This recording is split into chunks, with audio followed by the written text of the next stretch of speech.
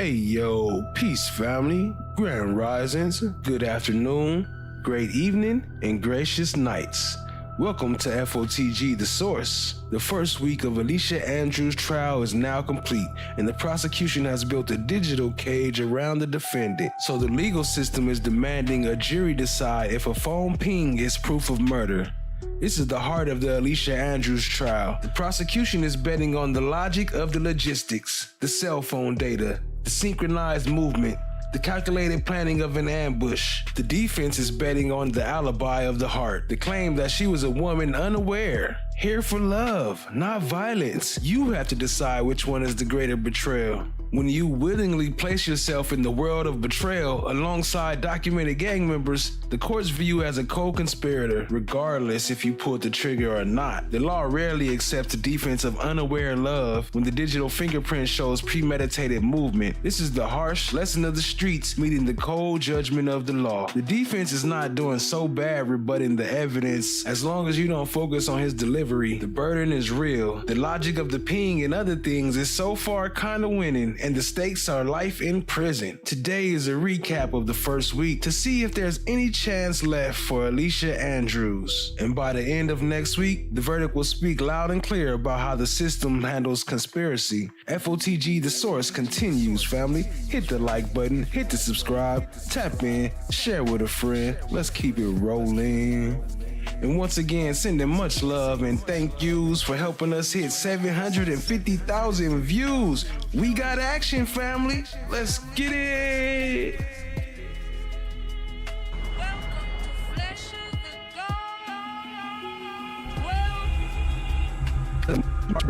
Well, isn't this a nice surprise?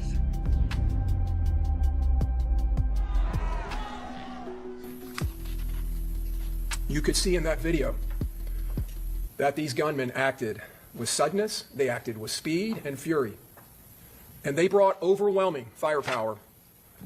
Not one shooter, not two shooters, but three to create that vortex that the evidence proves to you, with high-powered AR-style rifles and a fully automatic Glock 19, bringing all of that firepower to bear in a concentrated area easily, and rapidly, establishing not fire superiority, but fire supremacy, the evidence will show. Firing, as you saw in that last photo from the Tesla video, with absolute impunity and disregard of anyone that may be in that area. The majority of that fire you will find in this case was funneled directly into the passenger compartment of the Dodge Charger. And every single one of the rounds that were fired that night, every single one of them was dripping with the hatred, the malice, and the premeditated intent of all five of those conspirators. The evidence will prove to you. Mr. Jones attempted to evade the gunfire.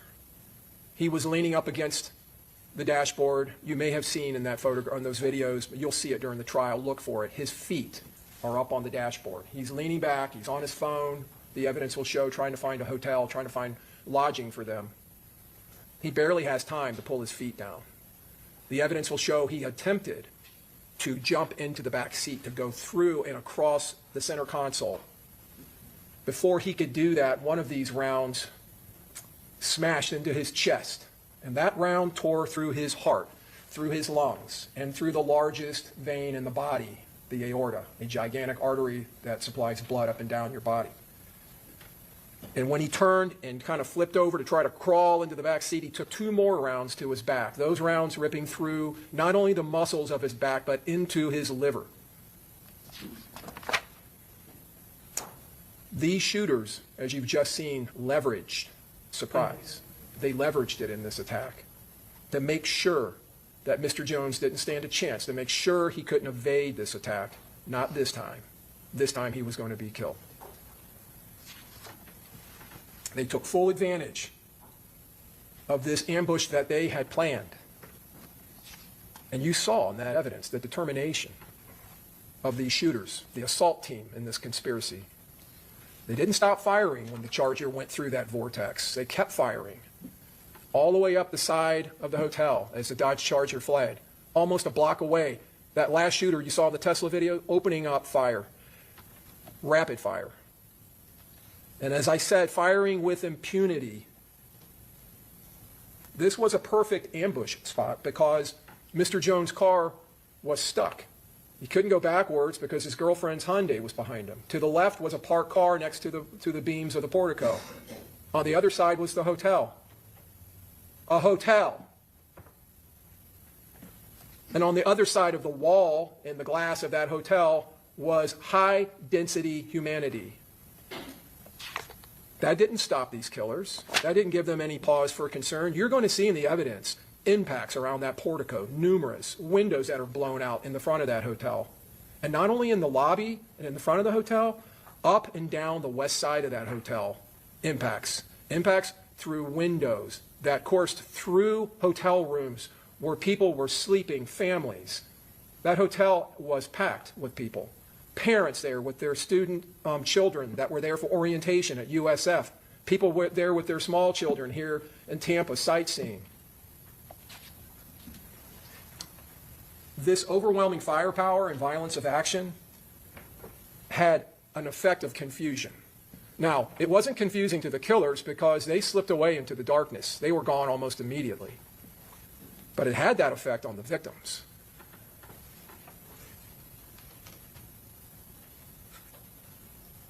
Gino and Xavier.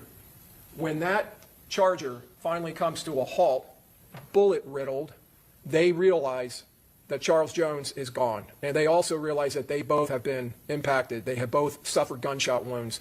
They flee out of that Charger, and they flee immediately to the west into the Holiday Inn because now they don't know where these killers are. They don't know if they're there or not. So they flee and they run into the hotel.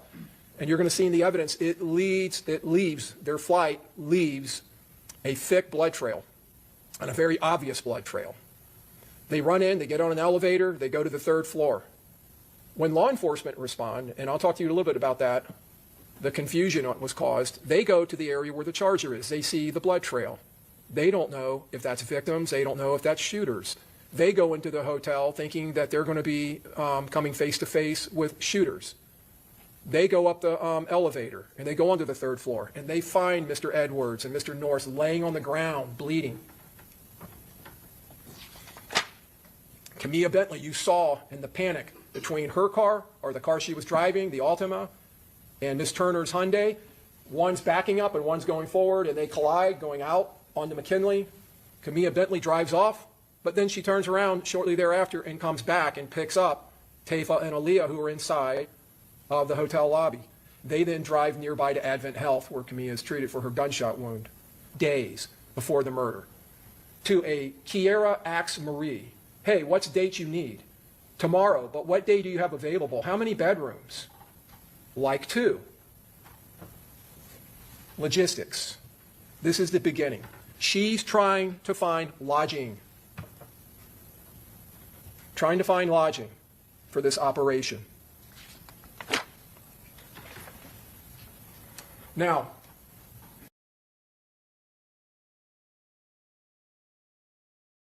as we know, that's one of the key points because the lodging was booked under a different name, and he showed his ID and everything. She didn't book the name, but they saying that she's the one who started the first contact for the booking, I guess. A few moments later, a screenshot of an Airbnb message is documented. The message is addressed to Rashad Murphy, confirms his reservation at Lagoon Oasis 9703 Gazebo Pond in Tampa, June 22nd to June 24. And in the message of that message there from the owner of the Airbnb, our HOA requires for security purposes that all guests booking with us provide a valid ID, which he obliges and sends his valid ID. See, there you go. How you go from her booking it and saying which he obliges and said his ID, which would seem that he was booking it and not her, right? Ali, what up, what up, what up, though? I see you, fam. Appreciate you joining. Blessed Saturday. Now we go to the 22nd. This is the Saturday. Earlier in the day, before Julio Foolio is going to start appearing at clubs in Tampa. This is the residence of Sean Gaithright, one of the conspirators. That is Mr. Gaithright walking out with a large duffel bag. and Isaiah Chance walking out with bags. And you'll see they start loading that black car, which is a Chevy Impala. That is the car that goes north in the hotel complex. That is the car transporting the assault team. And they load the bags into the trunk. That BMW on the top of the video there is being driven by Mr. Chance. And you see him bringing out another large bag. They're kitting up, and they're getting their gear into their transports. You'll see in the evidence that Mr. Chance ends up leaving in that Beamer. He drives and picks up his girlfriend, this defendant, Alicia Andrews, and brings her back to this residence. And then the three of them, Miss Andrews, Mr. Chance, and Mr. Gathright, get into that Impala, and they drive here to Tampa, and they drive to the Airbnb, and there will be zero doubt about all of that, because that Impala, while it's en route, is being picked up on license plate readers. You will see in the evidence their cell phones are tracking, hitting cell towers as they travel in unison all the way down to I-75, coming across from Jacksonville and heading to... So this cell phone data is some of the strongest evidence, just showing that they traveled together. It doesn't actually prove that she had intention on him dying, which is the requirement, but it kind of looks kind of bad for her with it. Directly into Tampa. When he comes back, Mr. Chance brings his contribution to the assault team. The Glock pistol with the extended magazine. He tucks it into his waistband. You can see the extended magazine sticking out in the trigger guard and the slide and the dust cover of the pistol. Just a more close-up photo of it. You can see it bulging out of the right side of his warm-up pants he's wearing. So these three, Chance, Gathright, and the defendant, get in that Impala. And they drive. You'll find in the evidence that Gathright in the middle and Chance, the defendant's boyfriend, are very tight. They were close friends. Mr. Chance calls Mr. Gathright his little brother. And you'll see in the video when they are loading up, you'll see more video during this trial of Mr. Chance putting in the codes on the front door of the house that Mr. Gathright lives at. Now, the second car, the one that I pointed out to you, the surveillance vehicle. This is a Chevy Cruze.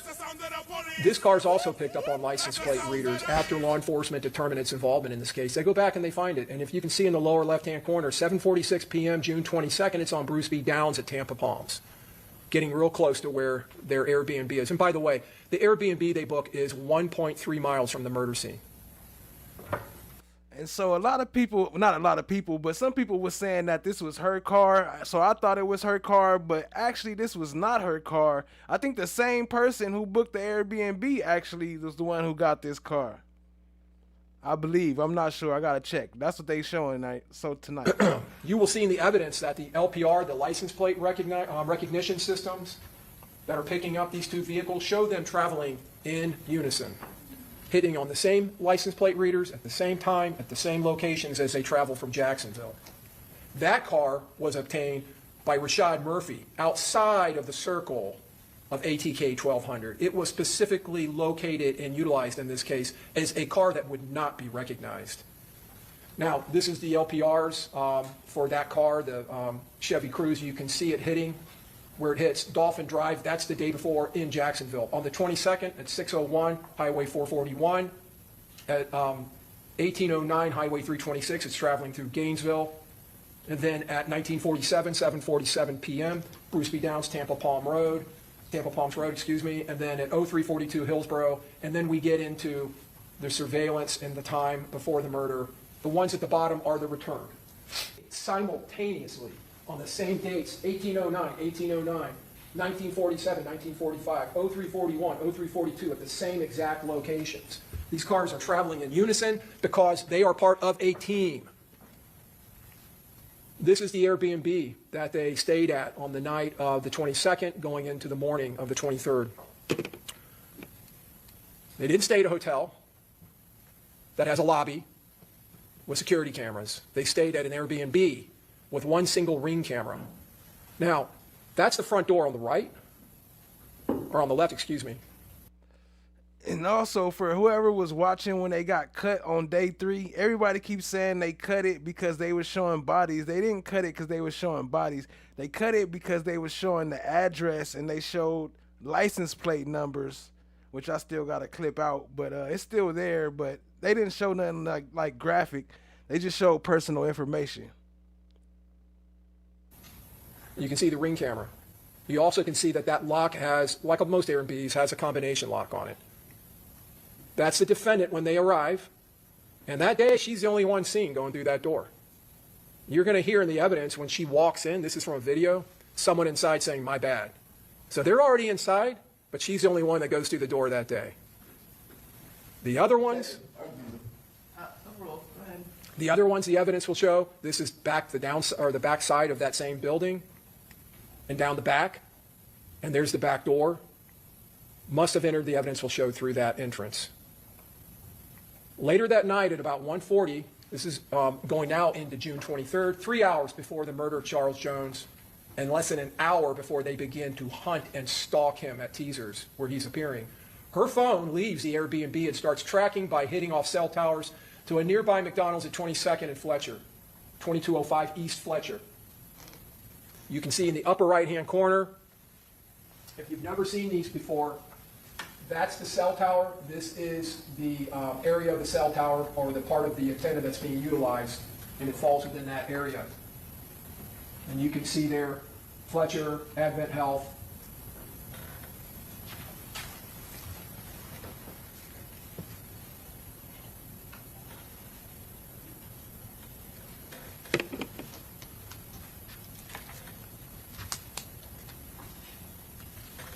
That is her in the passenger seat. And there's not going to be any doubt about that in this case, because when she's later interviewed by police, she identifies herself. Because you're not really going to be able to see her face, but she says, "Yeah, I'm in that car. That's me." You can see the driver, Davion Murphy, he's lighting a cigar. You can see a little flame. You're going to watch on this video as they proceed through this drive-through.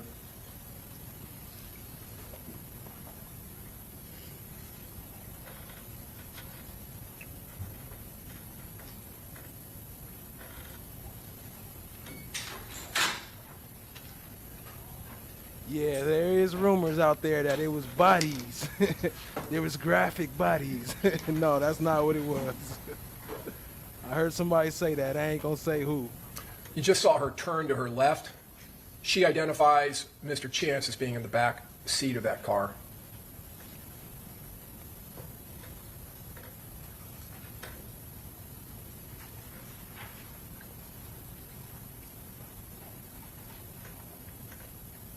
Actually, I heard that today. That's Somebody was Davion live Murphy saying in the that driver's today. seat. They eventually drive off, but what you're going to find in the evidence is they buy a lot of food. This is not food for one person, it's a lot of food. And that's significant because later she tells the police that they went there because she was hungry and wanted something to eat. She also tells them she doesn't know who the driver is. You can't give an explanation for how he even came to be in that car or how she came to be in that car. Now, this is outside of Teasers. As you saw, Teasers is a club that is on Nebraska, here in the city of Tampa. So, as you saw in the evidence of the shooting, the success of this conspiracy, this plot to murder, the Dodge Charger, the Hyundai, and you'll see the Altima come up.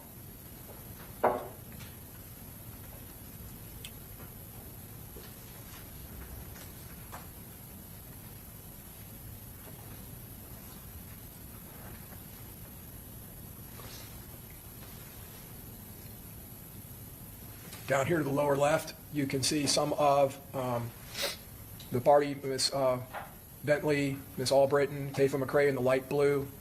And up on the top there where you just saw the flashing lights, it's Armani Turner and Miss Randolph getting out of the Hyundai. And there's Mr. Jones in the lower right with the red hat, very recognizable. So they go up to the second floor of this strip mall where this club is. That's Gene. Again, this is for an after party.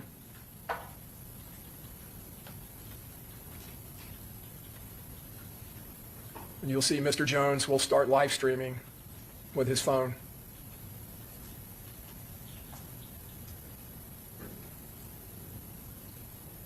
Again, advertising his location.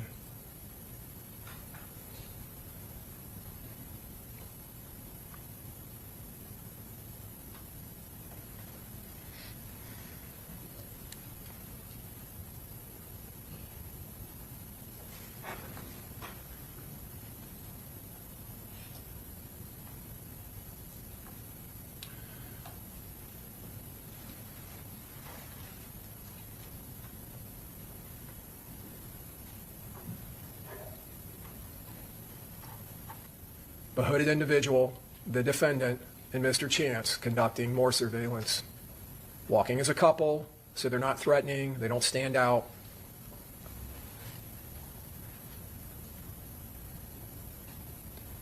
How did he know that was them walking right there, though? I ain't seen that full video shown yet to where he could relate that was them unless she admitted that that was them. With her phone to his ear.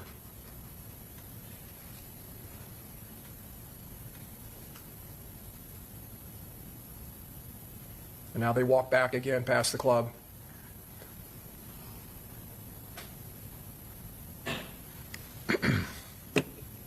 Mr. Jones and his friends leaving.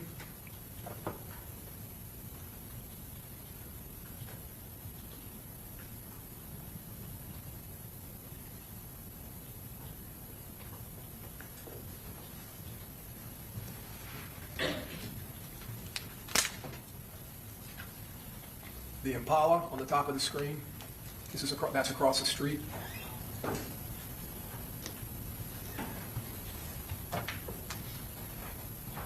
You'll find in the evidence that the victim and his entourage go down the parking lot, they do a U-turn, they come back out, they end up heading east and then doing a U-turn and going back west.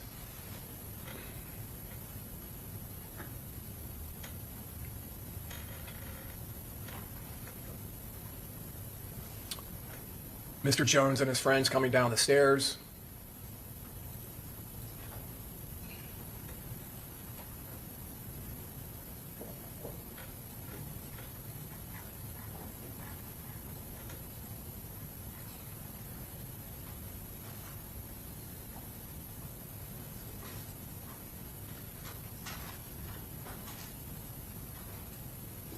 So we'll be covering the key points today. There's a lot of People milling about, a lot of cars. The evidence will show. Details. So it's gonna be a long one, but we got some good information coming up today, family. Appreciate y'all being here. Hit the like, hit the subscribe, tap in, share with a friend.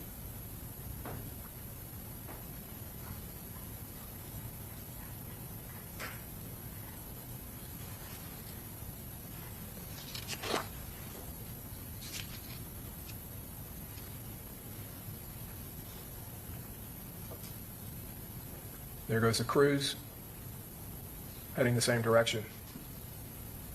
Now, this is the intersection of McKinley.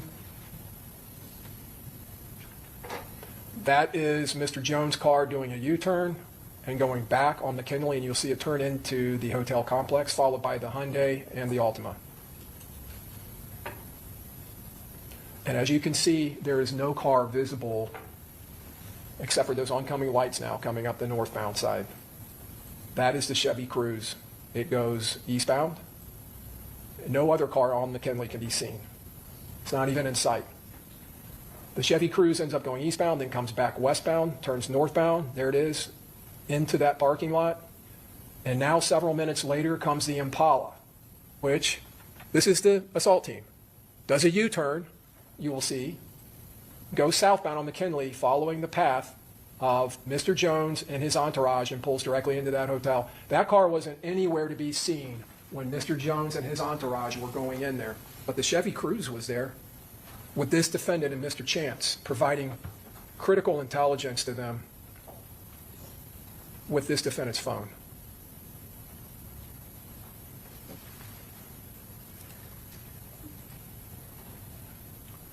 Once it pulls in, you'll start seeing cameras from different locations within the complex mounted on the home to suites surveillance system that'll pick up the Impala's path as it travels. So the Chevy Cruze, at one point after the Impala goes in, blows through a red light on Fowler to get over there and turn in to the hotel. By that point, the Impala is all the way around on the west side, you will find in the evidence of the hotel, and setting up for the attack. But now the Cruze has to come, the evidence will show, to drive by and confirm where is Mr. Jones.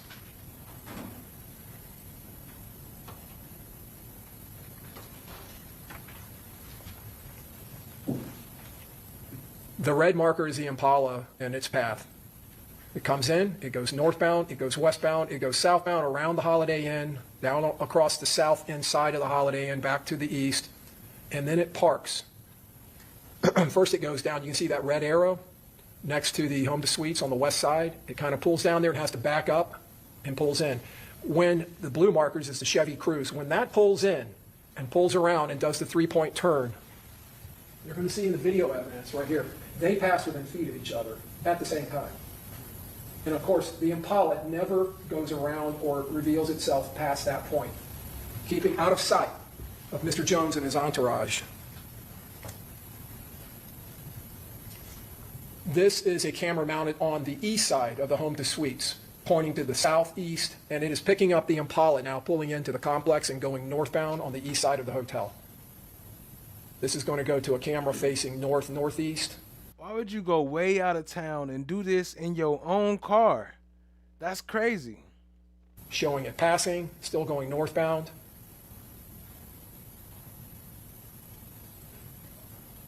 And then it turns back to the west.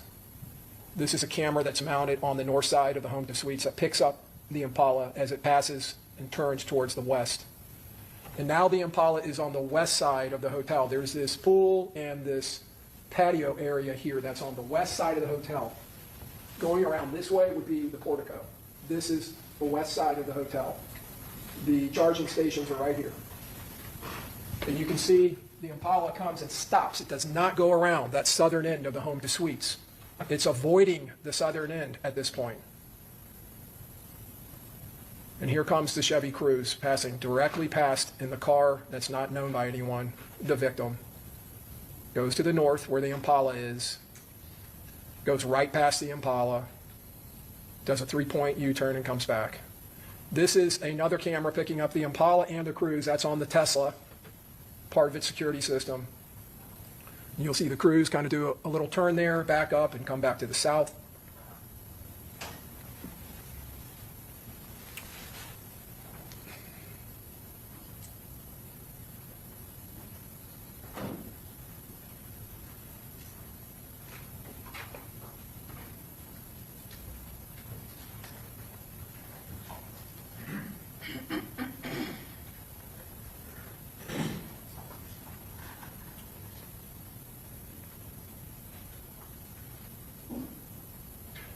I don't know if you saw that or not. The Cruze is turning around, but the Impala is pulling into a spot over here at the same time as it passes back by. Objection, Your Honor. This is cumulative. Overruled. This is opening statement. Go ahead. So He said this is cumulative. How is this cumulative? He ain't even played the video yet. He just now starting it. He ain't even got to the shooting yet. They needed to make an objection just because it's about to get graphic, and they had to look like they, I don't know, something. I guess they didn't want to show, but they could have used something better than cumulative. now the Cruze is coming In the opening. This was in the opening. back, doing one last pass, and now we're within seconds of the attack, the murder itself. You can see individuals at the top of the screen moving. You're going to see them run by the front of the Tesla, getting into position. There's the third shooter, Davion Murphy. And now they come around the pistol shooter, Rashad Murphy, and the shooter on the top of the screen right there is Sean Gathright. You see the collision between the Altima and the Hyundai as they're trying to get out of there. You see Mr. Murphy come out of hiding and Mr. Gathright opening fire. You'll see Mr. Gathright and Mr. Murphy running back to the north. And you saw this, there's the muzzle flashes of Mr. Davion Murphy's rifle. And you saw the Charger going to the north. Can you read the message for us? Yes. Hello, Rashad, and thanks for your reservation. I wanted to confirm right away your reservation at Lagoon Oasis starting on... So for those of us who got cut off, this is one of the ending clips that we didn't get to play because they cut early last week. So I just wanted to add that in the beginning before we get into some of the other stuff that's been going on this past week. On June 22nd, 2024 to June 24th, 2024. If you need any additional information, please do not hesitate to ask. You'll receive check-in instructions 2 hours before 3 to 5 p.m. on the day of your arrival through an email titled Lagoon Oasis Check-in Instructions. Our HOA requires for security purposes that all guests booking with us provide a valid ID through the Airbnb message portal. Failure to comply with this request will apply our cancellation policies. Regarding early check-in, if we finish preparing the room for you early, we will let you know so that you can check in early. There's an additional cost of $20 payable through the resolution. I look forward to hosting you. Was there information recorded in the extraction showing when this was actually sent to the phone? Yes. And just so you have a good opportunity to read that. Can you read for us the date it was created and the time? June 22nd, 2024 at 8:11 a.m. UTC time.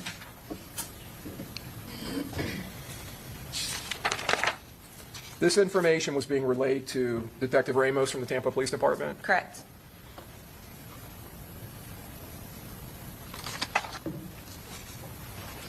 Did you at some later time, Corporal, transport Charmaine Steiger's phone to the city of Tampa? I did. How did you go about doing that? I personally transported it on a plane On and a gave plane? it to Detective Ramos. Did you actually meet him at the Tampa airport? I did. May I have one moment, Your Honor? Yes. I'll tender the witness, Your Honor. Okay, Cross. For me to come. Okay. And so who was supervising the operation in Georgia? We don't really have like a supervisor. I mean, I kind of became the main point of contact, but the way we work on the unit, we just all do stuff together. Okay. So there's no real like supervisor. All right, no problem. But your, I guess, part of the investigation entailed you holding on to a phone, right? Correct. The phone that was inside of the cruise? Yes. And who had that phone? Inside the cruise? Yes. Do you know who had access to the phone? Both of them, I believe. Both? Charmaine and Rashad. Okay, so both Rashad and Charmaine. Were there any other phones recovered? No.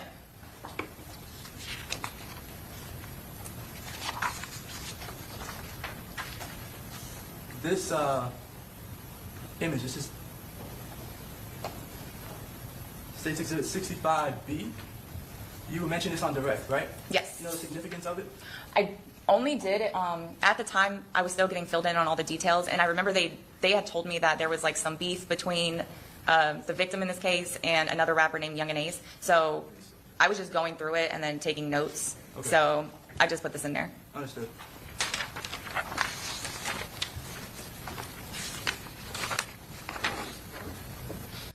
Also have some of the conversations coming up soon after this clip is over between Young and Ace and Julio Foolio prior to the incident, of course, about 3 or 4 years ago. You see the name Gutterman there, correct? Yes. Do you know who Gutterman is? I did that back then. Yeah, I do now too. Sorry. Okay. Is it Isaiah Chance? Yes. At least that's what the evidence tells you? That's what I was told, yes. Right. And that phone number there, do you know that phone number 904-309-4707, if that belonged to Isaiah Chance? I don't know. I don't think I did any additional research on that phone number. I just remember them asking for the name Gutta when I was going through the phone. Okay, but for sure, that number does not belong to Alicia Andrews. Is that correct? I have no idea. All right. So at least there's no evidence that you have that would suggest that that phone number belongs to Alicia Andrews. Yeah, I have no evidence. All right.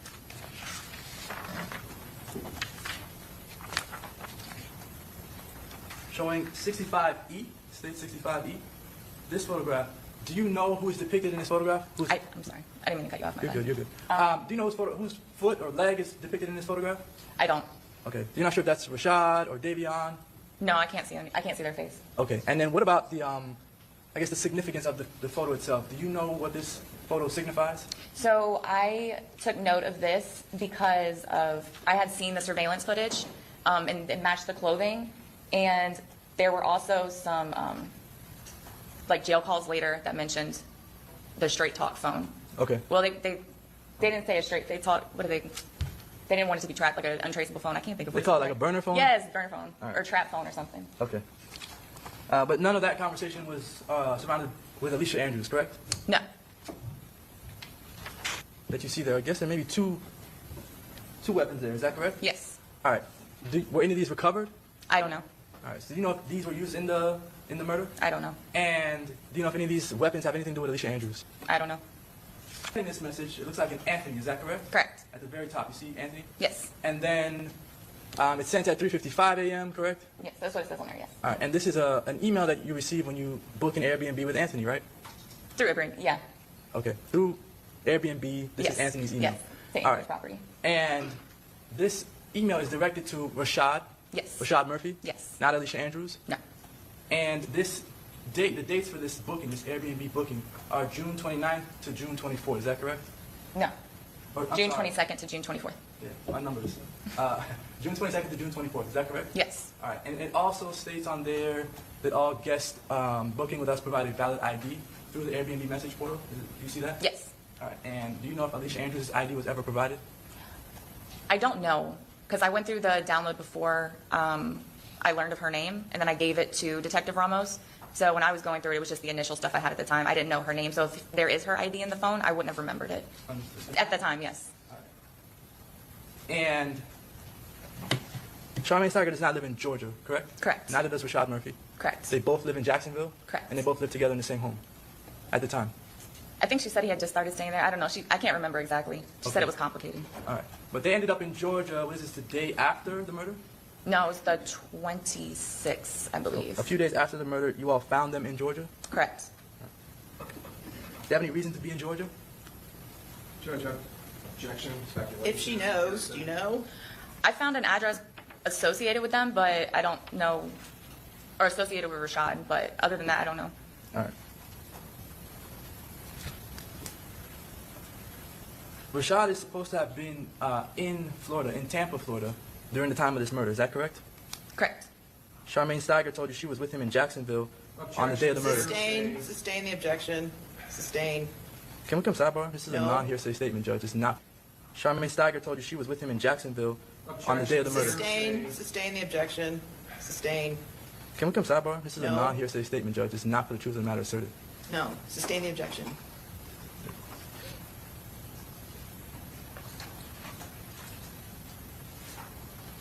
Charmaine Steiger never got arrested, right? I don't think so. No further questions. Okay, reader. Sustained. No sidebar. So tell me, what am I looking at here?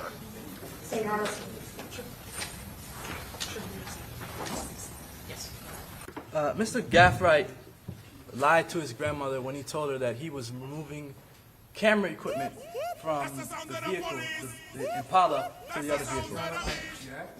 It's double hearsay. This is what the grandmother's telling the detective that Gaffright told her. So I'm objecting for the record. All right, sustain the objection, We just had this conversation in sidebar. I don't understand what the difference is. but it actually is double hearsay. It's It a- is double hearsay. It's a non-hearsay statement, Judge. Okay, all right, sustain the objection.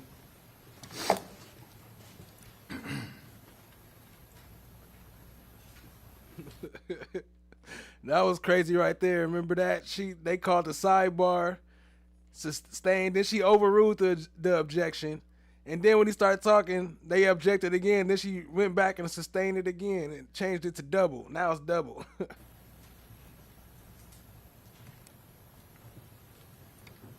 It's a double, no sidebars.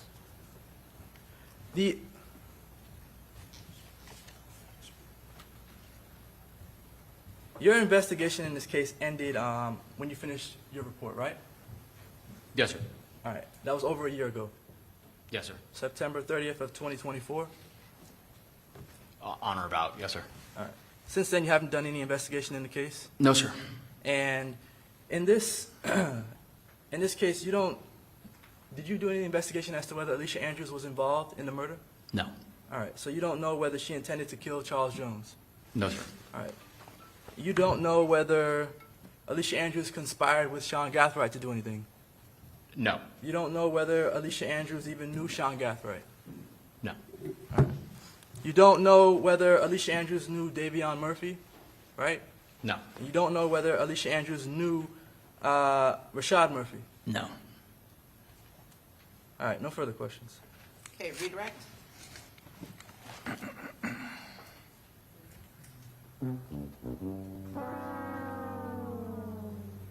Detective, would it be fair to say that your understanding of the entire case is nowhere near the understanding that the lead detective has? Sustain the objection. Do you have the same knowledge of this case as the lead detective? No. Do you have the holistic image of the case that he has? Yes. Do you understand the case as well as Detective Ramos? No. Did you conduct investigations in Georgia or Jacksonville other than the time that you went to Jacksonville that you've testified about? No. All right. And other than what you've testified to, did you conduct any other investigation? No, sir. Okay. I have nothing else, Your Honor. Okay, may this witness be excused? Your Honor, we would ask that he stand under subpoena. He can Okay. leave the courthouse office. Yeah. He needs some milk. Helped plan a cat. She was here, not like using her joint. Yeah. Hey, my bad, family. Let's get it. News Channel 8's George MacArthur joins us from the Hillsborough County Courthouse. Georgia. Stacy, and prosecutors really painted Andrews as a key player in what they're calling. 8's George MacArthur joins us from the Hillsborough County Courthouse. Georgia. Stacy, and prosecutors really painted Andrews as a key player in what they're calling a coordinated attack using her car and her cell phone data and her actions. They say tie her directly to Tampa, but her defense attorneys say this just proves that she was here, not what she knew. Prosecutors say 22-year-old Alicia Andrews wasn't just in Tampa that night. They say she helped plan a calculated ambush that ended the life of Jacksonville rapper Charles Jones, known by his fans as Julio Foolio. She's sending that on the Friday night. Hey, could I book a B&B in Tampa? Prosecutors say that message kicked off the logistics of a deadly plan. From there, investigators tracked her phone, pinging off towers as she and her boyfriend drove from Jacksonville. Their cell phones are tracking, hitting cell towers as they travel in unison all the way down to I-75, coming across from Jacksonville and heading directly into Tampa. Hours before the shooting, prosecutors say her phone left the Airbnb, then pinged near the hotel where Foolio was gunned down by 4 other men. The defendant's phone, 904-405-6748. This is a tower hit at 4:40 at the murder scene. She identifies herself as being in that Chevy Cruze. But her defense attorneys say those pings don't prove intent, claiming Andrews was in Tampa to spend time with her boyfriend, Isaiah Chance, another co-defendant in the case. Because Alicia Andrews asked for 2 rooms for this romantic getaway, as he claims it to be, was some indication that she intended for this other group of guys to come to the Airbnb with them. And prosecutors say this case is expected to last at least a week, and they will be showing surveillance video and really narrowing down on that cell phone data. However, defense attorneys are standing their grounds and saying that Andrews was here for love and not violence. But if she is found guilty, she will face life in prison. Away today, Alicia Andrews is accused of helping stalk and track the rapper last year in what authorities called an ambush-style shooting. Jury selection in her case began this morning, and Fox 13's Aaron Mesmer has been covering this for us. Joins us now live in our newsroom. Hi there, Aaron. I know you sat down with Andrews' attorneys prior. Picking a jury in a criminal case. Alicia Andrews is the first of 5 suspects to go to trial who are all charged in connection with the murder of Charles Jones, a Jacksonville rapper known as Julio Foolio. Charles Jones was shot and killed while he was seated in his car. The judge briefed potential jurors on the basic facts of the case. Jones was in Tampa to celebrate his birthday last year. Security video shows a group of shooters opening fire on Jones's car outside a hotel near USF. Rashad Murphy, Isaiah Chance, Sean Gathright, and Andrews are accused of making the trip from Jacksonville to Tampa to kill Jones in what investigators described as an ongoing gang war. That perception is not reality. Andrews' attorneys recently sat down with Fox 13 to explain why they believe she's innocent. She was here for a trip with her boyfriend. That's it and that's all, and found herself caught up in a mix of stuff that she was unaware about completely. That's what she told detectives who didn't believe her. They say she and her boyfriend, Isaiah Chance, acted as lookouts the night of the murder. The defense says Andrews had no idea what was about to happen. Right, this is a case where the state tries to put her in a box and say that she is the girlfriend of one of the individuals involved and that she would do anything that this guy tells her to do because she's so in love with him. They just leaped to the conclusion, since he was there, she must know. And, it's just a faulty kind of logic. All 5 suspects are charged with first-degree murder, but Andrews is the only one not facing the death penalty. Her lawyer says she's been honest from day one, and they think jurors will believe her. So she has no problem telling them everything that she knows, and she did, and believing that that truth will, proverbially set her free.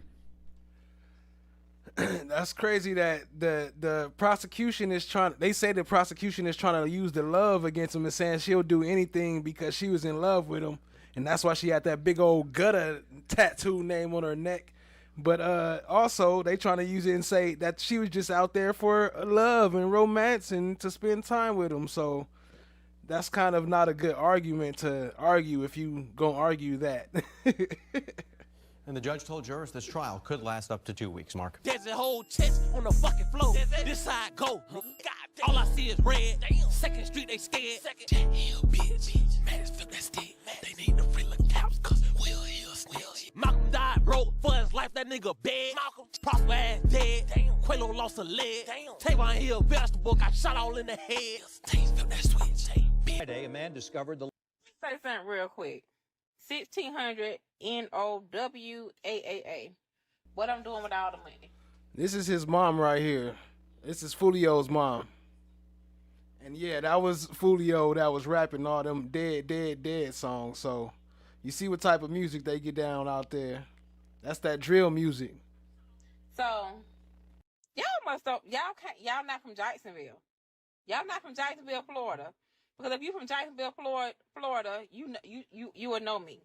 You would know that I am a registered nurse. You would know that I own several businesses.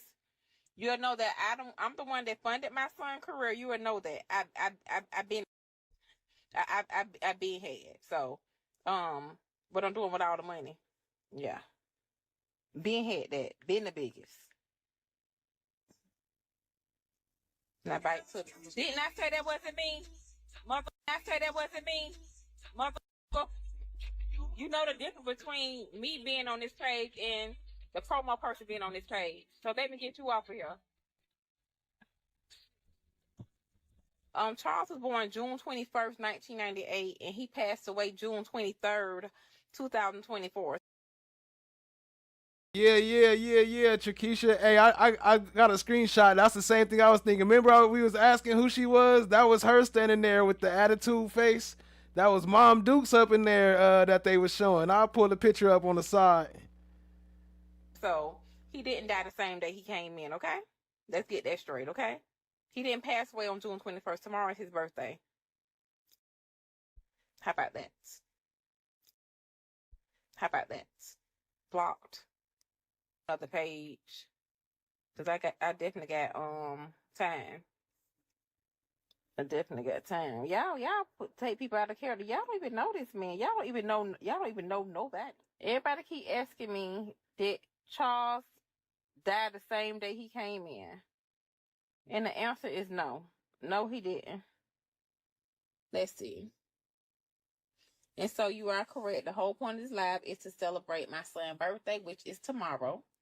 As I stated, his birthday is tomorrow, June 21st. He passed away June 23rd, 2 days after his birthday. Far as this Ash person, I'm using the money for views and using this for views and money. You don't know me. Look me up, sweetie. I'm degreed. Have always been degreed. Always had a career. And I wanted to be real with y'all through that entire day. Well, Charles had called me around maybe 4, almost 5 o'clock that morning. He texted me and told me that I think Cruz said that hit like 1 million views or something like that because he was in Atlanta. And I hearted it. And I'm excited. I'm biking out my garage. It's very dark. I stay in a nice neighborhood. As I'm biking out, I'm letting my garage down. Then I just heard the bullets, heard the gunshots. The first thing I could think of was to duck down to the passenger side because I'm thinking I don't want to get hit above the waist or whatever. So finally when I heard the gunshots stop, I just slow rolled my car to the, like playing like I was dead. I slow rolled the car so they could think I was dead. And after I felt like the coast was clear or whatever, I ended up driving back up, and then everybody ended up coming out my neighbors ended up coming out their houses and things of that sort. So that's what happened that day. I was on my way to work. Okay. Heard about the murder. How'd you feel? I was crushed. Cause it's like, I could have saved him, like, you know? I could have cause I was like on the phone with him, like he called me, he was like, "Big cuz." That's my cousin, you know what I'm saying? He's like, "Cuz, let me come to Daytona with you. I'm trying to come to Daytona." I was mad at him for a dumbass reason. Like, I straight told him, "No, bro, you can't come with me. Like, I don't fuck with you right now." Hung up on him. That night he died, so that shit fucked my head up. I'm like, damn, holding grudges with niggas like that shit ain't like that shit like crushed me, bro. You know what I'm saying? Wow. So basically in your mind, you're thinking if you would just let him come with you and you just let bygones be bygones, and some little petty shit anyways, he would have possibly lived. Yeah, see, I'm a Gemini. I take shit to the heart, like, when so like little fuck shit happen, like, and I had to get past that little stage in my life. I can't hold grudges no more, like, yeah, that one situation that showed me. After that happened, not to say that one thing had anything to do with the other, because I'm not gonna put that out there. Yeah. But Young and Ace got shot 8 times, and then his brother died, and then some other people got shot. Yeah, we got some of that coming up. The Young and Ace little stuff. They got his name all through this trial, man. Young and Ace need to get up out the country. Your boy better go visit Russell Simmons. Yeah. Like I said, I'm not saying it had anything to do with the other situation at all, but now you kind of have this aura of, you know, all these shootings, all these murders, and it's just, you know, the whole Florida scene, you know, the Jacksonville scene is just a mess right now. Mm-hmm. When that started to happen, how did you feel about it all? I really ain't too much. See, I'm from the north side. They from where they from, so I really ain't too much care. Like, not to be like on some. I just really ain't. Like, literally, I just ain't care. Like, cause I was already going through so much The stuff. absence of evidence is not the evidence of absence. What? And real quick, shout out to Ali for the 5 gifted memberships. Y'all drop some what ups and some coins in the chat. Stream sponsor.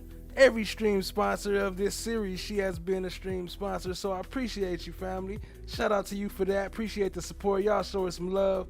Drop her some smoke emojis, some what up, some coins, some alleys, whatever you can. Show her some love. Appreciate the love, family. Appreciate it. I don't give a to be in my hood or something that's going on with me, fuck whoever ain't with it. You know what I'm saying? That's how I was feeling. Well, after Young and Ace gets shot and his brother gets killed, you wore a T-shirt that said "Rest in Piss 23." Yeah. With I guess a picture of him on the shirt. Yeah. Okay. Why do that?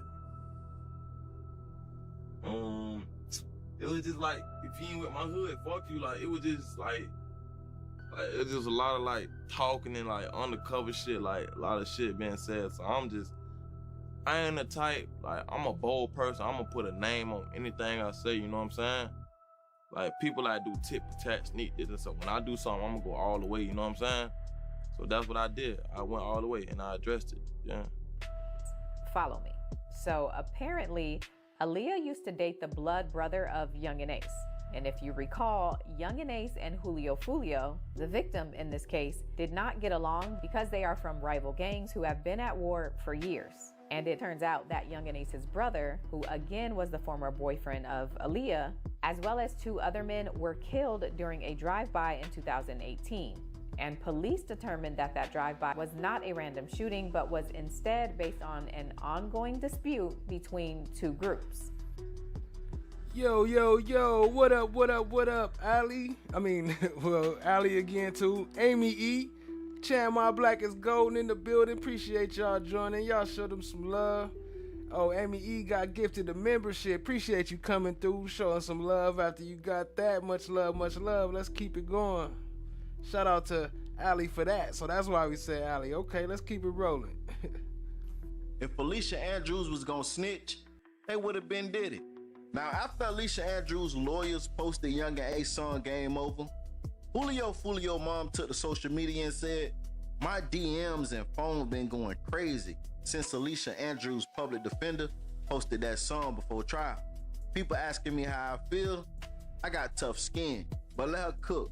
What do you expect from an attorney who damn near stutter and can't get his words out during a proceeding? He want to be famous, but I wouldn't let him fight a traffic ticket for me. Let her cook. But I would say this. Florida lawyers is very different from your ideal lawyer, personality-wise. But y'all get in the comments and let me. Listen, bro. I get down, nigga. I ain't never. So I won't play this too long, but I just want to give you a little bit of understanding about how they typically talk to each other. This is actually Young and Ace and Foolio, the main 2 in this conversation. I won't describe who is who, but they definitely both in there talking, and they the main 2 talking. but not the only two. So it is other people.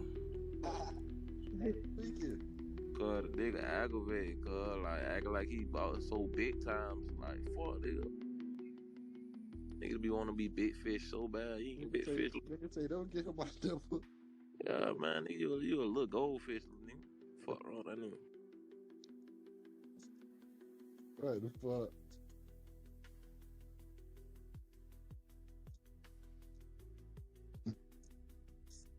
Hey, Julio. Nigga, Twine, no. I thought he said you just had Twine on her. I said last night. I can get a feature bit, bro. Fuck you, bitch. I can't get no feature. I need to tell us something. Misogyny, fuck you. Can you please stop saying my real name, Tavares? Fuck you. Fuck you. What? You know. That nigga on the phone. That nigga on the phone, man. Say what I Bro, did. I ain't gonna lie. Who got me blocked, bro? I'm finna block their ass, bro. Hold on. They don't tell you when somebody got you blocked. Tony told you, him and brother. You is not no bad listen, bro. Hey, too many people ain't gonna play with your fuck, niggas. Nigga ain't gonna play with your bitch ass. I've been 2020, bro. I've been since 2016. I've been putting it up. I ain't gonna lie, bro. On everything, look, bro. Nigga, boy, if a nigga want you, boy, nigga, get your ass. Man, what? You was tired, you was bro. You was tired as fuck. You ain't never, man. I swear to God, I ain't gonna lie, nigga ain't never played with me, boy. Everything. You got all these fuck niggas not on that fight. Y'all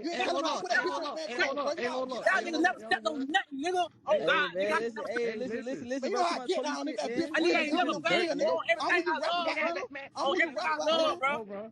You niggas never played. Hey, look, Tony. Hey, Cho. On everything, whatever nigga want you, nigga grab that shit. Hey, nigga want you, nigga grab that shit, bro. On everything, nigga want you, nigga grab that shit, nigga. On everything, nigga grab that shit, nigga. On my mama, nigga. On 23, nigga. Nigga grab that shit. You know who I'm gonna grab. You know who I'm gonna grab, nigga. You know who we gonna grab. You know who we gonna grab, bro. You know who we gonna grab. Hey, listen, man. Too much police, man. Too many people in the dirt, man. You know who we gonna grab, nigga. Hey, nigga, I don't gotta rap, nigga. Hey, nigga, been to who I was, nigga. You been to who I was. I been slinging cutters, nigga. Don't come to the north, nigga. You been to who I was before I made a YouTube channel, fuck, nigga. Don't come to that north, fuck, niggas. I ain't gonna lie. And Bad Street, bro, you better, bro. You know the 10 is my people, bro. You know how close I am with you, bro. Real shit, hey, Joe. Hey, real shit, hey, Joe. Hey, on everything I love, boy, I'm telling you, boy, on everything. Everybody, every nigga, stop talking. Stop talking. You gotta talk, bro. Don't talk. Even your whole ass mama on everything. That whole ass lady you got, I'm gonna show your ass. I don't give a fuck about no bitch, nigga. Fuck me, I'm gonna show your ass. I don't give a fuck about no bitch, nigga. Try to psych yourself out. I'm gonna show your ass, nigga. Watch this shit. Hey, TK. Hey, whoever. I believe this was on Clubhouse. Just chill, bro. And I'm done talking, nigga. Bro, you not on shit, boy. You a bitch. All right, I'm done talking. I'm not no rapper, bro. I remember that shit on everybody. You know I ain't no rapper, bro. You a bitch. Rapper, bro. You a rapper, bro. Hey, I'm done talking, bro. Cho. Bro, I just say I'm done talking, bro. I'm done talking, bro. I'm done. You know you damn. I show shit, bro. Real shit, bro. Real shit. I'll make these fuck niggas famous, bro. I swear to God, everything I love, you niggas hoes, nigga. Man, you famous already, fuck, nigga. The absence of evidence is not the evidence. Man, it's too much going on, man. Acting boy on my mama, boy. These niggas ain't never did shit, boy. These niggas charged, boy. You a bitch. Bring that fuck nigga up here. I'm gonna show your ass. I'm gonna show your ass. I swear on my mama, boy. I ain't on my mama, boy. I swear to God, boy. These niggas hoes, boy. Hey. I ain't gonna lie. You boy crazy. Why everybody call me? I hate when people call me. They don't call my real name, cause I call your real name. I ain't gonna lie, the charge. I swear on my mama, boy. That fuck nigga down. Hey, bro, hey, stop playing on my dog, bro. That man, This nigga is a hoe with everything. This nigga is a hoe. This nigga ain't never did shit, bro. He's starting to believe his own lies, bro. Acting, bro. These niggas be acting, man. That nigga starting to believe his own lies, bro. But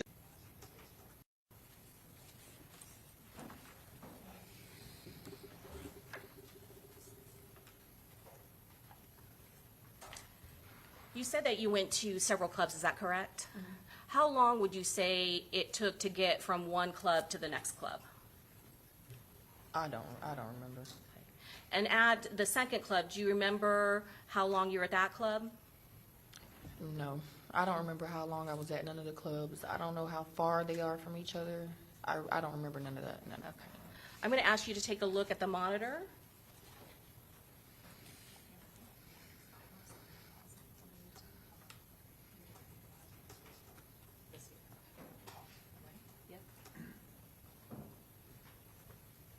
And if you need to step down, because it's a little hard because the screen is kind of parallel with Oh yeah, you and I can so- see. Can you see?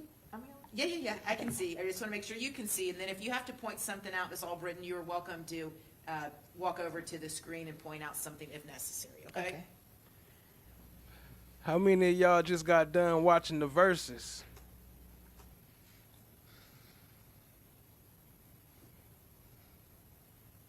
I'm going to pause it right there.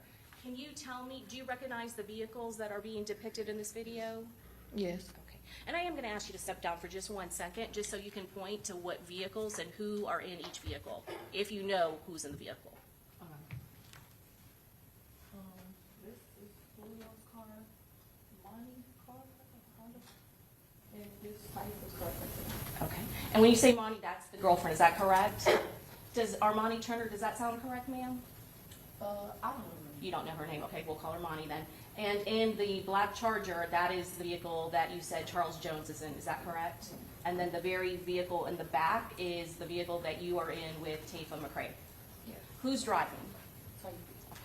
You can go ahead and have a seat, I'm gonna play some more and have you watch it. What up, Jam Nefu? No limit for the win. Oh, y'all talking? Oh, y'all didn't know? Never mind. Nah, it's tomorrow. Don't worry about it. Just watch it tomorrow. Just watch it tomorrow. Don't worry about it. Don't worry about it. Just watch it tomorrow. Or later tonight. Just watch it tonight. I think it come on tonight in about 3 hours. It come on tonight in about 3 more hours. After this show end, I think that's right when it come on. After this end, they got it scheduled to come after FOGs.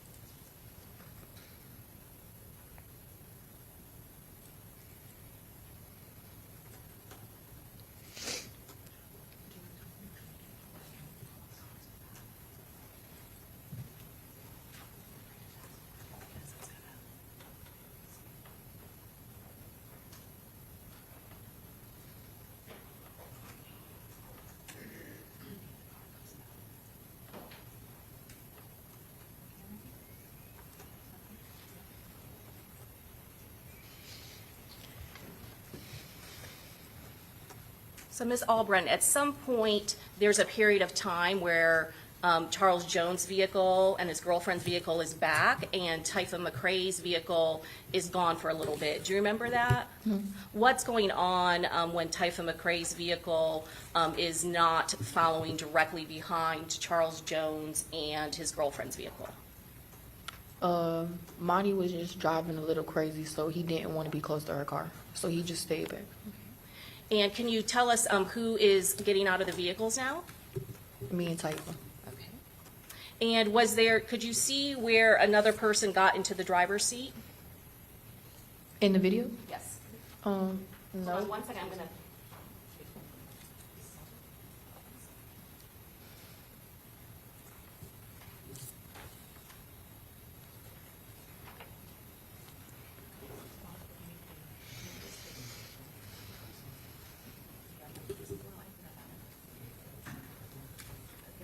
I'm going to ask you to take a look at when Mr. McCrae gets out of the vehicle.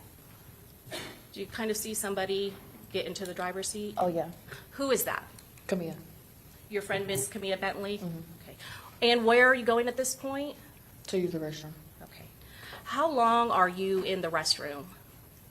A couple minutes. And what happens when you're in the restroom?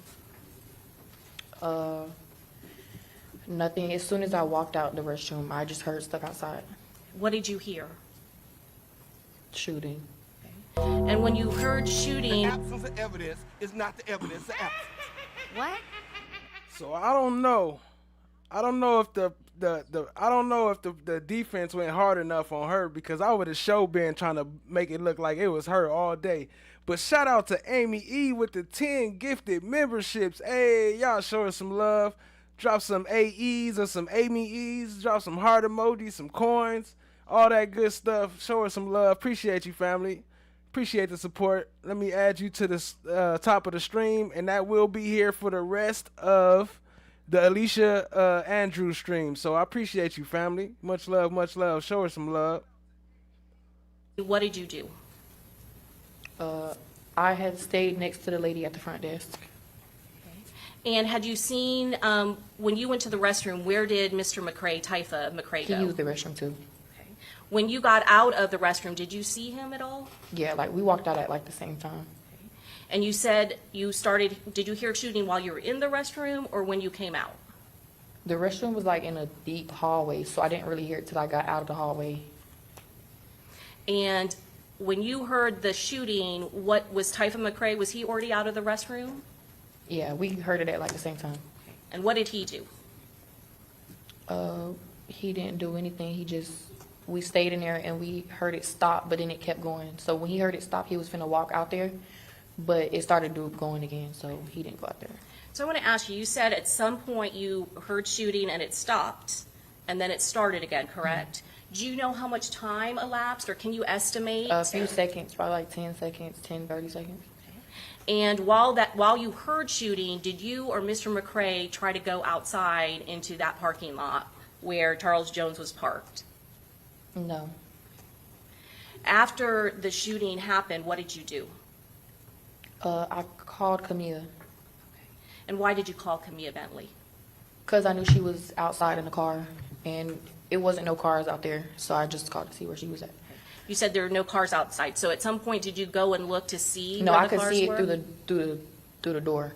It was a clear door. I'm going to go ahead and stop this.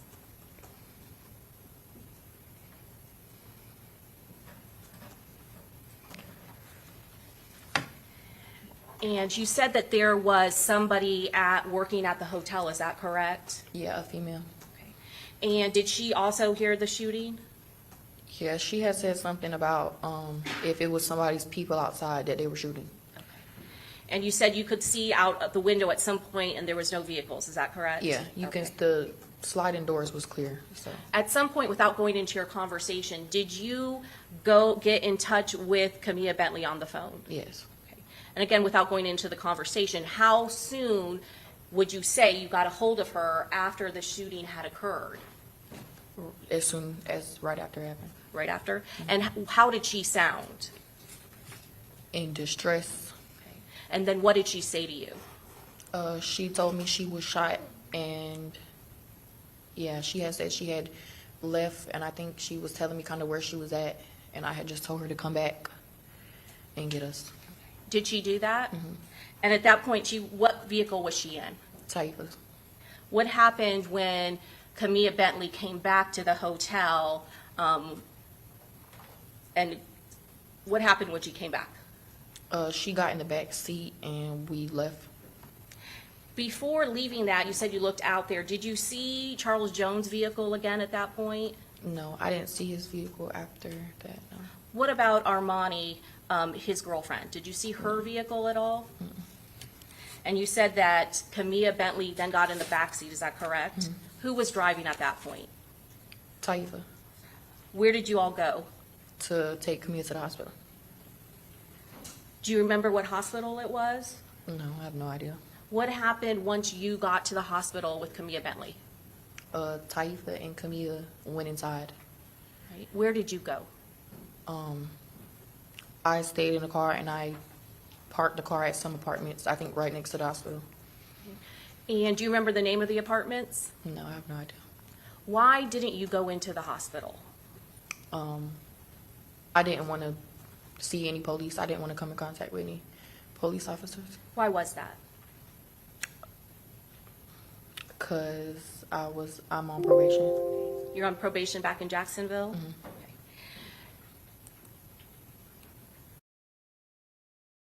It's a crazy point right there, family. Why she didn't want to go inside the hospital? Because she was on probation. Ain't nobody checking you for on probation, checking your probation inside the hospital. I don't know exactly where that's coming from, but I don't know. Let's see. So why did Taifa McCray stay? I told him to stay. Why did you do that? I didn't want Camilla going in the hospital by herself. And what happened once you got to that apartment that was close to the hospital? I got picked up. Picked up by whom? One of Taifa's friends. What happened to Taifa McCrae's car? Just stayed in apartments. And let me show you some photographs. I show you states 29A through D. Do you recognize all of these photographs? Yeah. And do these photographs fairly and accurately depict Mr. McCrae's vehicle as well as the location that you left the vehicle? Yeah. Your Honor, at this time, we would introduce into evidence States Exhibit 29A through D. Any bullet holes that are in the back windshield? Mm-hmm. Had that been there prior to what happened, the shooting at Home to Suites? No. I'm going to show you 29D. This is a close-up. Did you see that on the back of the vehicle when you left it at that apartment complex? No. Now, I want to talk a little bit more about why you didn't want to speak to the police. At some point, were you concerned with some of the stuff that is going on in Jacksonville? Yeah. Can you tell us a little bit about that? A lot of people just don't get along. And when you say a lot of people don't get along, are you again referring to these rival neighborhood gang groups? Yeah. Some point when you were younger, did you date someone who was associated with a rapper by the name of Young and Ace?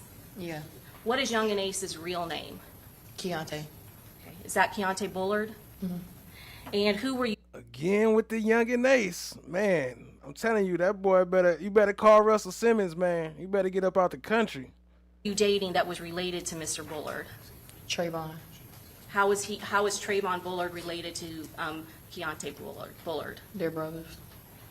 When did you date him? In 2018. And did something happen to him? Yeah, he passed away. When did he pass away? June 5th, 2018. And how did he pass away? He got shot. Was that a part of this rival gang war? I'm assuming. And when you say that he, at that point back in, you said 2018, was there even a group called ATK back then? No. And going back to Young and Ace, what was it known as back then? Young and Gang.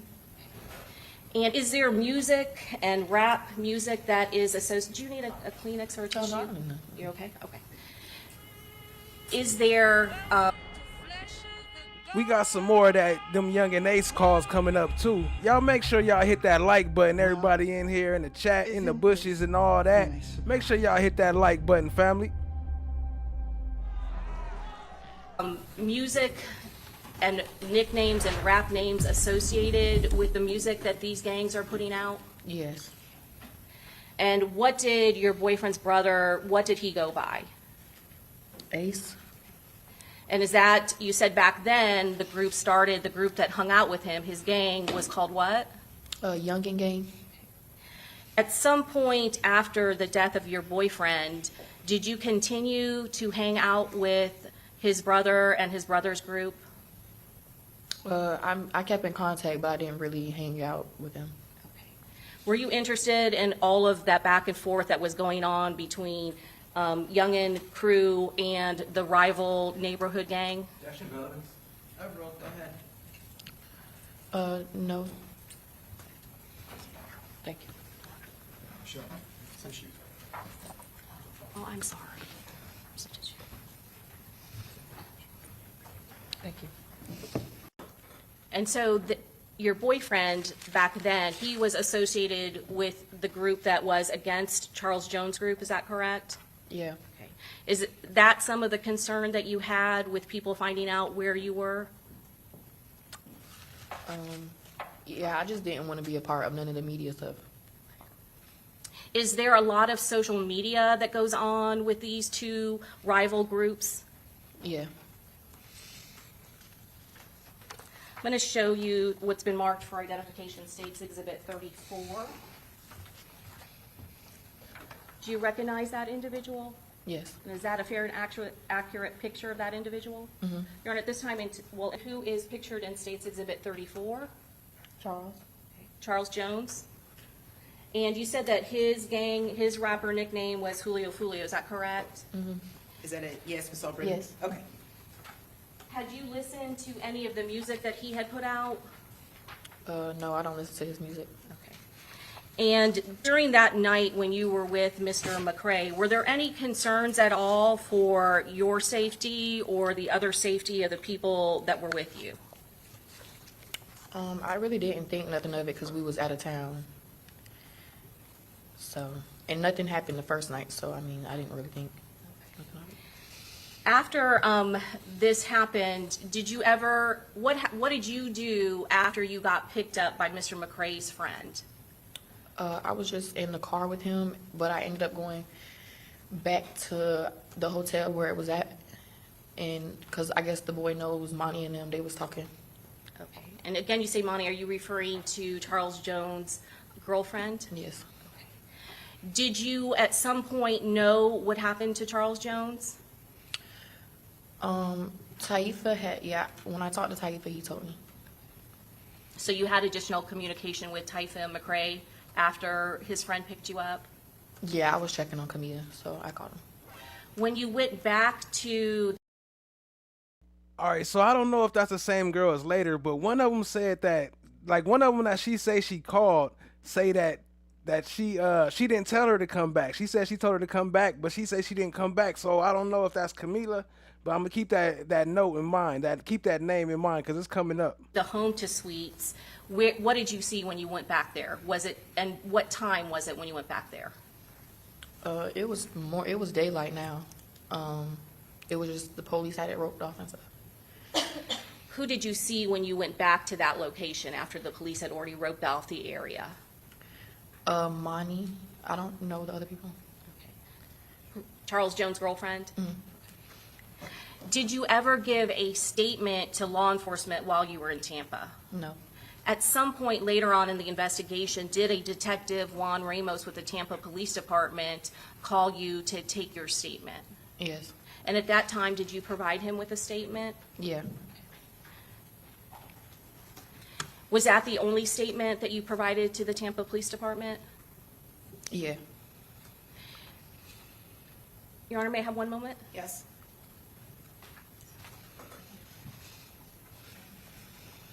Your Honor, at this time, we pass the witness. Okay, cross.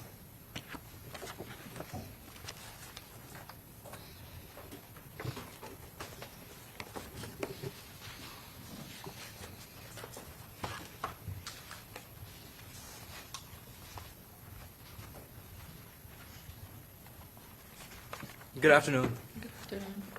Do you know Alicia Andrews? No. No? Have you ever seen Alicia Andrews before? No. You know of Alicia Andrews? No. And so you never met her before? Nope. The night of Charles Jones's murder, you were hanging out with him? I was, yeah. Okay. That you're in the video where he's in the Charger next to the vehicle that you're parked in. Correct. All right. And are you a part of Charles Jones's gang? No. So you're not a part of what they call 6 Block? No. Are you a part of any gang at all? No. All right. Do you know if Alicia Andrews is a part of any gang? No, I don't know her. Okay. You listen to rap music? Yeah. All right. But you say you don't listen to Charles Jones's rap music? No. So no Julio Foolio in your playlist? Nope. All right. Is there a reason why? It's not my type of music. All right. But you know the substance of his music, is that correct? Yeah, I've seen it on social media. All right. And the music that he raps about, they call it drill rap? Correct. And that music is him talking about what they call opposition, ops? Yeah. All right. When Charles Jones, Julio Foolio talks about his ops, is he talking about them in a derogatory manner? Yeah. He talks about them being dead, is that accurate? Correct. He talks about them being kidnapped, is that accurate? Yeah, I think. I don't know about that part. Does he talk about them being shot? Correct. And he made fun of these things? Yeah. All right. And because of that, did people not like him? Yeah. All right. And these people that did not like Julio Foolio, did they talk about that around Jacksonville? Yeah. Did they talk about it on the internet? Yeah. All right. It's pretty common. Yeah.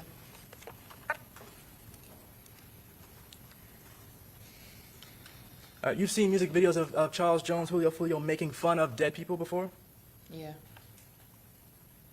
All right. I have a sort of a strange question, but try to follow me. You stayed in an Airbnb when you came from Jacksonville to Tampa, right? Correct. And you didn't book the Airbnb. Is that accurate? All right. When you stayed in the Airbnb, did you stay there because you didn't want to stay in a hotel that had cameras in a lobby? No. All right. So you were not at the Airbnb to sort. Pointing all that out to point out the fact that that's exactly the same stuff that the prosecutor said about Alicia Andrews renting the Airbnb. To Allegedly. hide your identity. Is that accurate? No. All right.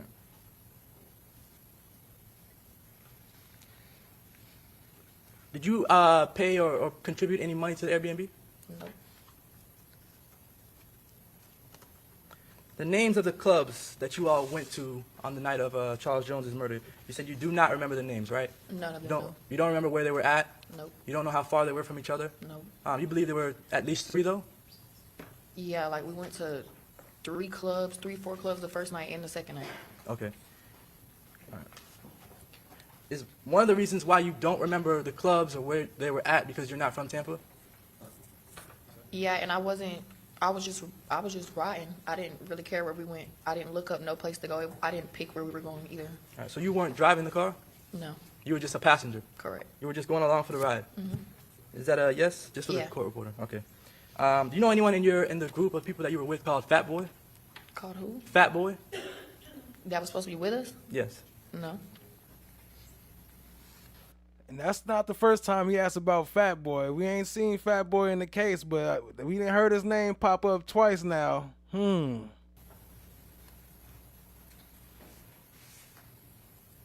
right. Even though you don't listen to Julio Foolio's music, do you know about the issues that Julio Foolio has with other people in Jacksonville?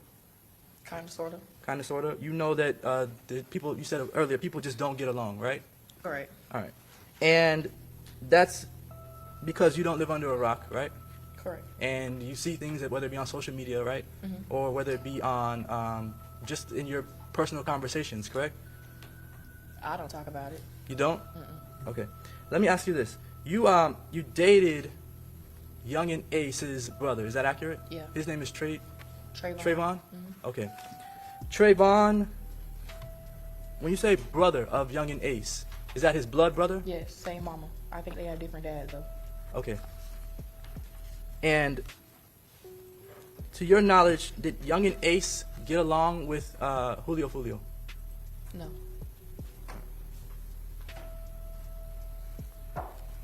So, Trayvon, did he get along with Julio Foolio? So her ex that was allegedly killed by Julio Foolio team is with Young and Ace's brother, and now she riding around with Julio Foolio the night that he gets shot, and she happened to walk into the bathroom right when it happened. No. All right. And you're hanging with Julio Foolio, who did not get along with Trayvon. Is that correct? Yep.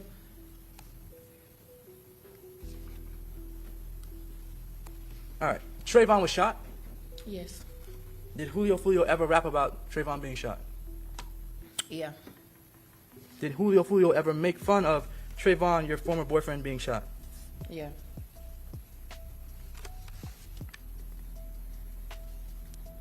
When the vehicle, I guess there's a car. You saw the video that the state played earlier. Is that correct? You're. Give me 1 second.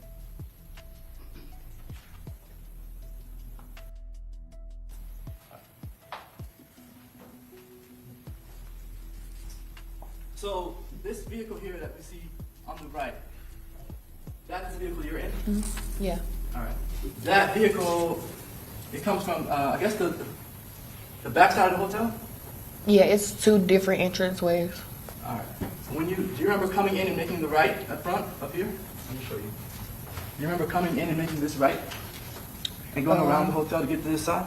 And I guess. You guess? Did you go this way? Straight? I don't really remember, but seeing the video, we went right. Okay. It makes sense that you would have went right to come around the hotel. Is that accurate? Yeah.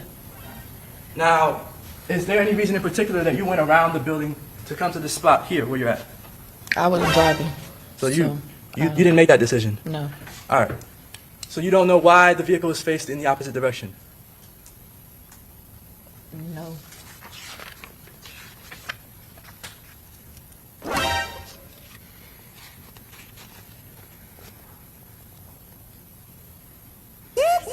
That's the sound of the police. All right. That's the sound of the police. You mentioned knowing what ATK is. Did you say that? I said I don't know what that is. Oh, you don't know what ATK is? No, I don't know what that means. I wasn't. No. Oh, so sorry. Not the meaning of ATK, but that Young and Ace is a part of ATK. Did you say whether you know that? Yeah. Okay. ATK and 6 Block, do those two groups get along? She from Jacksonville, riding around with Foolio. Her brother was Young and Ace. I mean, her ex-boyfriend was Young and Ace's brother, but she don't know who ATK is or what ATK is. No. Charles Jones, just for the jury, is a part of 6 Block, is that correct? Yeah. And Young and Ace is a part of ATK, is that correct? Yeah. And to your knowledge, Alicia Andrews is not a part of either of those gangs, correct? I don't know. I don't know her. All right. Did you see Alicia Andrews at any of the Airbnbs that you had either Friday or Saturday night? No. All right. Was Alicia Andrews inside of any of the clubs that you went to Friday or Saturday night? No.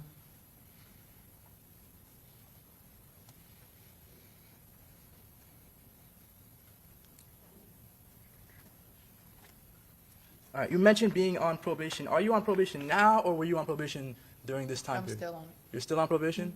All right. Has your probation officer given you any trouble about this issue, being out of town? No. All right. No further questions.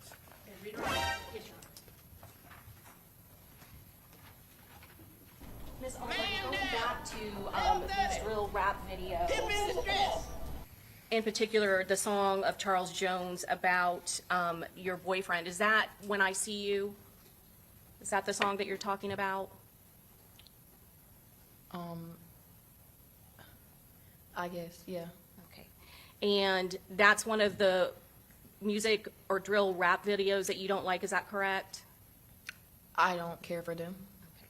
Does the other side, does Young and Ace and ATK, do they do similar rap videos about Charles Jones' 6 Block group?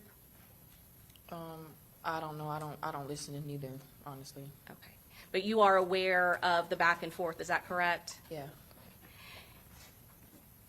And how long had you dated Young and Ace's brother, Trayvon Bullard? 6 months. 6 months. And then when you were in Tampa, who were you hanging out with again? Mr. McCrae, is that correct? Yeah. How long had you been friends with Mr. McCrae? I've known him years. Okay. And were you invited by Mr. McCrae to go to this event? Yeah. Do you know how long it had been advertised or how long Charles Jones had planned to go to this appearance in Tampa? No. Do you know whether or not it was posted on social media? I think. I don't remember. You don't remember? Okay. And you said that you didn't know Alicia Andrews. Did you ever know or hear of a person by the name of Isaiah Chance? On Instagram. Okay. And did he also have a nickname, a gang nickname, a rapper nickname? Yeah. What was that? Gutta. Gutta? Okay.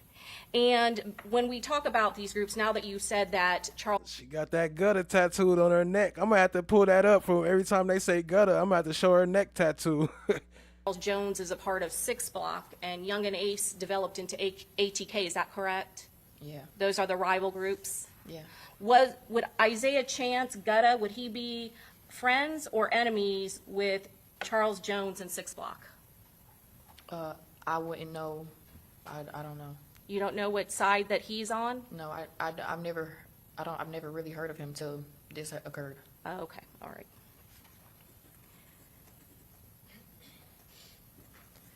Florida? My entire life. How old are you? 23 years old. Do you know a person by the name of Alicia Andrews? Yes, I do. How long have you known Alicia Andrews? Over a decade. Is Alicia Andrews, is she present in the courtroom today? Yes, she is. Please point her out and describe what she's wearing. She's sitting in the middle, and she has on a beige, I would say, blazer. Your Honor, may the record reflect she's identified. One of my bestest friends. And I'm going to ask you, what is your current phone number? Oh, snap. One of her bestest friends. Now, look, on the first part, it's only clipped up. It ain't going to play the whole thing, but it's clipped up. But at first, she being nice to her. But when she come back on that redirect, she is not going to be acting the same. Both of them. Both of them. And how long had Alicia Andrews been dating Isaiah Chance before June of 2024? I want to say 2-3 years. Had you yourself ever met Isaiah Chance? 3 times. Is that a person that you have taken Alicia Andrews over to Isaiah Chance's address before? Yes. This column is your response to her messaging, is that correct? Yes. Okay. And at the top where it says January 19th of 2021, where the defendant, Ms. Andrews, is saying or texting you in a message, but if you think about it, everybody dissing everybody, what does PPL mean? That's abbreviation for people. And then it says from out east. That's a hood in Jacksonville. Okay. And is that, when you say out east, a hood in Jacksonville, is that an area associated with ATK and 1200? More so 1200. And it says out east, they side, so, and then OFC, do you know what that means? Of course. Say one, say some, but it don't even what is this? She's referring to La Papa. He's a rapper. Okay. And do you know what gang La Papa is involved in? He's from 1200. Okay. And then it says, like that, FR Foolio. Is that a reference to Julio Foolio, the victim in this case? That would be correct. It says, be the one talking shit, then all the little, and then I'm not going to say it, NIGGAS come, and the other extra ass people. Is that correct? Yes. Okay. And then can you read what your response is to that? Everybody be dissing. That's how SB when them in choose to live like that. So that's what come with that lifestyle. It's sad, but it ain't gonna stop. Like famous people do it too. Look at Dirk. He always talking about Tuka. Like it's always gonna be like that. And when you're saying famous people, one of those famous people you're referring to is Julio Foolio. Is that correct? No, I was referring to Lil Durk. He's a Chicago rapper. He's a Chicago rapper. Okay, I apologize. Thank you for clarifying that. And then what did you say at this time? I said she got a point, but the S gonna continue because they keep killing each other. And what are you referring to when you say they keep killing each other? Who are they? What do you mean? What are you saying when you say they? What up, Lady L? I see you, family. Appreciate you joining. Rock Solid TV in the building. Appreciate you, family. What do you mean when you say they? No. No, he's sleeping. Everybody that was involved at the time of 2021, it was a lot.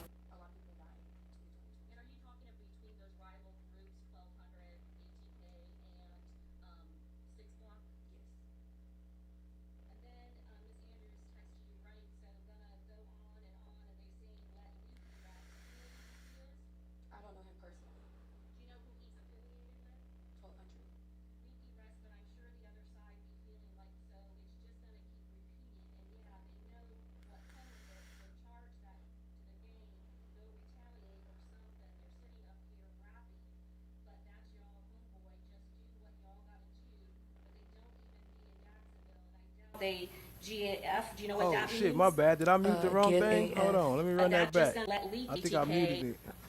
Everybody that was involved at the time of 2021, it was a lot of people dying. 2020, 2021. And are you talking of between those rival groups, 1200, ATK, and 6 Block? Yes.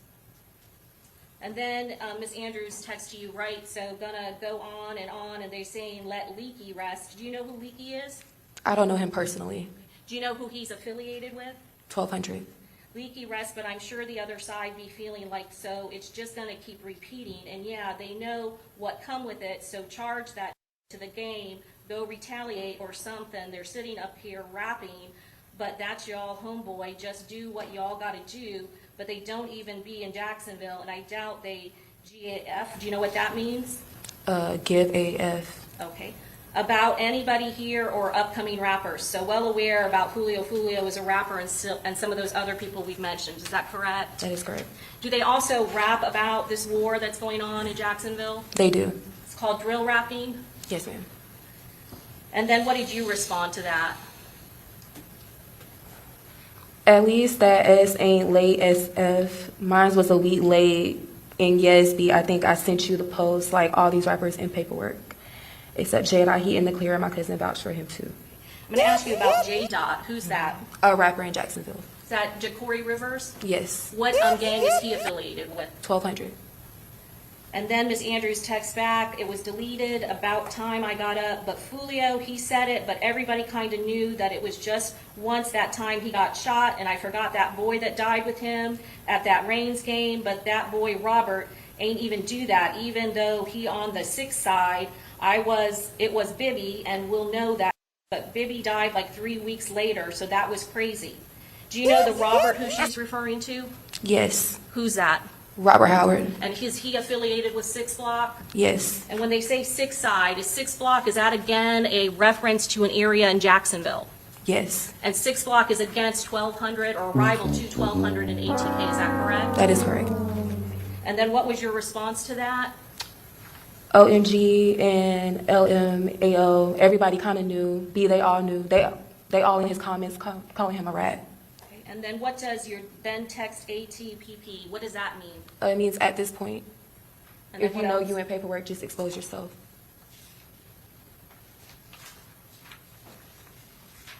And then the defendant then texts back to you, and this is January 21st of 2021, 8:39 a.m. Girl, I don't like Foolio, LMFAOOO, ugly ass. He need to die. And SHID, that was Will Friend, and then FUCK, that code, and SHIT, bitch, he shot me and my friend died, question mark, question mark, question mark. Yeah, I'm pointing out who did it. What's she saying there? What's she talking about?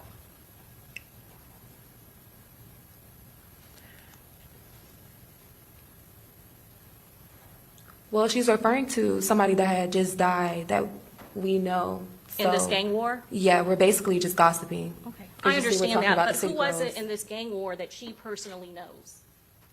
Personally? Yes, you're saying that you're talking about a friend that just died. Who's Will, the- that was the only person that we both know. Will at Rains High School, is that, or who else? That's it. Okay, all right.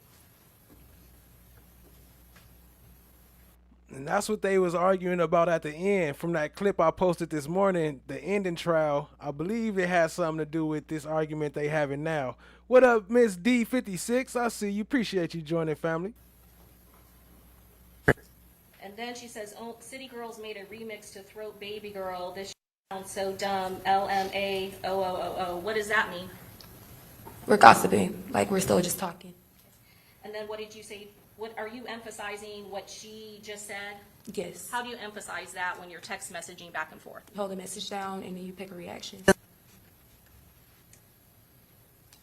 And then what did you say in response? I can't stand him either. He's green SF, and OMG, he killed Will Friend. OH, nah, I would have slid. Because he all on Instagram clowning his A.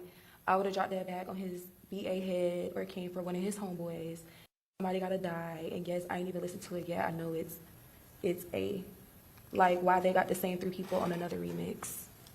And when you say he killed Will Friend, are you referring to the Rains High School shooting? Yes. And then what did you say down here? Why they got the same 3 people on another remix. We're talking about the City Girls comment. And then she texts back. The evidence is going to show that anything that I may have said, they exacerbated it. He's still on there, but out of all you people, you give him your LMFAOOO TF. What does TF mean? And then FR. For real. She wanted that to happen anyways, always used to joke around saying she was manifested. What does that mean? That was a whole different conversation, appears to be. What did you then text in response? Exactly, it would have been better if 3 had it because I fucked with him and laughed my ass off. She did, and he did too. They dumb. I ain't thinking about kids till I'm like 22 plus. So it has to be like just a sidebar conversation. Okay, let's go back to this when she texted you on, because It has to be a sidebar conversation. You've been watching too much court TV. I think Foolio talking about Therese and his friends, LMAOOO, I do not like him. What's she talking about in this particular sentence? Foolio is talking about Therese on social media. On social media? Mm-hmm. And then she says, I'm trying to put 2 and 2 together. And then she says to you, that is Foolio, though he recruit a bunch of dumbass NIGGAS who's willing to die. Is that what you said in response to her? Yes. And what do you mean by he's recruiting a bunch of people? Well, it was something that really was city known and everybody was saying. Like, I'm not the only person that said that. A lot of people in this city have said that, like, he recruit a lot of people to die, meaning that he got a lot of people that will come behind him ready to risk their life behind him, and he's still out and alive and living his life. And he's a part of 6 Block, right? Correct.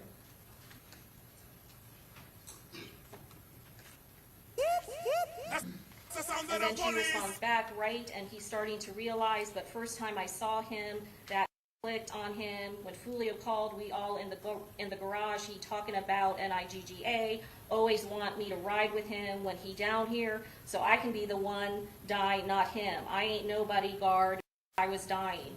What's she saying when she says that?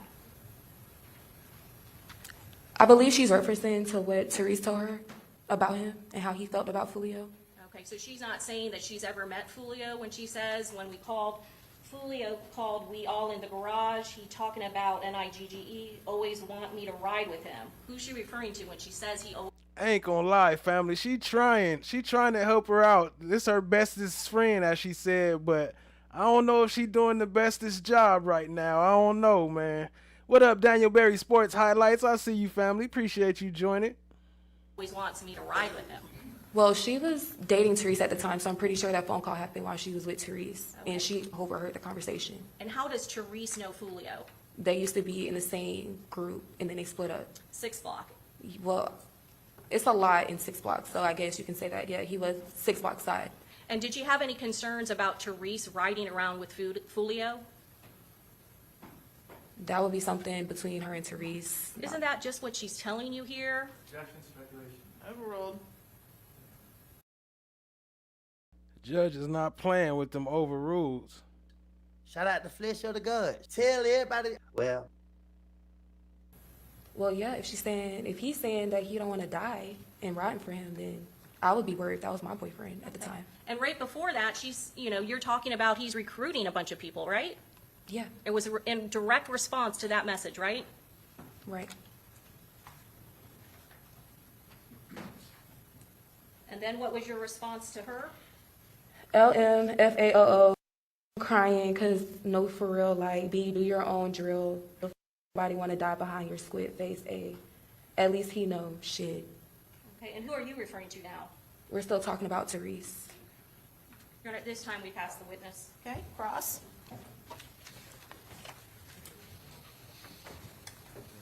Oh, it's right over there. Good afternoon. Good afternoon. These messages you see here. What's the date on the message? 2021. January 2021? Yes, sir. Alicia's still in high school? Yes, sir. She's 17 years old?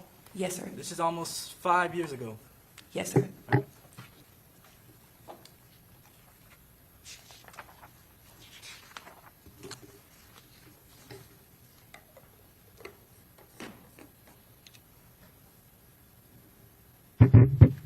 There's a message there in the middle from you. It's not really a message, it says emphasized, right? Right. You're emphasizing a message that Alicia sent to you, Alicia Andrews sent to you, right? Correct. All right, what does it mean when you emphasize a message? It means, like, I agree. All right, so you agree. Now, when you and Alicia are texting back and forth, how old are you at the time? I'm 18 at the time. All right, are you young at that time? Yes. All right, and when you and Alicia are texting back and forth, does this have anything to do with Alicia wanting to kill Julio Foolio? No. Did you ever want Julio Foolio to die? No. Even though you emphasized the message there, did you want Julio? Wait, what? Whoa, hold on, slow down there, boss. What up, Lady L? I see you. Appreciate you joining, family. Purple Paradox Lady Trucker in the building. What up? I see y'all. Appreciate you joining. Julio to die, to kill at the time. I'm 18 at the time. All right. Are you young at that time? Yes. All right. And when you and Alicia are texting back and forth, does this have anything to do with Alicia wanting to kill Julio Foolio? No. Did you ever want Julio Foolio to die? No. Even though you emphasized the message there, did you want Julio Foolio to die? Objection, Your Honor, relevance? Overruled, but she has already asked and answered it, so anyway, what's your next question? Even though you emphasized the message there, did you want Julio Foolio to die? No. All right. And when you all are talking back and forth and you're calling each other, are you all really meaning to degrade each other? No. All right. Is that more of a figure of speech? Yes. All right. And when you all are talking back and forth with each other, is this a form of gossip? Yes, it is. Are you and Alicia Andrews gossiping about what's going on in Jacksonville? Yes, we are. With all these different people, whether it be Therese, whether it be Foolio, whether it be this group or this neighborhood, is that gossip? It is gossip. All right. And is it ignorant gossip? It is ignorant gossip. All right. And you two are sort of spectating what's going on out in Jacksonville. Is that accurate? That is correct. All right. So you all see a lot in Jacksonville as it relates to this gang activity and people not getting along. Is that correct? That is correct. All right. And the commentary that you see here that you're engaging in, even when you say that you would put a bag on somebody, that is more satire than anything. That is correct. All right. Do you even know how to put a bag on anyone? No. Do you have any money to put a bag on anyone's head? I do not. All right. Would you even know who to call to put a bag on someone's head? Objection, No. relevance? It's in the messages.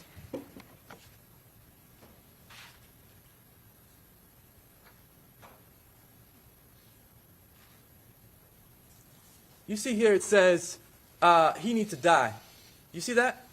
Yes. You've seen people say that Alicia Andrews needs to die, correct? That is correct. Online? Objection, Sustain the objection. That's inappropriate. Have you talked to anybody, or has anyone talked to you in the same sort of manner before? Objection. Yes. Sustain the objection. Can we come sidebar? No, sustain the objection. Ask your next question.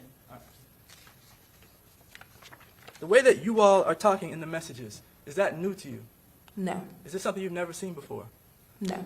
Is it something that's only Alicia Andrews is saying? No. It's something that's city known. Julio Foolio, a lot of people did not like him, correct? That is correct. Objection, relevance? Overruled. As far as the context of this text conversation. The absence of evidence is not the evidence of absence. What? Hey, y'all show TSC some love. Drop her some hard hand TSC emojis and some coins in the chat and all that good stuff. Oh, with another one, 3 in a row. 3 gifted memberships. Appreciate you, family. Y'all show TSC some love. Appreciate the support. Much love, much love. TSC with the hard hand emojis. There you go. Boom. Appreciate you, family. Much love. Y'all show her some love in the chat. Julio Foolio was one of the top instigators in Jacksonville when it came to drill rap. Is that accurate? That is correct. All right. And he was one of the more popular drill rappers in Jacksonville. Is that correct? That is correct. He had a lot of enemies, right? That is correct. And those enemies existed outside of ATK and outside of 1200, right? That is correct. All right.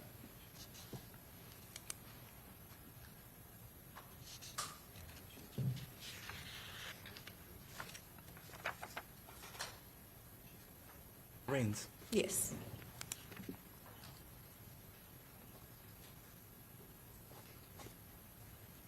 So she's just talking about what's going on at school. Correct.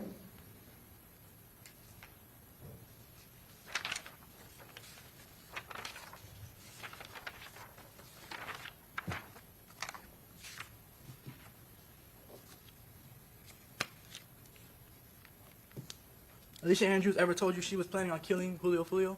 No. Did Alicia Andrews ever tell you that her boyfriend was planning on killing Julio Foolio? No. Or that any gang... Are you in a gang? No, sir. Is Alicia Andrews in a gang? No, she is not. And earlier you said that Alicia Andrews had heard rumors of her boyfriend being in a gang. Is that correct? That is correct. Is anything in the text messages that you saw from 5 years ago, is any of this any sort of coded gang language? No. Lady L in the building. Tia C in the building. Messages almost 5 years ago. Do you know of Alicia Andrews texting you saying that she wanted Julio Foolio to die? No. That was the only time we talked about Foolio. No further questions. Okay, redirect. Yes, those were only 3.5 years before the actual homicide of Charles Jones occurred, is that correct? That is correct. And what you are saying is idle gossip. You're also talking about real people who died, is that correct? Correct. Leaky really died, is that correct? That is correct. Spaz really died, is that correct? That is correct. And Spaz is Joe Rod Adams, is that correct? That's his name. That is correct. That's Will's friend, Correct. right? That's a person who went to high school with the defendant, Alicia. You said I didn't go to Rain, so I cannot testify to that. You didn't just testify to the defense attorney when you said Spaz that he was shot at Rains High School? That's public knowledge. Okay. And it's also your personal knowledge, isn't it, ma'am, that your good friend, Alicia Andrews, went to Rains High School. You know that, right? I do know that. So The absence of evidence is not the evidence of evidence. Hold on. What? Hold on, it's getting spicy. I gotta run that back a little bit. Just 5 seconds, 10 seconds. Shout out to Tia C with another gifted membership. Appreciate you, family. you're talking about this. You said I didn't go to Rain, so I cannot testify to that. You didn't just testify to the defense attorney when you said Spaz that he was shot at Rains High School? That's public knowledge. Okay. And it's also your personal knowledge, isn't it, ma'am, that your good friend, Alicia Andrews, went to Rains High School. You know that, right? I do know that. So you're talking about this idle gossip. You're talking about real events and real people who have died in the defendant's life, correct? You're saying her personal life, like, it wasn't like her sister or cousin or anybody that died. This is stuff that we've seen on social media and we were discussing it. Okay. But you're the one who said it was her friend, right? We both know him, like, we know him. We're from Jacksonville. So you're a friend as well? I wouldn't really call him a friend, but I know him. Okay, but you just testified that it was your friend, is that right? That's your words, friend, right? Okay, well, friend is I'm gonna say associate, like, we know him, or we're acquainted with him, but I wouldn't call him our friend. What does drill rap mean? You just said to the defense attorney, Julio Foolio is one of the most infamous drill rappers in Jacksonville, right? Correct. He's not the only one, right? There are other famous drill rappers on the other side in Jacksonville, right? Correct, but he was the face for his side. What about Young and Ace? Is he the face of drill rap for ATK? Another Young and Ace bomb. Jeez, they going crazy. Leave the country, my G. Shout out to Chad My Black is Golden said, no sidebar for you, buddy. What? No sidebar for you, buddy. Shout out to Chad My Black is Golden. Show her some love. Drop her some coins and some witch emojis in the chat. Appreciate the support, family. Y'all show her some love. That is, you can say that, yes. Okay. You know who Spinabenz is? I know of him. I don't know him personally. Heard some of the drill rap from Spinabenz? Is that how you say it? Yes, I've heard the drill rap from all of them. Wappa with the Choppa? Yes. And that's all on the other side, right? 1200 or ATK, Ace's crew, right? Correct. Just as bad as the drill rap from Charles Jones in this case? Correct. All about killing his members, 6 Block, right? Correct. And did you know whether or not Joe Rod Adams, Spaz, he's the brother to one of the co-defendants, Rashad Murphy, in this case? I knew that after this case was presented. Okay. I have nothing further, Judge. Okay, may this witness be excused for now? Yes, ma'am. Okay. No, no. No. No, he's sleeping.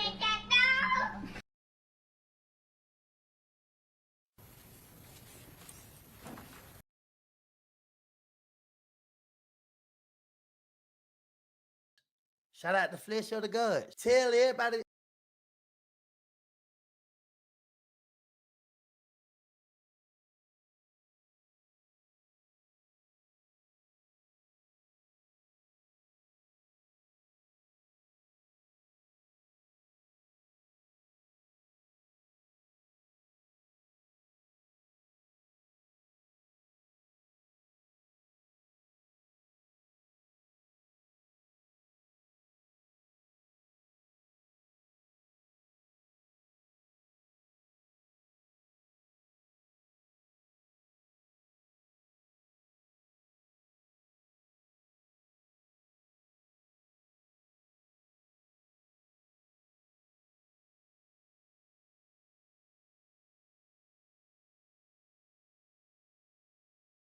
necessary, okay?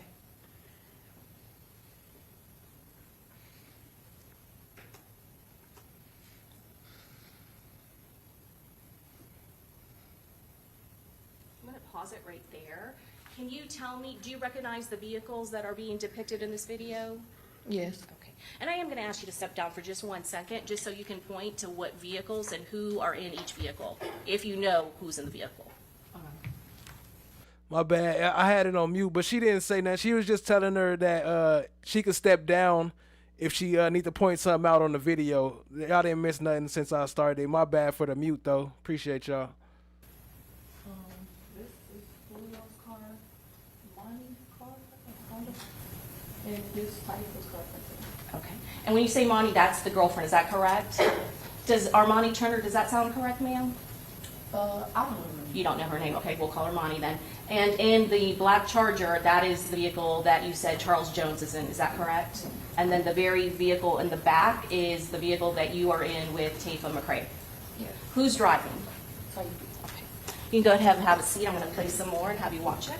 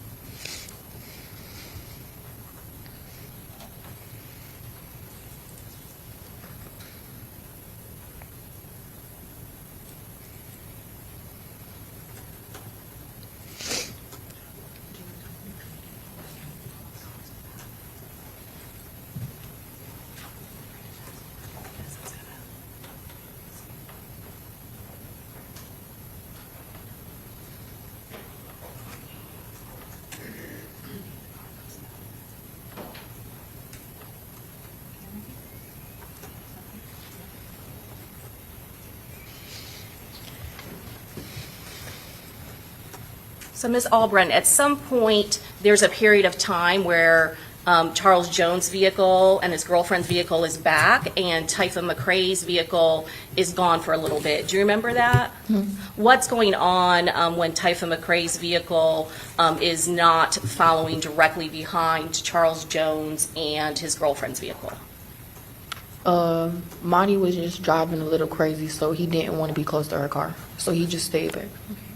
And can you tell us who is getting out of the vehicles now? Me and Tafa. And was there, could you see where another person got into the driver's seat? In the video? Yes. No. Hold on 1 second, I'm going to.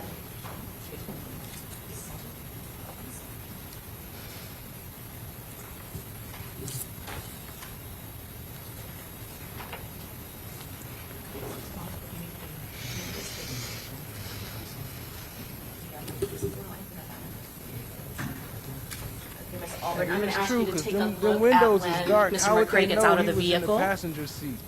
Do you kind of see somebody get into the driver's seat? Oh, yeah. Who is that? Camilla. Your friend, Miss Camilla Bentley? Okay. And where are you going at this point? To the restroom. That's the sound of the police. How long are you in the restroom? A couple minutes. And what happens when you're in the restroom? Nothing. As soon as I walked out the restroom, I just heard stuff outside. What did you hear? Shooting. And when you heard shooting, what did you do? I had stayed next to the lady at the front desk. And had you seen, when you went to the restroom, where did Mr. McCray, Tafa McCray, go? He used the restroom too. Okay. When you got out of the restroom, did you see him at all? Yeah, like we walked out at like the same time. And you said you started, did you hear shooting while you were in the restroom or when you came out? The restroom was like in a deep hallway, so I didn't really hear it till I got out of the hallway. And when you heard the shooting, what was Tafa McCray, was he already out of the restroom? Yeah, we heard it at like the same time. And what did he do? He didn't do anything. He just, we stayed in there and we heard it stop, but then it kept going. So when he heard it stop, he was finna walk out there, but it started going again, so he didn't go out there. So I want to ask you, you said at some point you heard shooting and it stopped, and then it started again, correct? Do you know how much time elapsed, or can you estimate? A few seconds, probably like 10 seconds, 10, 30 seconds. And while you heard shooting, did you or Mr. McCrae try to go outside into that parking lot where Charles Jones was parked? No. After the shooting happened, what did you do? I called Camilla. And why did you call Camilla Bentley? Because I knew she was outside in the car, and it wasn't no cars out there, so I just called to see where she was at. You said there were no cars outside, so at some point did you go and look to see No, where I the could cars see it were? through the door. It was a clear door. I'm going to go ahead and stop this.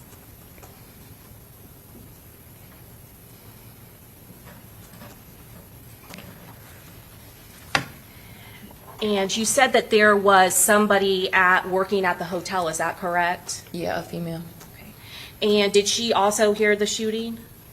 Yeah, she had said something about if it was somebody's people outside that they were shooting.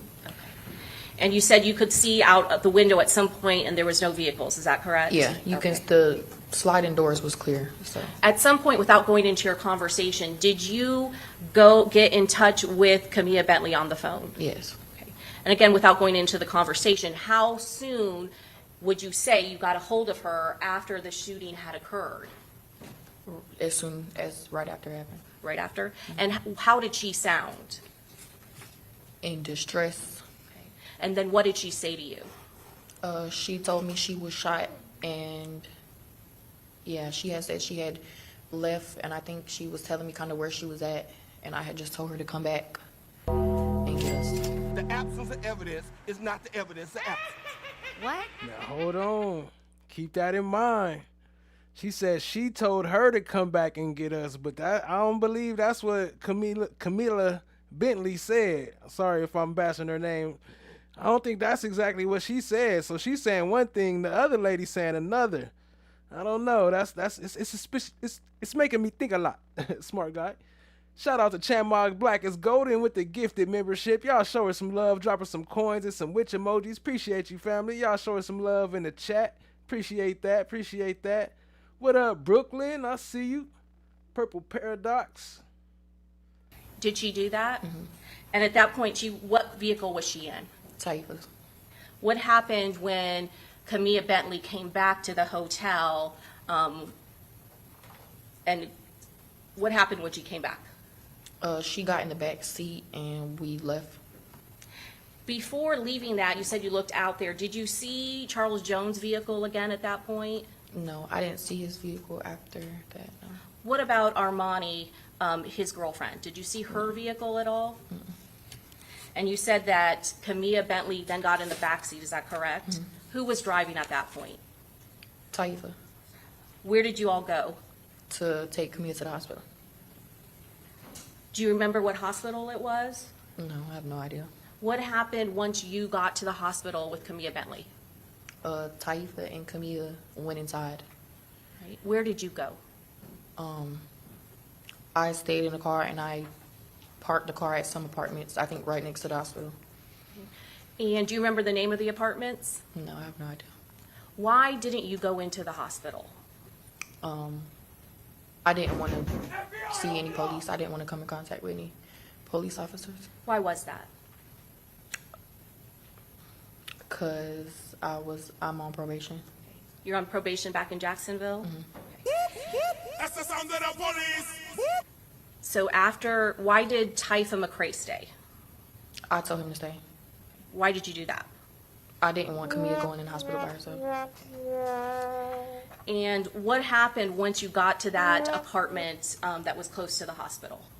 I got picked up.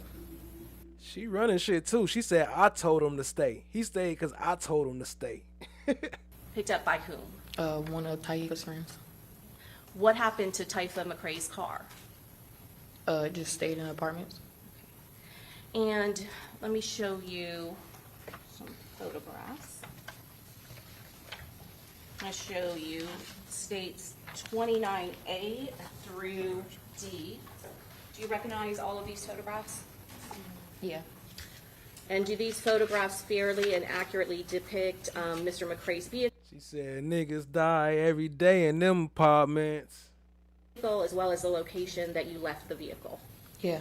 Your Honor, at this time, we would introduce into evidence State's Exhibit 29A through D. A bitch, bro. Damn, I'm a bitch. But I ain't gonna lie, everybody knows this nigga fake, and I ain't even Julio, you a bitch, bro. Damn, I'm a bitch because I bought my dog up. What the fuck? You niggas hold up. Can't bring my people up. Nigga ain't never played with me, boy. I can't bring my people up. I ain't even gonna lie. Hey, listen though, Julio. Hey, it's real shit. Stop saying that. Hey, bro, I ain't gonna lie, bro. I ain't even fucking with your ass. Hold up. Hey, stop saying that. It's real I ain't even fucking with your ass, bro. Everything, I'm finna show you. Hey, Charles, look, hold on, TK. Hey, Charles, I'm finna show you. I'm gonna show you real shit. Hey, cuz, stop saying that, cuz. I'm gonna show you, Charles. I'm gonna show you, boy, on God. Stop saying niggas never play with you, cuz. I'm gonna show you, bro, real shit. Julio. I'm gonna show you, bro. You know. Hey, stop acting like you, man. They need stop boy, acting you know, boy. I'm my mama, boy. You know personally. Hold up, bro. If that's the point, everybody, what? Damn, I just brought you up here. Bro, hey, Julio. What's up? Stop acting like your people ain't even say that man was faking that. That shit ain't happening. Man, I just want niggas start acting like I ain't doing all the slinging all the iron, nigga. Even though your people said, hold up, Julio, no, don't go on mute, bitch ass nigga, stop. So your people ain't say who bitch ass nigga? Hey, Bass Creek. Get off. He know his Bass Creek. Hey, Bass Creek. Hey, real shit, Tony. That man trying to gas you out. I swear to God, them boys say you faking. You bro, hey, hold on, TK. Me up, bro. Hey, TK. Who gassed me up, bro? But you ain't got. I don't need nobody about you. Hey, TK. Who you look up to, bro? The nigga who you sit next to every day. Ask him, bro. He can take out his own mouth, bro. Bro, I don't look he up watched me put that nobody. bitch, man. Come on, bro. He watched this, bro. He watched this, hey, bro. TK. What, hey, bro? TK. He watched this, bro. That nigga told them boys say you be psyching yourself out. You be faking. Man, I don't even talk to people, bro. Hey, now you just talk. Now you just talking, bro. I swear to God, man, you just talking, bro. That's why Julio got off when I asked him that, bro. Now you just talking, bro. On God, them boys say you be acting. Now you just talk. You better ask Tyria. They go Tyria. Ask Tyria.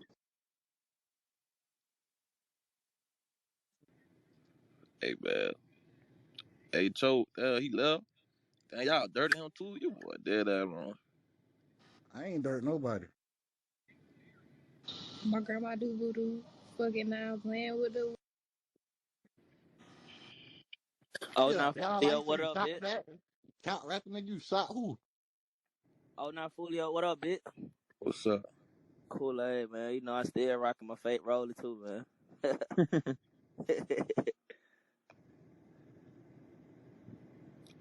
Fulio, I don't know why you argue with them niggas. They ain't shot them, man.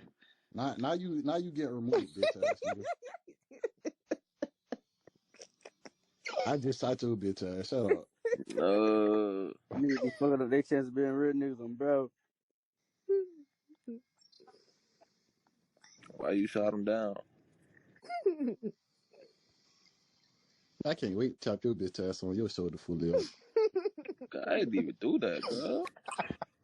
Who that is? Hey, that's some fun ass shit. I swear to God. Hey, this nigga said ad lib. This fuck nigga go hard and like say some more shit. Like I be like, and then like what Jet was trying to do, bro.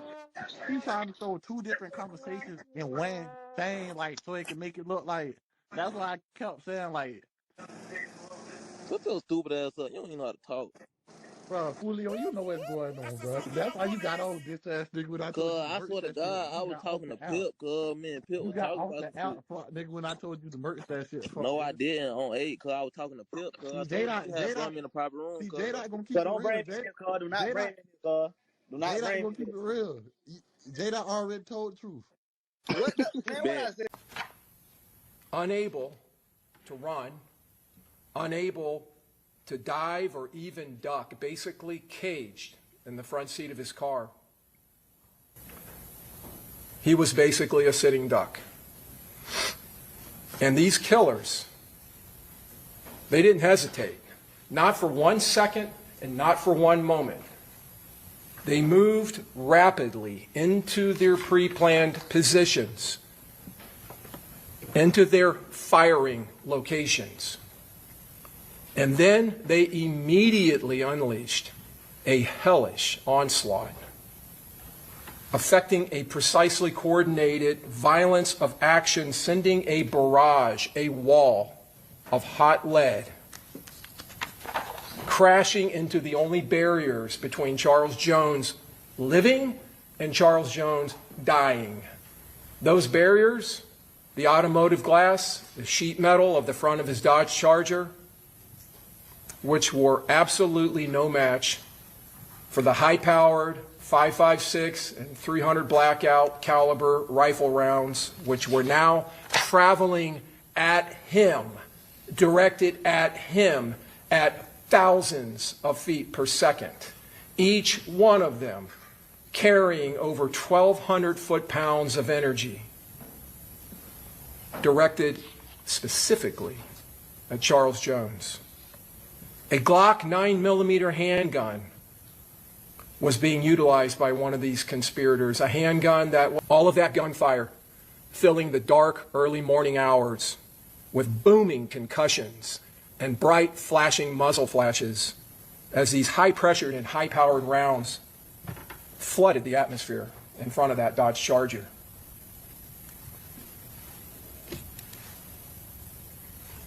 Charles Jones. You've heard his name in the indictment. That's his face.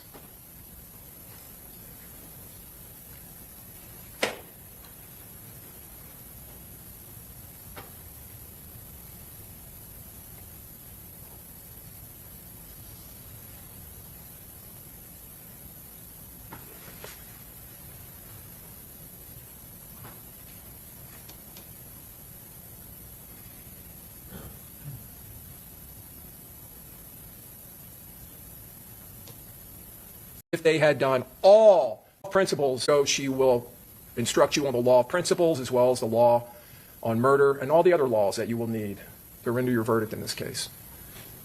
The law of principles, if a defendant helps another person to commit or attempt to commit a crime, that defendant is a principal and must. So this right here is where he describing the rules. Now, this is what you got to pay attention to, because this is the jury. This is the rules that the jury got to follow. So pay attention to what he's saying right here, because this is what they're going to use. And this is why I think that she might not have a good chance, because of this is how simple the rules is. Be treated as this. The law of principles, if a defendant helps another person to commit or attempt to commit a crime, that defendant is a principal and must be treated as if they had done all the things that the other person or persons did, if we prove this beyond a reasonable doubt, that they first intended that the crime occur and did some act or said something, anything, that was intended to and that did incite their co-defendants to commit this murder, cause them to, simply encourage or solve the honorable judge system.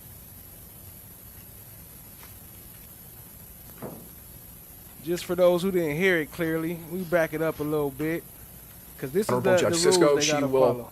instruct you on the law of principles as well as the law on murder and all the other laws that you will need to render your verdict in this case.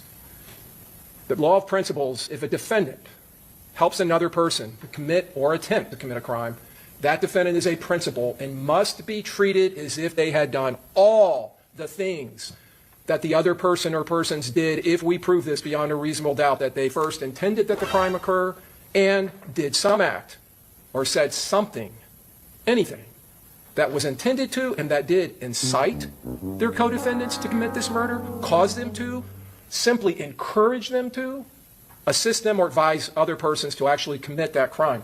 Now, incite, cause, encourage, assist, or advise the other person to actually commit or commit the crime. For first-degree premeditated murder, we must prove that this defendant intended that Charles Jones be killed. It is not necessary for the principal to know every detail of how a first-degree murder will be committed, as long as they intend that it occur. And they did some act or said something that was intended to help or did help the murder to occur. But almost more importantly, the principal, the defendant, does not have to be present when the crime is committed or attempted to be committed. But in this case, folks, you will hear that this defendant, Alicia Andrews, was right there, driving right next to that Dodge Charger in the seconds before this murder happened.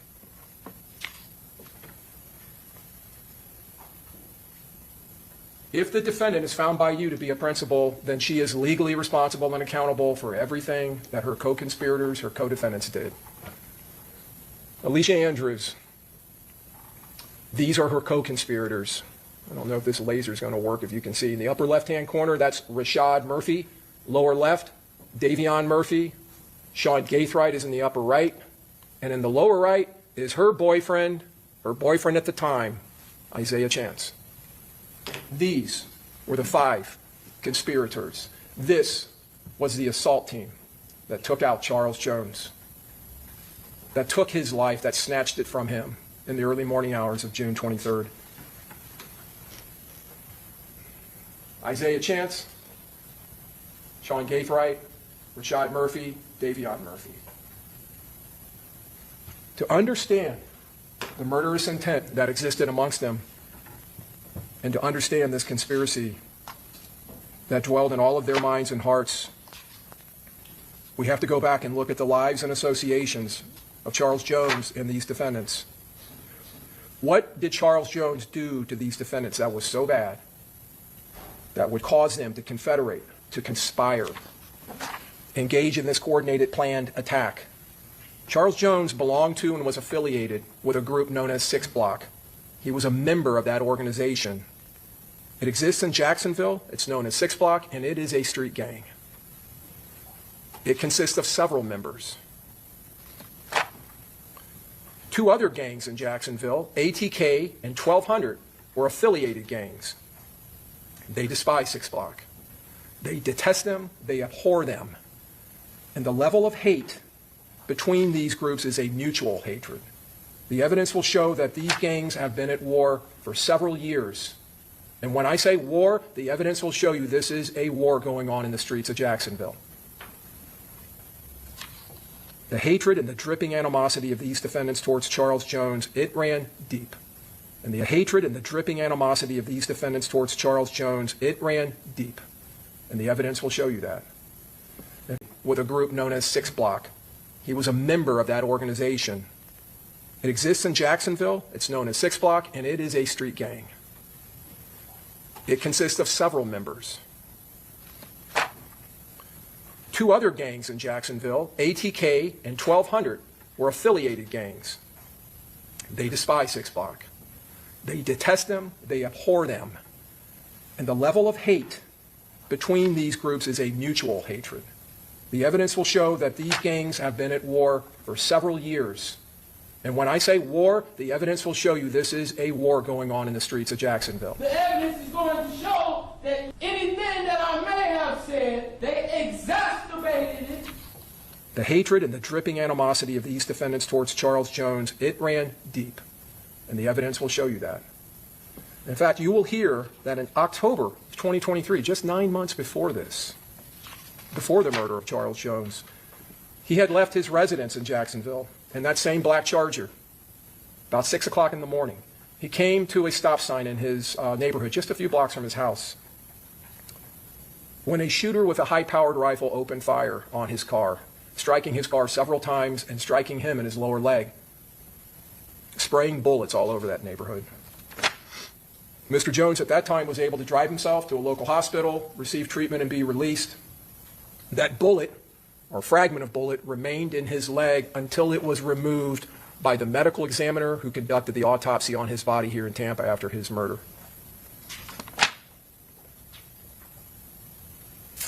Earlier that same morning, a member of ATK, a man by the name of Tilly, was shot and killed at a high school football game. This shooting of Charles Jones was clearly retaliation, but Charles Jones was not the shooter of Tilly. But that didn't matter. So why was he targeted? You won't hear any evidence to suggest that he had anything to do with that shooting. He was affiliated with 6 Block. And you're going to hear in the evidence that he wasn't just a member of 6 Block, he was a notorious member of 6 Block. Probably the most well-known member of that gang. In fact, he was the public face of 6 Block. The spokesperson, basically. He posted on social media, but most notoriously and notably, he wasn't just a spokesperson for 6 Block, he was a certified celebrity. Charles Jones had millions of followers on social media, if not tens of millions of followers. because he engaged in an activity that you heard a little bit about yesterday from one of your fellow jurors, and he was spot on. That's exactly what the evidence is going to show you in this case. This long-standing pattern of what is called drill rap. And it is an activity that Charles Jones embraced and that he engaged in under the name Julio Foolio, which was in fact his street name, Foolio. Julio Foolio. In this type of rap music, it's not just the lower part of the photo. Julio Foolio. In this type of rap music, it's not just the lower part of the photo. So you see in this video, Xavier Edwards desperately trying to get them out of harm's way. But what he didn't know was that up on the top of that screen between that, I think it's a Mercedes and that yellow car, was the third shooter. So what he ended up doing was driving. He was a certified celebrity. And you'll see it come to fruition here, directly into a vortex of high-powered rifle fire. She still wear her mask. Now, what you're also going to find in the evidence, and you can see the electrical charging station up here in the upper right, this is the edge of a Tesla that's sitting at another charger. That Tesla has its, I believe it's called Centurion function on, and it is recording from multiple cameras around the car. And this is one of the recordings. You'll see several in the evidence that picks up the third shooter running down behind that row of cars and taking up position by that yellow car. He is the shooter on the other side of the street that forms that deadly vortex of fire as the charger goes by. And as the charger, you will see in the evidence, runs down the side trying to escape down the side of the hotel, this shooter comes running up to this position by the charging station and is opening up fire down the west side facing north of the Homes of Suites.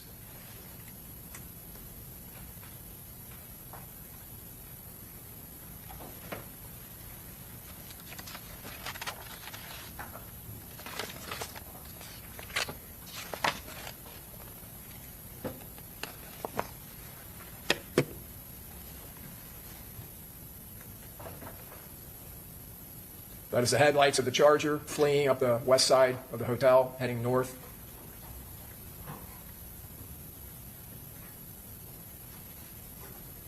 The third shooter. That's the Charger at the impound lot at the Tampa Police Department. You can see the impacts. Every one of those yellow stickers on the hood, the side, and the windshield are all impacts. That's the Altima that Camilla Bentley was sitting in. It took 2 rounds to the back window. This is Xavier Edwards, who was the driver of the Charger. That's him at the hospital. Gino Norris, Mr. Jones' friend, who was in the back seat. He was shot in the upper right arm. And Camilla Bentley, who was shot in the upper arm. These were the other party goers. Armani Turner is Mr. Jones' girlfriend at the time. Ms. Randolph, her friend. Robert Howard is an associate friend of Mr. Jones, who was in the car behind the Charger, which was a Hyundai. Tafa McCrae and Aaliyah were the ones in the Altima.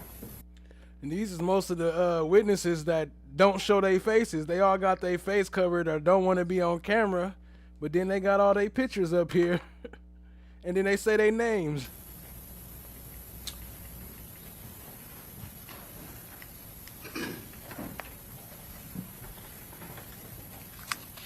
At that point, through running the vehicle through Florida's database, and the CIC database for license plates, it came out as a vehicle involved in, I believe, a homicide, if I remember what the hit was. Okay. Now, were you aware at that point, when you were in your vehicle at that time, of the murder of an individual who had a celebrity name of Julio Foolio? Yes, through just social media, but yeah. Did you? Everybody know everybody through social media nowadays. Do you know him? Yeah, through social media. Associate the two things? That car was wanted in relationship to that homicide? Yeah, I basically put it together on my own, based on it was Tampa and the date of entry That's the sound of the police. That's the sound of the beast. Did you know that firearms had been involved in that homicide? Yes, sir. Okay. And is that one of the reasons you pulled your duty sidearm? Yes, sir. When you produced your sidearm and you were exiting your car, did you point it at the suspect that was getting out of the Chevy Cruze? I did. Did you give him verbal commands? Yes, sir. What type of verbal commands? I believe I said, let me see your hands. Just try to get compliance from him verbally. Did he comply? No. What did he do? He decided to run. When he ran, did you run towards him or take off? Once he ran, I gave chase. All right. Got him as well. So you're chasing him. What happens? As we're chasing, I deploy. I drew my department-issued taser 7 at that time, and deployed 1 set of cartridges. It appeared that he fell behind the car. It looked like he was about to get back up and run again, and I deployed a 2nd set of cartridges. Now, the parking spot that he was pulling into, was it near the actual building of the hotel? Yes, it was connected to the hotel. When he ran, did he run near the hotel or around the hotel? Yes, he ran. He basically stayed on the side of the hotel and ran towards the back. When you tasered him or when you deployed your taser, was that in an area that was behind a line of parked cars? Yes. And is that where he was running? Yes. Did the tasers, as far as you know, make contact with him? The first set of probes probably did not. The 2nd cartridge did. Okay, we'll get to that. You deployed a 2nd cartridge in your taser. Yes, sir. So if you could, just for those who don't know, with a taser, when it deploys, there are prongs. That was probably because the pants were sagging and went down to Overall, go ahead. So you deploy a taser, he falls. Do you deploy a 2nd taser after he falls? I do. And is that because he's attempting to get up? Yes. Do you believe the 2nd taser made impact with him, the prongs? It did. All right. Now he's on the ground. Does he get back up off the ground? After the 2nd taser deployment? Yes. No, I achieved neuromuscular incapacitation. Did other officers come to assist you at that point? They did. And did they point their guns at the suspect? Yes. Did you point your gun at him? Yes. Did you reholster, or what did you do with your taser? So, in the process of running, I was in the process of holstering my department-issued firearm, and that was when I drew my taser and deployed it. All right. Later confirm his identity as Rashad Murphy. Yes, sir. Now, later in your investigation, did you assist officers in detaining another person? Yes, sir. That was related to the Chevy Cruze? Yes, sir. Did the investigation reveal that Mr. Murphy and a woman named Charmaine Steiger had checked into a room earlier that morning? Yes, sir. In that hotel? And was Ms. Steiger detained? Yes, sir. And was she placed into the back of a patrol car? Yes. There at the scene? Yes, sir. Were you wearing and equipped with a body-worn camera on that morning? Yes, sir. And your agency, Gwinnett County, issued those to uniformed officers? Yes, sir. Now, your body-worn camera, where at that time was it mounted on your uniform? So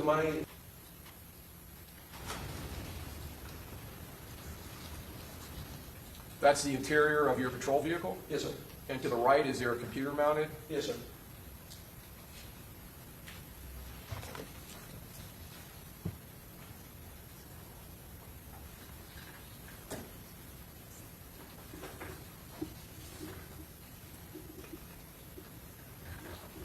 Are you pulling into the hotel? Yes, sir.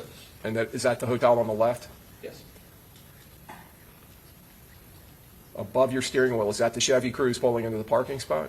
Yes, sir.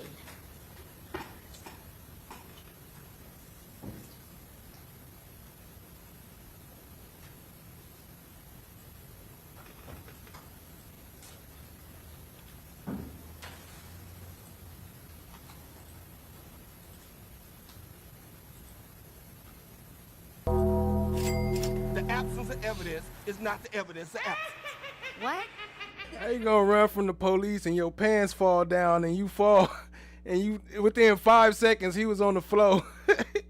He ran for like 5 seconds, then he was on the floor. That's crazy. Shout out to TSC with the super sticker, 2 super stickers, the game over, and the smiley face. Y'all show us some love and drop us some coins and some TSCs in the chat.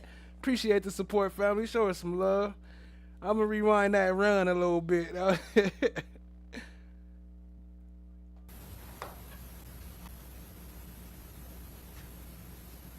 TSC in the building.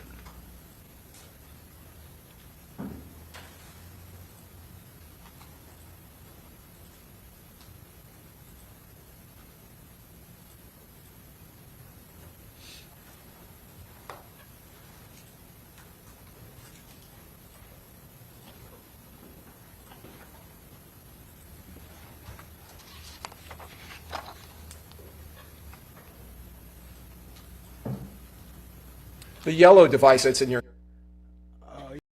I forgot they cut that one off. We got a better one though, where they show. I think that is. hand is at the table. I think they just cut it off. But look, yeah, there you go, right there. Hold on. Look at the way he holding his gun at this dude's head. Oh, I couldn't pause it. So maybe we shouldn't pause it on it anyway. I'm gonna be like, oh, that's graphic. Anyway, he got that thing pointed straight at that boy's head. And shout out to TSC with another gifted membership. Appreciate you, family. The absence of evidence is not the evidence of absence. Like, he got his head pressed up against the ground with his weapon, using his weapon to press his head against the ground. Like, where do they get these tactics from? That's part of my training.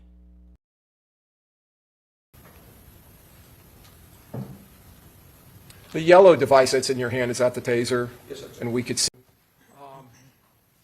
In reviewing the video from the home to suites, did you find cameras mounted not only on the south end of the building, but around the perimeter of the building? Yes, sir. This camera here, what direction does that face? This is facing facing towards the southeast. Okay. As this car passes that we're going to see come through here, we're going to see another shot from behind it, from a different camera. Would that be facing northeast? Yes. Okay. And what I'll do is try to stop as we proceed. Was this car, did it become a car of interest in the investigation? Yes. Okay. And were you all able to identify the make and model? Yes. Okay, and what was it? Chevrolet Impala.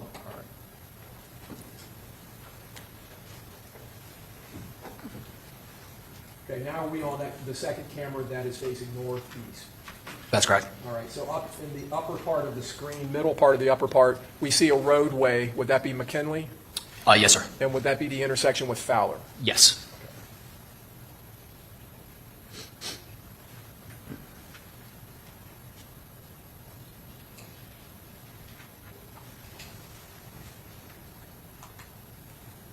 Now, in this camera, is this camera facing to the east on the north end of the building? Yes.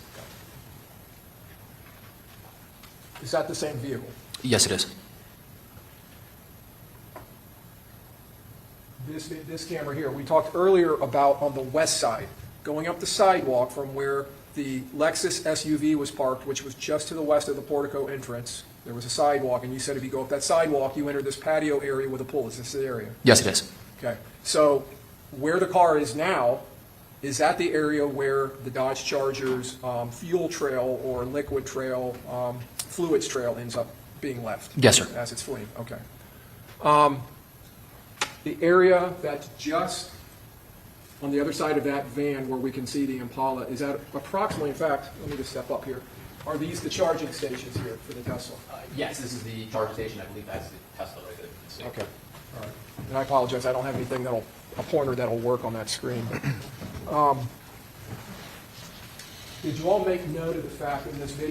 Man, what happened to that 600 something in the bushes? Is that all the people that usually be here? They accidentally let us see y'all? Y'all always be here and then they just disappeared or what? What happened? Where'd that come from?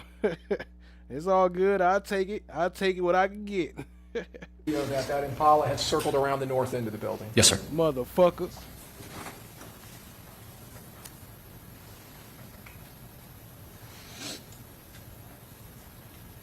And then the video here, does it appear to be turning around? It appears it does like a 3-point turn to turn around and go back the other way.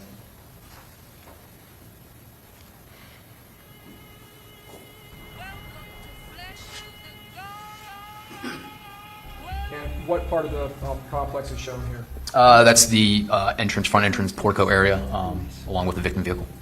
And then we just saw the south. And what part of the complex is shown here? That's the front entrance portico area, along with the victim vehicle. And then we just saw the southeast or southwest corner of the building. Yes, sir. Now, that car, that Chevy Cruze, was that identified as a suspect vehicle? Yes, it was. So this video is moving a little too fast. I hope it doesn't mess up. Okay. And is this again the Impala? Yes. And is it moving out of that three-point turn? Yes, that's right in front of the Tesla. Okay. And I wanted to ask you about that. So this camera here, this is not part of the home-to-suite security system? No, sir. Is that from the Tesla? Yes, sir. So that's going to be the front end of the Tesla or a side of the Tesla? I believe roughly the front end of it. Yes, sir.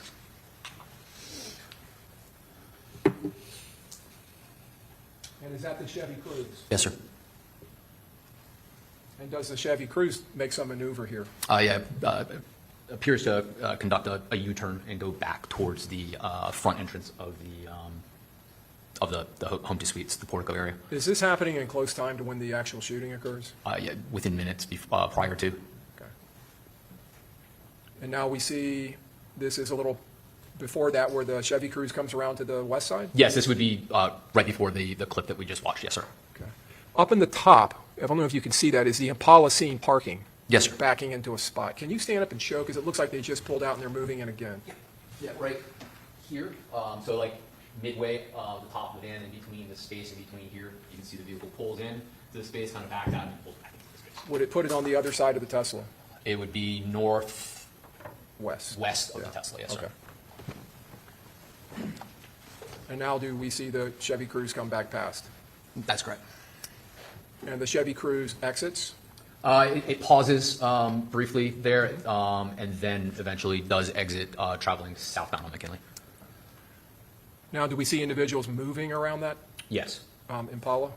And do we see people running past the front of the Tesla? Yes, sir. Is that the rear of the Tesla? That is the rear of the Tesla. Is this the side of the Tesla? That would be the passenger side of the Tesla. Okay.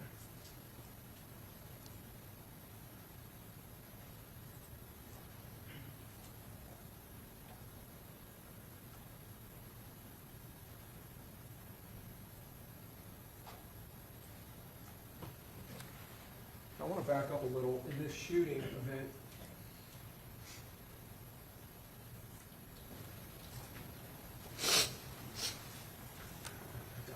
we see an individual emerge near that yellow car on the top right-hand side of the screen. Yes, sir. In between the Mercedes and what you identified earlier as a Bronco.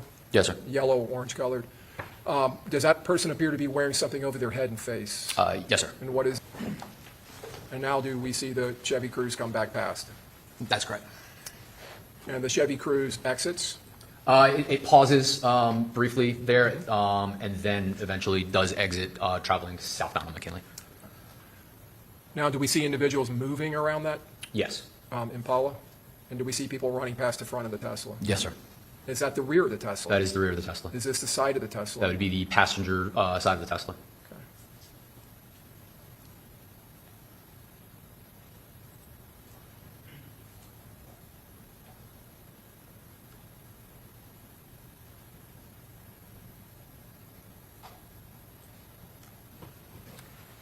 I want to back up a little. In this shooting event,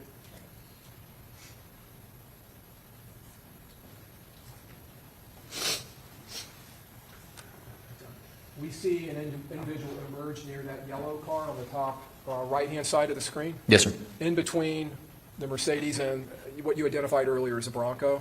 Yes, sir. Yellow, orange colored. Does that person appear to be wearing something over their head and face? Yes, sir. And what is it? A mask of some type, like a ski mask type. Okay. Is that the individual, or is he dressed similarly to the individual that is seen just a few seconds before on the Tesla video going down that grass area behind those cars? It appears to be, yes, sir. Now, it's clear to you in your investigation, is it not, that they're shooting rifles, these two shooters? Yes. And were any rifle casings found in that crime scene? No, sir. Was the area up near that orange or yellow Bronco and that Mercedes SUV on the other side of it, was that whole area searched where the person wearing the orange ski mask was shooting? Yes, sir. Nothing found. Nothing found. No shell casings. No, sir. All right. Was thorough search conducted? Yes, sir. So I do remember at some point they said they found one shell case. Do anybody remember where they said they found that at? They found one shell case. I think he said that during the opening. I don't know where that was found, but they said they found one though. He just said they found none.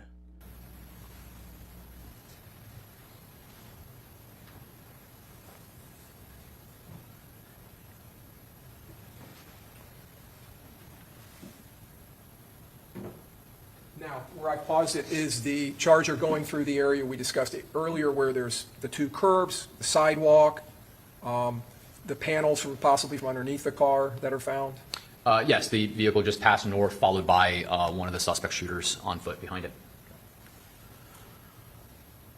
And can you see the car bouncing as it goes over that area? Yes, sir. Now, we're seeing flashing from the left-hand side of the screen. Is that the shooter with the orange mask? Yes, sir. And is he shooting from a position that's near the Tesla charging station? It's right next to the Tesla itself. Now, we see a consistent rhythmic flashing now. Is that the alarm? And I don't know for a fact because I can't see their faces and I don't know the people, but I think he got two of the shooters mixed up.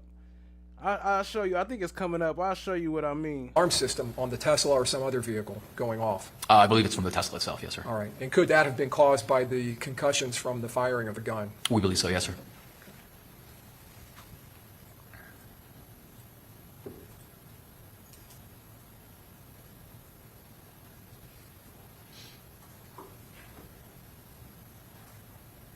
Is this, again, the Tesla camera? Yes, it is. And it's picking up, is that the Dodge Charger fleeing? Yes, sir. And now do we see the pistol shooter running by? Yes, sir. And then the second shooter. And now the person with the mask on. That's correct.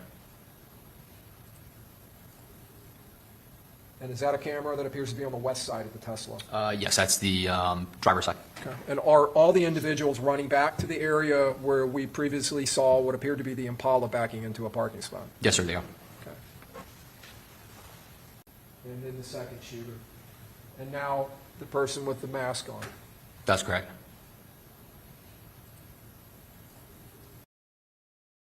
So this is one reason I say, because based on this run, it kind of reminded me of the dude that we just saw running, but he says that this is somebody else. He said it's not the one that we saw running that got tased and all that. That's why I played that first. But by this running right here, though, watch, hold on. And is that a camera that appears to be on the west side of the Tesla? Yes, that's the driver's side. Okay. And are all the individuals running back to the area where we... And is that a camera that appears to be on the west side of the Tesla? Yes, that's the driver's side. Okay. And are all the individuals... And is that a camera that appears to be on the west side of the Tesla? Yes, that's the driver's side. Okay. And are all the individuals running back to the area where we previously saw what appeared to be the Impala backing into a parking spot? Yes, sir, they are. That include through He had the same pants and about to fall off and all that. I don't know. investigative means obtaining at least a description and then later a tag number for it? Yes. And was that tag number put into some type of a system where it could potentially give you alerts off of license plate reader cameras? Yes, sir. Were you then alerted to license plate readings of the vehicle on the 23rd of June traveling across I-4? Yes. And was it heading towards the east, towards Orlando? Yes, it was. And at some point, did it track into Polk County? Yes, sir. Through those license plate reader alerts? Yes, approximately the area of Auburndale in Polk County. And then did you notice through the LPR activity that there were other license plate pickups of that tag as the car was being operated in the Auburndale area? Yes. And this was going to be, this would be this on the 24th, 25th, and 26th of June, moving forward? Yes. Okay. Now, did you contact, or did another detective along with you contact an agency in Polk County in reference to that? Yes, we did. We contacted the Polk County Sheriff's Office, specifically the Polk County Sheriff's Office Homicide Unit. All right. And did you alert them to your investigation and this car of interest? Yes, we did. And was it your understanding they sent some officers out to an area in Polk County to potentially monitor and look for that vehicle? Yes, we actually specifically sent them to the area through research on the tag and the registered owners of the vehicle. We determined a residence specifically for 75 Opal Avenue in Auburndale as a potential location where that vehicle could be located.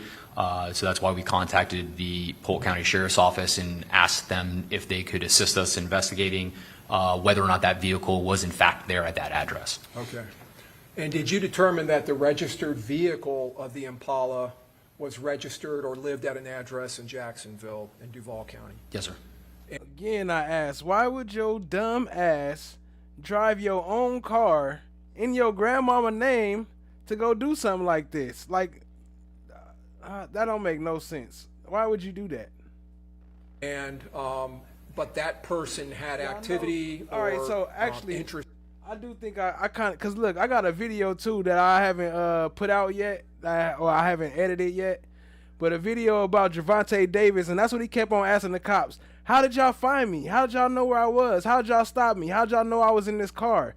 Because they have these tag readers, and if they put your name in this system, it can show every time you pass these tag readers, and it reads your license plate if your name is on your license plate, or you know, if it's registered in your name or connected to you. If they know which cars to look for, basically, they can find you anywhere you at. They can come and scoop you up while you're driving. They don't have to come to your house. They can find you while you're driving on the road from the tag readers. In that address in Auburndale? Yes, the registered owner of the vehicle had a former address at that residence, and then when we conducted research on the address, we discovered that the registered owner of the vehicle's mother still resided at that address, or still had that address listed as an address for her with the Department of Highway Safety.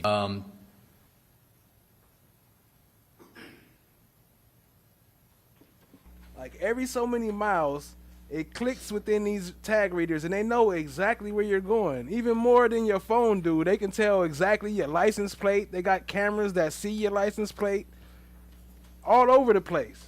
Was the individual there in the video identified as Sean Gaithright? Yes, sir. Did it appear he was removing items from the trunk? Yes, several bags from both the trunk and the passenger compartment of the vehicle.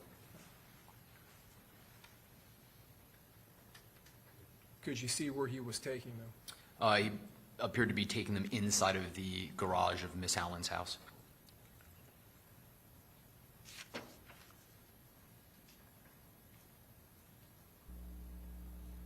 I ain't heard of that one before. Trakisha said, we have tag readers in our public garages. You must register your tags to park. They read your tag right there to even pull inside the damn garage. But it's the digital tags is what I'm talking about. The scanners that track everywhere you're going, everywhere you drive, they got the scanners that's picking up all of it. But yeah, that's a fact in the garages.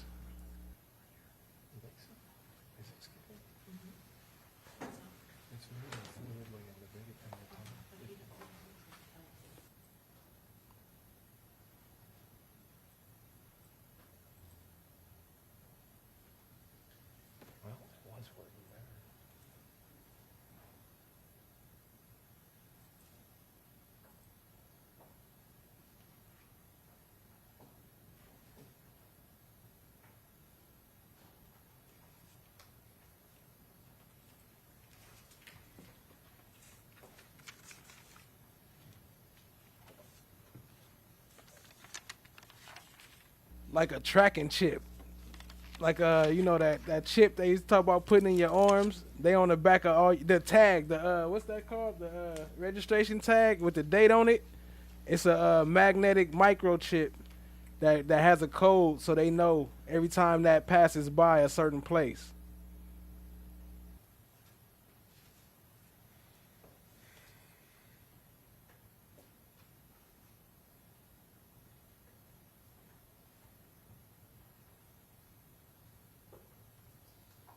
No one said, don't forget the traffic cams that record the faces in the front seats.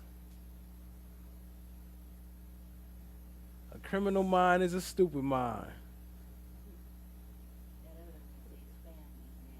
Spam eating ass. It tells you when you entered and when you leave. Sends a text message. Damn, let you know.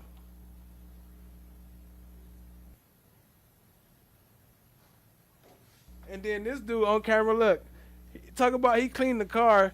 He only wiped down the door handles and the motherfucking side of the car. That's the only part he wiped down on camera. I only wiped the inside of the door handles and the armrests. Didn't know I watched none of the rest of the car.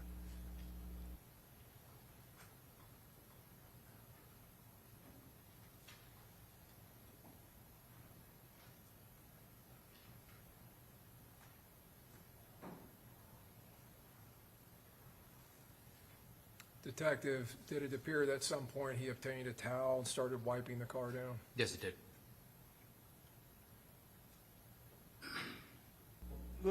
Look at him. Did it appear that he removed some clothes from the back seat Bruh. earlier? From the trunk and the back seat, I believe there was clothing and a mixture of bags. Should I at least did it at the park or something, or shit, the fucking, I don't know, somewhere else. You know you got a camera there. That's your grandma's house. You know it's a camera there.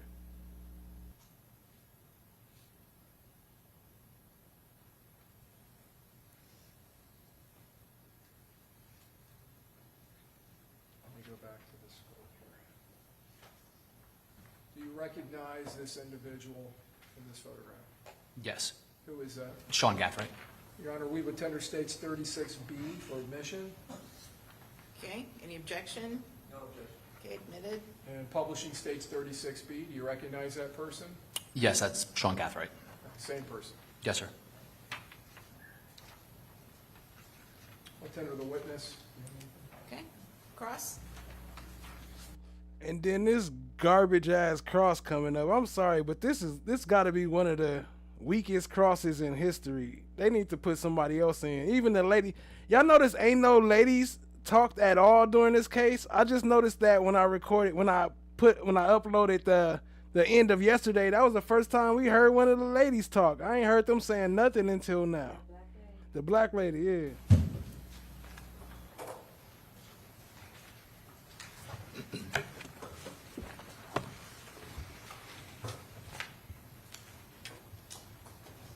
Like, why wouldn't you use, like, wouldn't it be smart to use the women to kind of sway the jury a little bit? Sean Gathright? Yes, sir. That's Sean Gathright on the day of or the day after the murder of Charles Jones? I'm not sure when that photo is from, but that is Sean Gathright at or around the time of the homicide. Okay, at or around the time of the homicide. This photograph here, this is Sean Gathright as well. Yes, sir. This is not at the time of the homicide, correct? No, it appears to be a booking photo. All right. Well, whether it's a booking photo is kind of irrelevant. What I'm asking is this at the time of the arrest? I mean, at the time of the incident, the murder? No. All right. You see the difference Is between it around the two, the right? time? With Mr. Gathright? You see the time difference? Did he get a haircut? Oh, okay. No further questions. The fuck? Yes. That his hair is much longer in the picture where it's closest to the incident? His hair is longer in the incident, the photo that's closest to the incident. Yes, sir. Okay. Collected by the crime scene techs at our direction. Hey, I'm just playing. He did a good job. Hey, I heard he doing interviews. I'm just playing, man. He did a good job. Come over here to Flesh of the Gods. We can talk about it, man. You did it great. You know what I mean? When this case is over, come on through. I'll just, man, hey, you did your thing. Nah, actually he did on a lot, but that one right there, nah. As a scene detective. So you directed the crime scene techs to collect the evidence that was at the scene, right? That's correct. All right, and is it your job or responsibility, or is it Detective Ramos's responsibility to have that evidence processed later on some point down the line? Ultimately, it's Detective Ramos's, but obviously we all consult with each other on the items of evidence that are collected, what evidence to send off. All right. Did you at any point have any of that evidence processed or analyzed? By analyzed, what do you mean like by a laboratory? Yes. Did you request it to go to the laboratory? Did you request any expert to analyze the evidence? No. All right. So in this investigation, that was not your role. That's correct. And you did not have anything to do with that. That's correct. All right.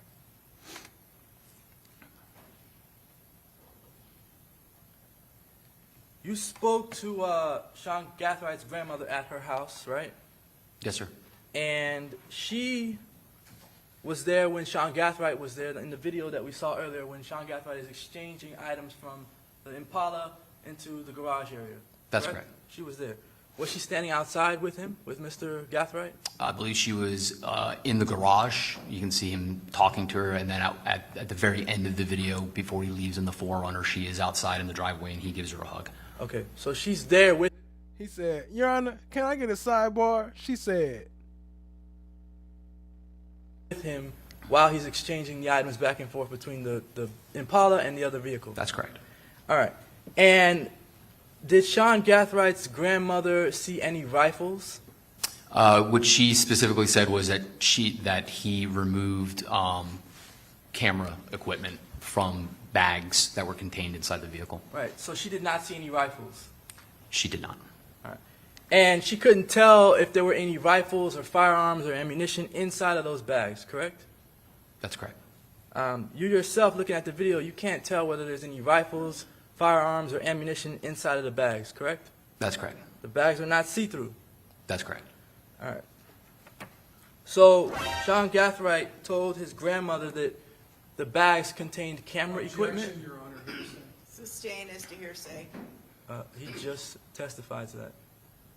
I know, but it was hearsay when he testified to it, but no one objected. Now they're objecting and it's hearsay. It's in evidence.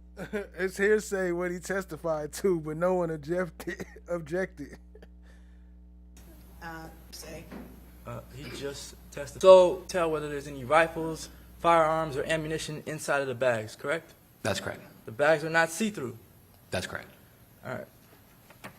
So Sean Gathright told his grandmother that the bags contained camera equipment? Your Honor.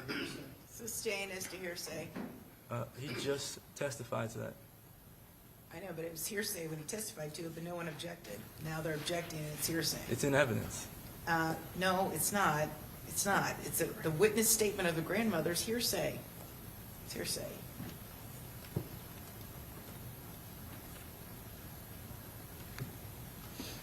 Did Sean Gathright tell his grandmother the truth? Hearsay. I'm going to sustain the objection. It's hearsay. The statement is not offered for the truth of the matter asserted. Okay, approach the bench.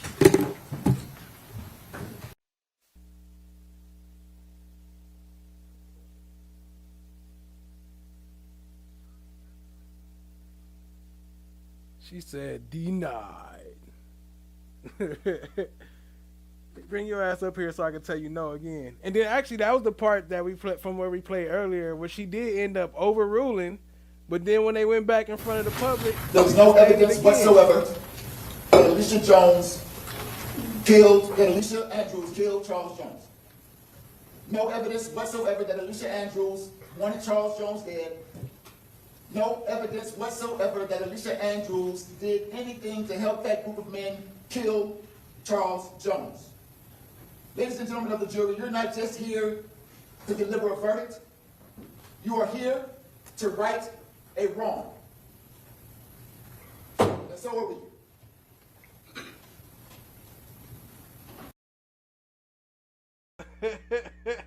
Hold on. You think it's a game? Well, god damn it, it's not. I don't got that one on here no more. I wish I still had that one. But I can play this one though. Hold on. You think it's a game? Well, god damn it, it's not. The evidence is going to show that anything that I may have said, they exacerbated it. You are here to right a wrong. And so are we.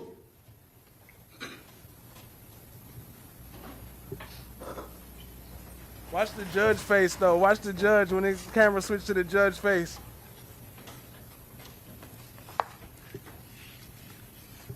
There are a few things.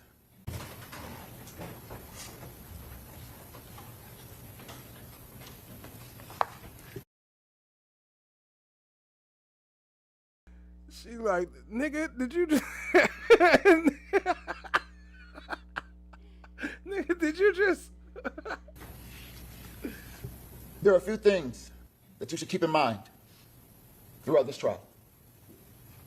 One, on the weekend Charles Jones was killed, Alicia Andrews was on a weekend trip with her boyfriend with only one agenda: to be with her boyfriend. Two, Alicia Andrews is not in a gang. Three, with the exception of her boyfriend, Alicia Andrews did not know any of those men in that group, and none of those men in that group knew Alicia Andrews. As a matter of fact, if there was some conspiracy, Alicia Andrews was not in the loop because she was not in the group. Monkey shit. Four, Alicia Andrews. As a matter of fact, if there was some conspiracy, Alicia Andrews was not in the loop because she was not in the group. Four, Alicia Andrews is not a part of the drill rap culture, nor the drill rap scene. Five, Alicia Andrews did not have any physical evidence on any weapon displayed by the state. You would not find DNA, fingerprints, no physical evidence whatsoever linking Alicia Andrews to this case. Six, Alicia Andrews did not have a motive. In other words, there is no evidence whatsoever to support this case of conspiracy or first-degree murder against Alicia Andrews. I'm sure you're wondering, if there's no evidence against Alicia Andrews, then why are we here? We're here because of the perception of the facts of one man, Detective Juan Ramos. But ladies and gentlemen of the jury, perception is not reality. Detective Juan Ramos is the lead detective on this case. Let me tell you a bit about him.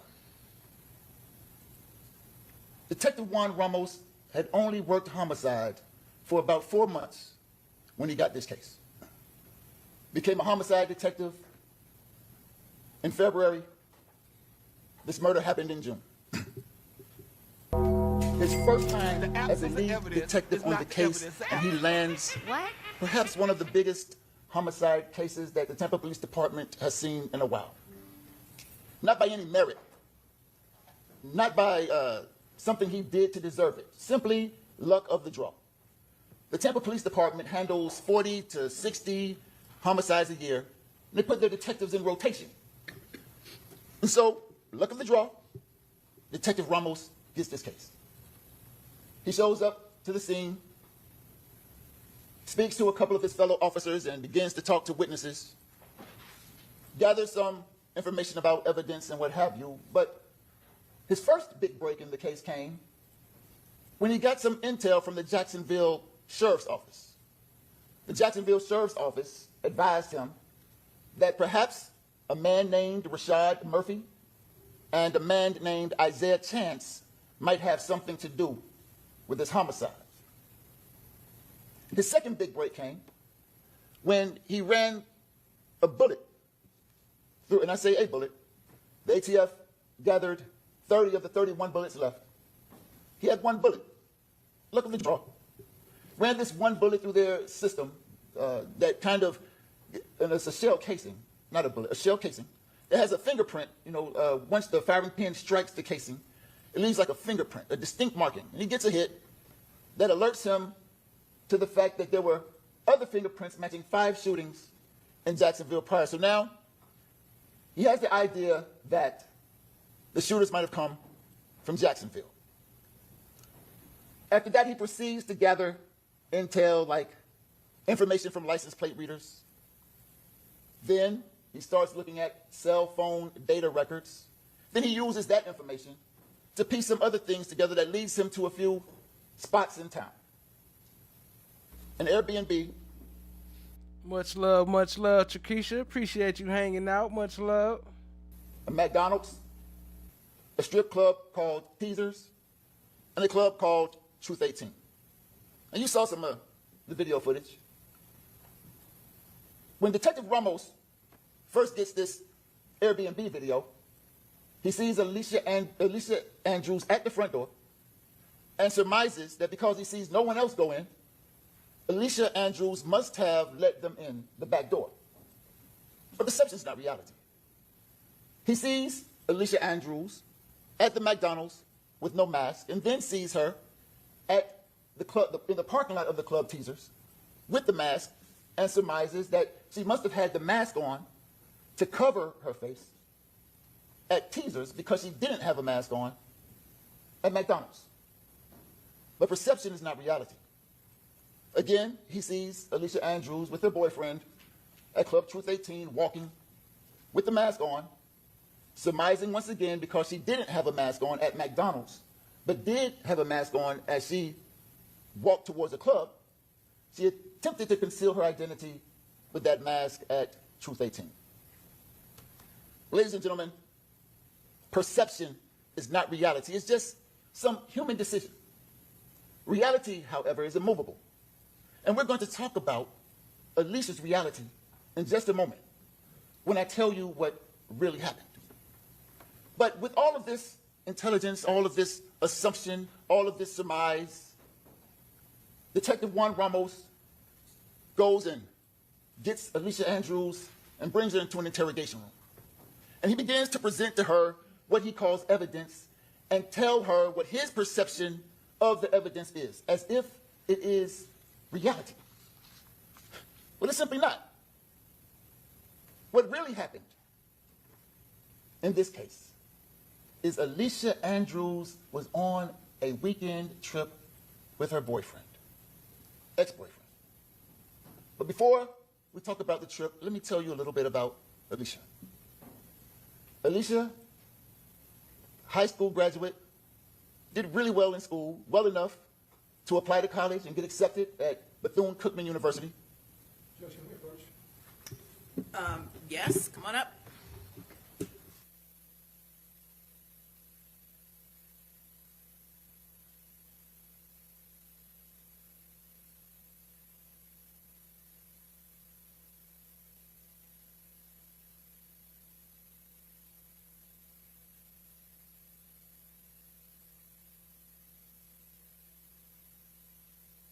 Video, Julio Foolio is carrying around a poster that has pictures of Trayvon Bulliard, as well as the other two men who were killed in the drive-by. All throughout the video, Foolio is laying and singing on this graveside, as well as pouring champagne on it, all while singing, "I don't see you." The diss here being, "I don't see you because you're not alive." McCray and Aaliyah were the ones in the Altima.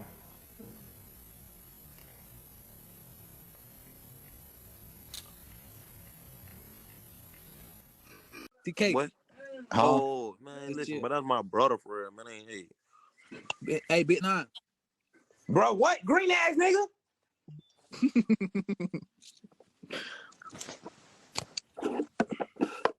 Don't yell at me. Yeah, hey, I know what type of nigga y'all live too. I swear to God, boy. Boy, you niggas funny. Big Nine, hold on. Big Nine. Stop yelling at me, bro. Real shit, bro. Nah, you gonna get sent up there. We thirsty, huh, Julio? You better start yelling at me, boy. You gonna get sent up there. No, you better start yelling at me. I'm gonna be here for your mom, boy. I ain't gonna cap, boy. I dropped 15 and was on. No, you did, boy. Stop lying. Bro, why would I? No, he did. Well, you know how I get in this shit. We ain't even gonna talk about me. But I ain't doing Bro, it he on would the took a picture. You know he lying. Rebirth. You know he lying. He would took a picture. Send a nigga ass up there. Oh, Rebirth shit trash. Send a nigga to meet that fucking man. What man? You want to find out? Yeah. Saying what one of you? Hey, what homeboys you got That's up what I was gonna ask you. Girl, I tried to sneak in here. Don't call me out, Chanel. Y'all dirty the whole Kimara. I know she be so mad. I tried to sneak in here. Anytime I hear that whole, hey, anytime I hear that whole talk, they say check your phone, anything. I dirt though. Yeah, fully. Oh, bro. What wrong with them hoes coming in here? What Like, are okay, let's shut $23. Bullet holes that are in the back windshield. Had that been there prior to what happened, the shooting at Home to Suites? No. I'll show you 29D. This is a close-up. Did you see that on the back of the vehicle when you left it at that apartment complex? At some point when you were younger, did you date someone who was associated with a rapper by the name of Young and Ace? Yeah. What is Young and Ace's real name? Keontae. Okay. Is that Keontae Bullard? Mm-hmm. And who were you dating that was related to Mr. Bullard? Trayvon. How is Trayvon Bullard related to Keontae Bullard? They're brothers. When did you date him? In 2018. Okay. And did something happen to him? Yeah, he passed away. When did he pass away? June 5th, 2018. And how did he pass away? He got shot. Was that a part of this rival gang war? I'm assuming. And when you say that he, at that point, back in, you said 2018, was there even a group called ATK back then? No. And going back to Young and Ace, what was it known as back then? Young and Gang. And is there music and rap music that is associated? Do you need a Kleenex or a tissue? No. You're okay? Okay. Is there music and nicknames and rap names associated with the music that these gangs are putting out? Yes. And what did your boyfriend's brother, what did he go by? Ace. And is that, you said back then, the group that hung out with him, his gang was called what? Young and Gang. At some point after the death of your boyfriend, did you continue to hang out with his brother and his brother's group? I kept in contact, but I didn't really hang out with him. Were you interested in all of that back and forth that was going on between Youngin crew and the rival neighborhood gang? No. Thank you.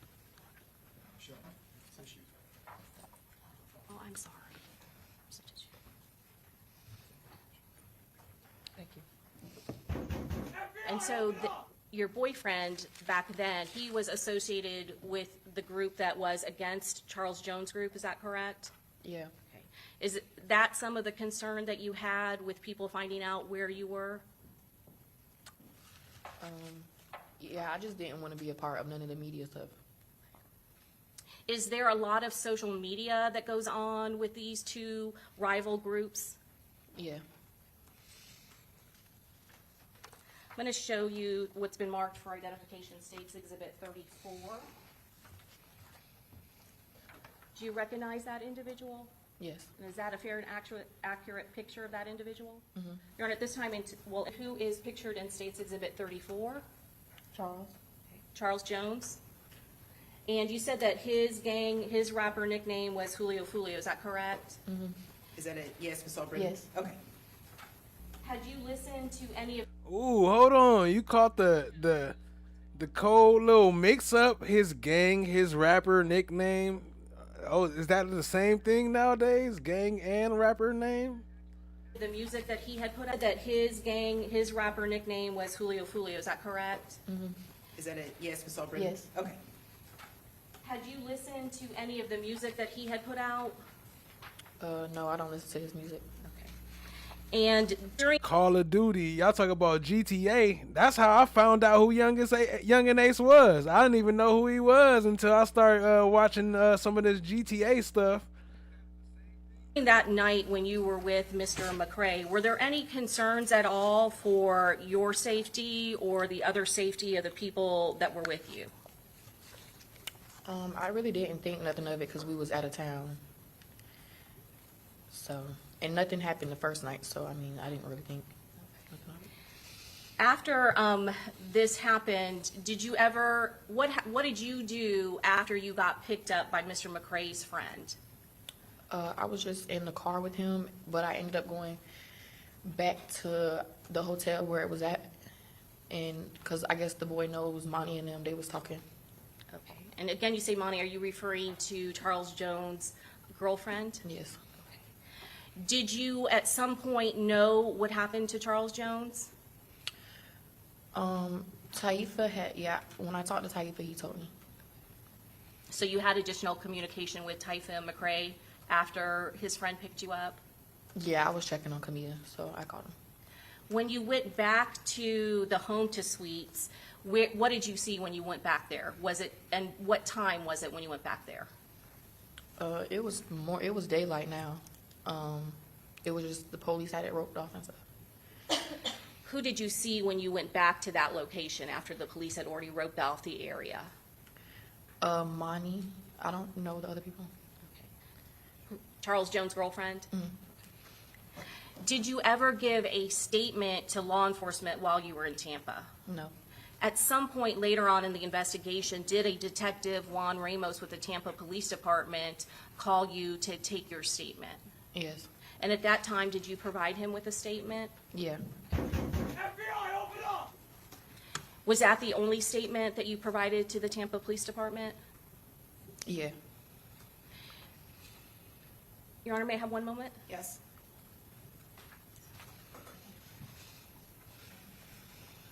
Your Honor, at this time we pass the witness. Okay, cross.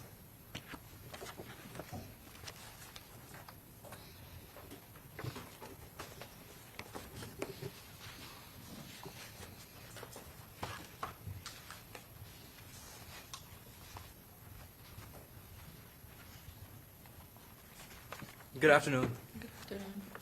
Do you know Alicia Andrews? No. No? Have you ever seen Alicia Andrews before? No. You know of Alicia Andrews? No. And so you never met her before? Nope. The night of Charles Jones's murder, you were hanging out with him? I was, yeah. Okay. That you're in the video where he's in the Charger next to the vehicle that you're parked in. Correct. All right. And are you a part of Charles Jones's gang? No. So you're not a part of what they call 6 Block? No. Are you a part of any gang at all? No. All right. Do you know if Alicia Andrews is a part of any gang? No, I don't know her. Okay. You listen to rap music? Yeah. All right. But you say you don't listen to Charles Jones's rap music? No. So no Julio Foolio in your playlist? Nope. All right. Is there a reason why? It's not my type of music. All right.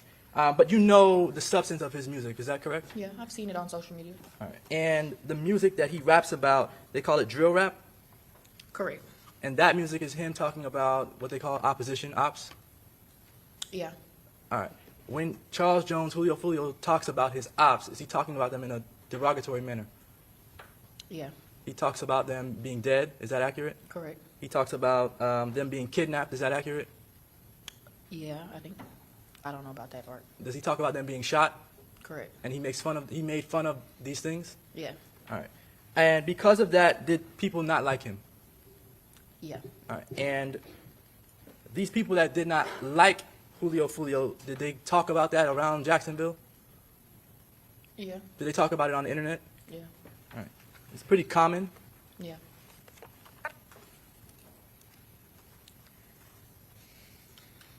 You've seen music videos of Charles Jones, Julio Foolio making fun of dead people before? Shout out to Jam Nephew. Appreciate that, family. Yeah. All right. I have a sort of a strange question, but try to follow me. You stayed in an Airbnb when you came from Jacksonville to Tampa, right? Correct. And you didn't book the Airbnb. Is that accurate? All right. When you stayed in the Airbnb, did you stay there because you didn't want to stay in a hotel that had cameras in a lobby? No. All right. So you were not at the Airbnb to sort of hide your identity. Is that accurate? No. All right.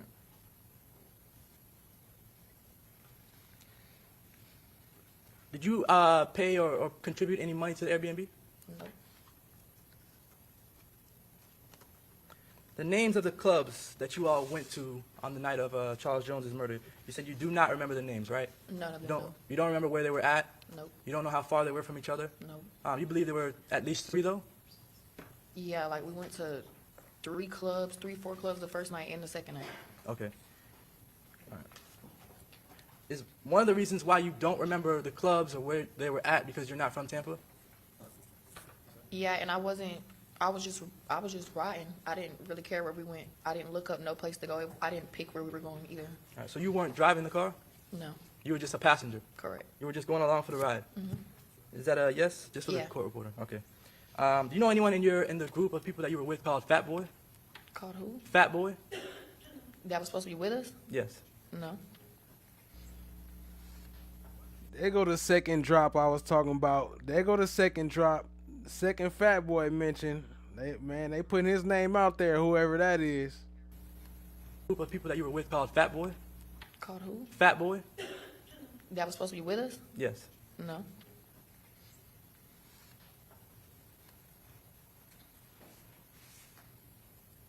All right. Even though you don't listen to Julio Foolio's music, do you know about the issues that Julio Foolio has with other people in Jacksonville? Kind of, sort of. Kind of, sort of. You know that the people, you said earlier, people just don't get along, right? Correct. All right. And that's because you don't live under a rock, right? Correct. And you see things that whether it be on social media, right? Mhm. Or whether it be on just in your personal conversations, correct? I don't talk about it. You don't? Mm-mm. Okay. Let me ask you this. You dated Youngin Ace's brother, is that accurate? Yeah. His name is Trayvon. Trayvon? Mhm. Okay. Trayvon, when you say brother of Youngin Ace, is that his blood brother? Yes, same mama. I think they have different dads though. Okay. So this is the same one now that we've been talking about the whole time. That was dating his brother when he died. And to your I think knowledge, it was Youngin Ace, at least from the way they make it seem, I think it was when he died. I don't know personally, but that's what they make it sound like. get along with Julio Foolio? No. To your knowledge, did Youngin Ace get along with Julio Foolio? No.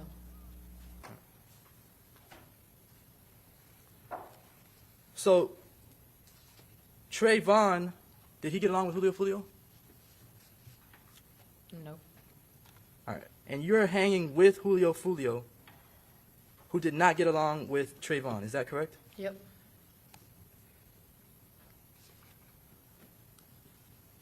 All right. Trayvon was shot? Yes. Did Julio Foolio ever rap about Trayvon being shot? Yeah.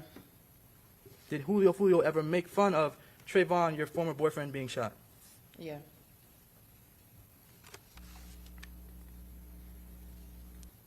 When the vehicle, I guess there's a car, you saw the video that the state played earlier, is that Yeah. correct? Is she also the same one that said, I don't like hanging out with crowds, but we went to 3 clubs that night? Correct. You're I don't know. That's a question.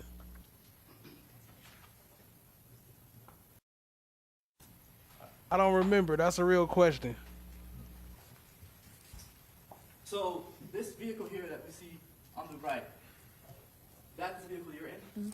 Yeah. All right. That vehicle, it comes from, I guess, the back side of the hotel? Yeah, it's 2 different entrance ways. All right. Do you remember coming in and making the right up front, up here? Let me show you. Do you remember coming in and making this right? And going around the hotel to get to this side? And I guess. You guess? Did you go this way? Straight? I don't really remember, but seeing the video, we went right. Okay. It makes sense that you would have went right to come around the hotel. Is that accurate? Yeah. Now, is there any reason in particular that you went around the building to come to this spot here where you're at? I wasn't driving. So you didn't make that decision? No. All right. So you don't know why the vehicle was faced in the opposite direction? No.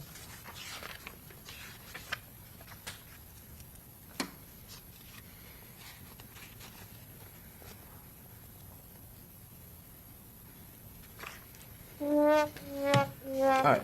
Just you mentioned knowing what ATK is. Did you say that? I said I don't know what that is. Oh, you don't know what ATK is? No, I don't know what that means. I wasn't. No. Oh, so sorry. Not the meaning of ATK, but that Young and Ace is a part of ATK. Did you say whether you know that? Shout out to Flesh of the Gods. Tell everybody. Well, I still fight through the devils, man. Like they be trying their best to hold me back, but y'all got to give the people what they want, bro. You know what I mean? The people want some real, man. It's time for the real people who ain't pretending to be in position. ATK and 6 Block, do those two groups get along? No. Right.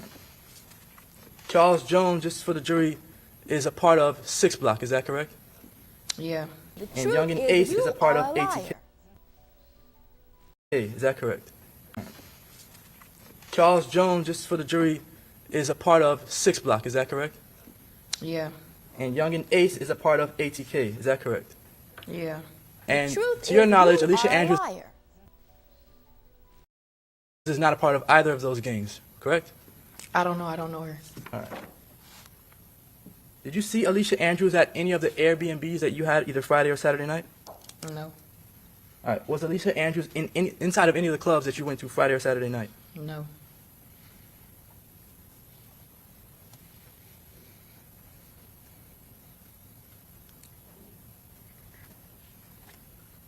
All right. You mentioned being on probation. Are you on probation now, or were you on probation during this time period? I'm still on it. You're still on probation? All right. Has your probation officer given you any trouble about this issue, being out of town? No. All right. No further questions. Yes, Your Honor.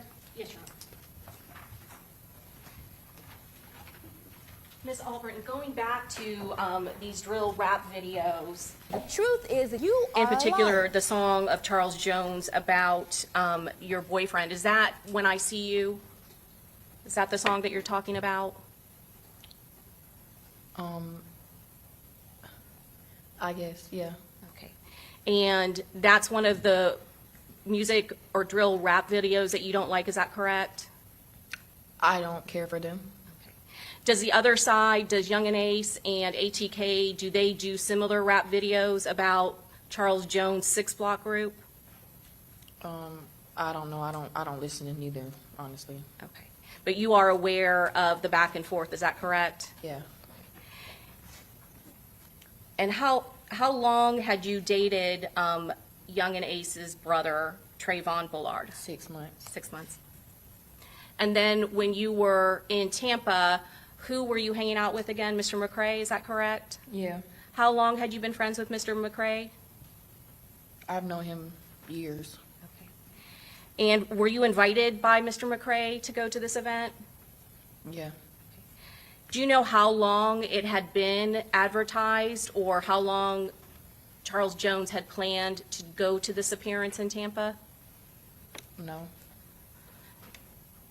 Do you know whether or not it was posted on social media? I think. I don't remember. You don't remember? Okay. And you said that you didn't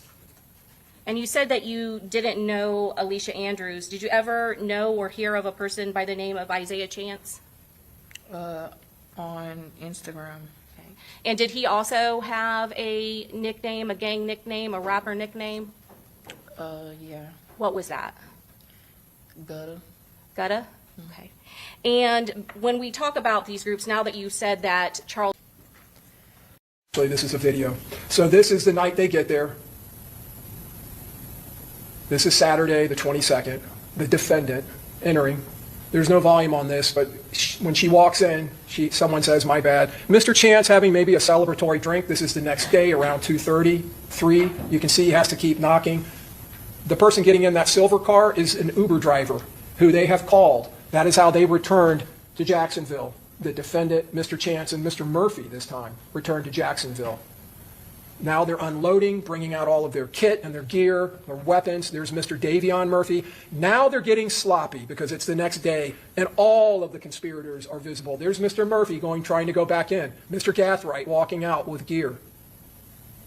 They don't they don't leave the way they came. They flee from this murder separately and in a different format. That's Mr. Gathright.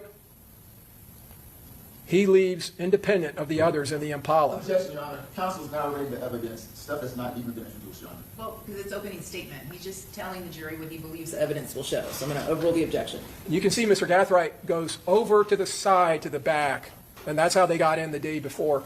The evidence will show Mr. Gathright, Sean Gathright, whose house they all started at with the Impala. He leaves, but he doesn't go back to Jacksonville. Mr. Gathright drives across I-4 to Polk County, to Auburndale, to his grandmother's house, where he switches cars. He leaves his Impala at his grandmother's house, and he takes her Toyota 4Runner, and he drives out to Orlando, where he goes out that night to a club, and he posts a photograph of him drinking Don Julio tequila, which is a diss to Charles Jones. Charles Jones, Julio Foolio, was known in all of his social media to drink Don Julio. That's where the name came from. He was notorious for that. This Mr. wearing the same torn up jeans or type of jeans that he's wearing in the photograph from Jacksonville 2 days earlier.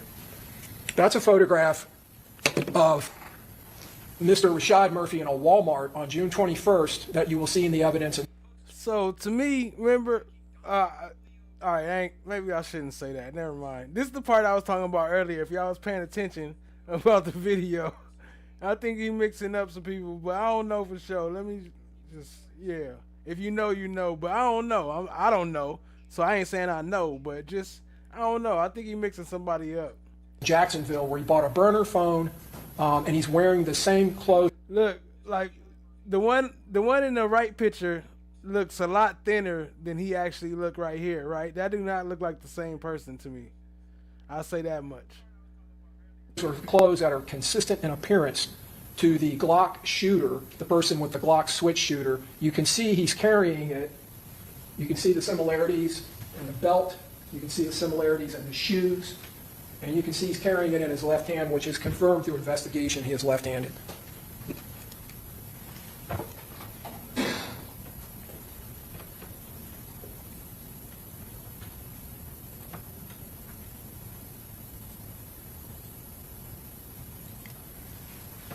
The defendant's phone, 904-405-6748. This is a tower hit at 4:40 at the murder scene. She identifies herself as being in that Chevy Cruze, but you don't even need her own words. You can see it in this evidence. She's in that Chevy Cruze, providing the critical last second intelligence to the shooters, to the assault team, as they drive out of the parking lot. Those shooters, when they came around the corner, and the evidence will show, directed their fire directly at the passenger side of that Charger. They knew exactly where Charles Jones. He keep telling me to wait a week. That's why I've been sitting. She's talking about Mr. Chance, and she's sitting at his house. The person she's messaging, just have them bring you tomorrow. Okay, why wait a week? Down at the bottom, to make sure no police sitting around before I go there. Did you get your phone? No, the lady said, the detective said we have to wait, but until his charge dropped. But that's weird. It was only resisting arrest. So Mr. Chance had been arrested for resisting arrest, and they had obtained during a search warrant of that house, they had obtained the defendant's phone, and this is about her getting her phone back. Ms. Tarnacia responds, oh, July 6th, well, let them keep that phone. And ooh, that's red. This defendant texts back or messages back, yes, that's what I said, laughing my ass off, LMAO. It was a whole different one. Oh, well. Okay, now this is later, July 9th. Police here looking for you. The defendant messages back. Where are they at now? Waiting. Outside. Oh, okay. Oh, never mind. She texts back, WYM. I don't see them no more. And then the defendant, not text, messages back. They somewhere waiting, probably. So what is that all about?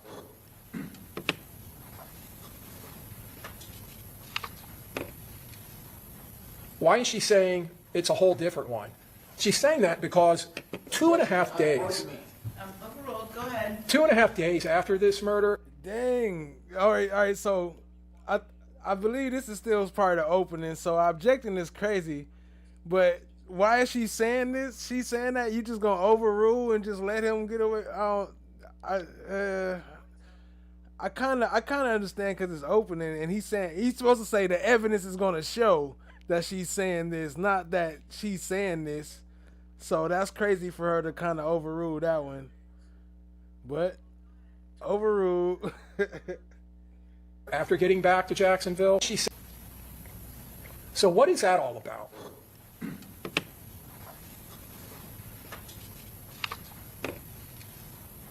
Why is she saying it's a whole different one? She's saying that because 2.5 days.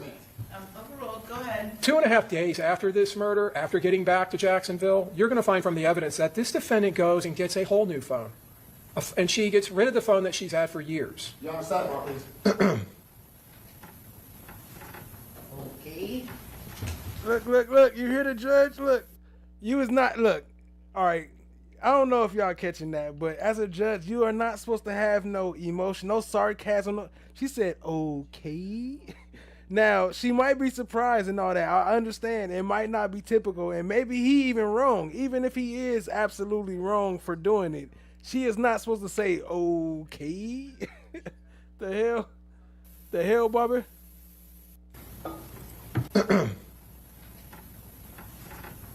Okay.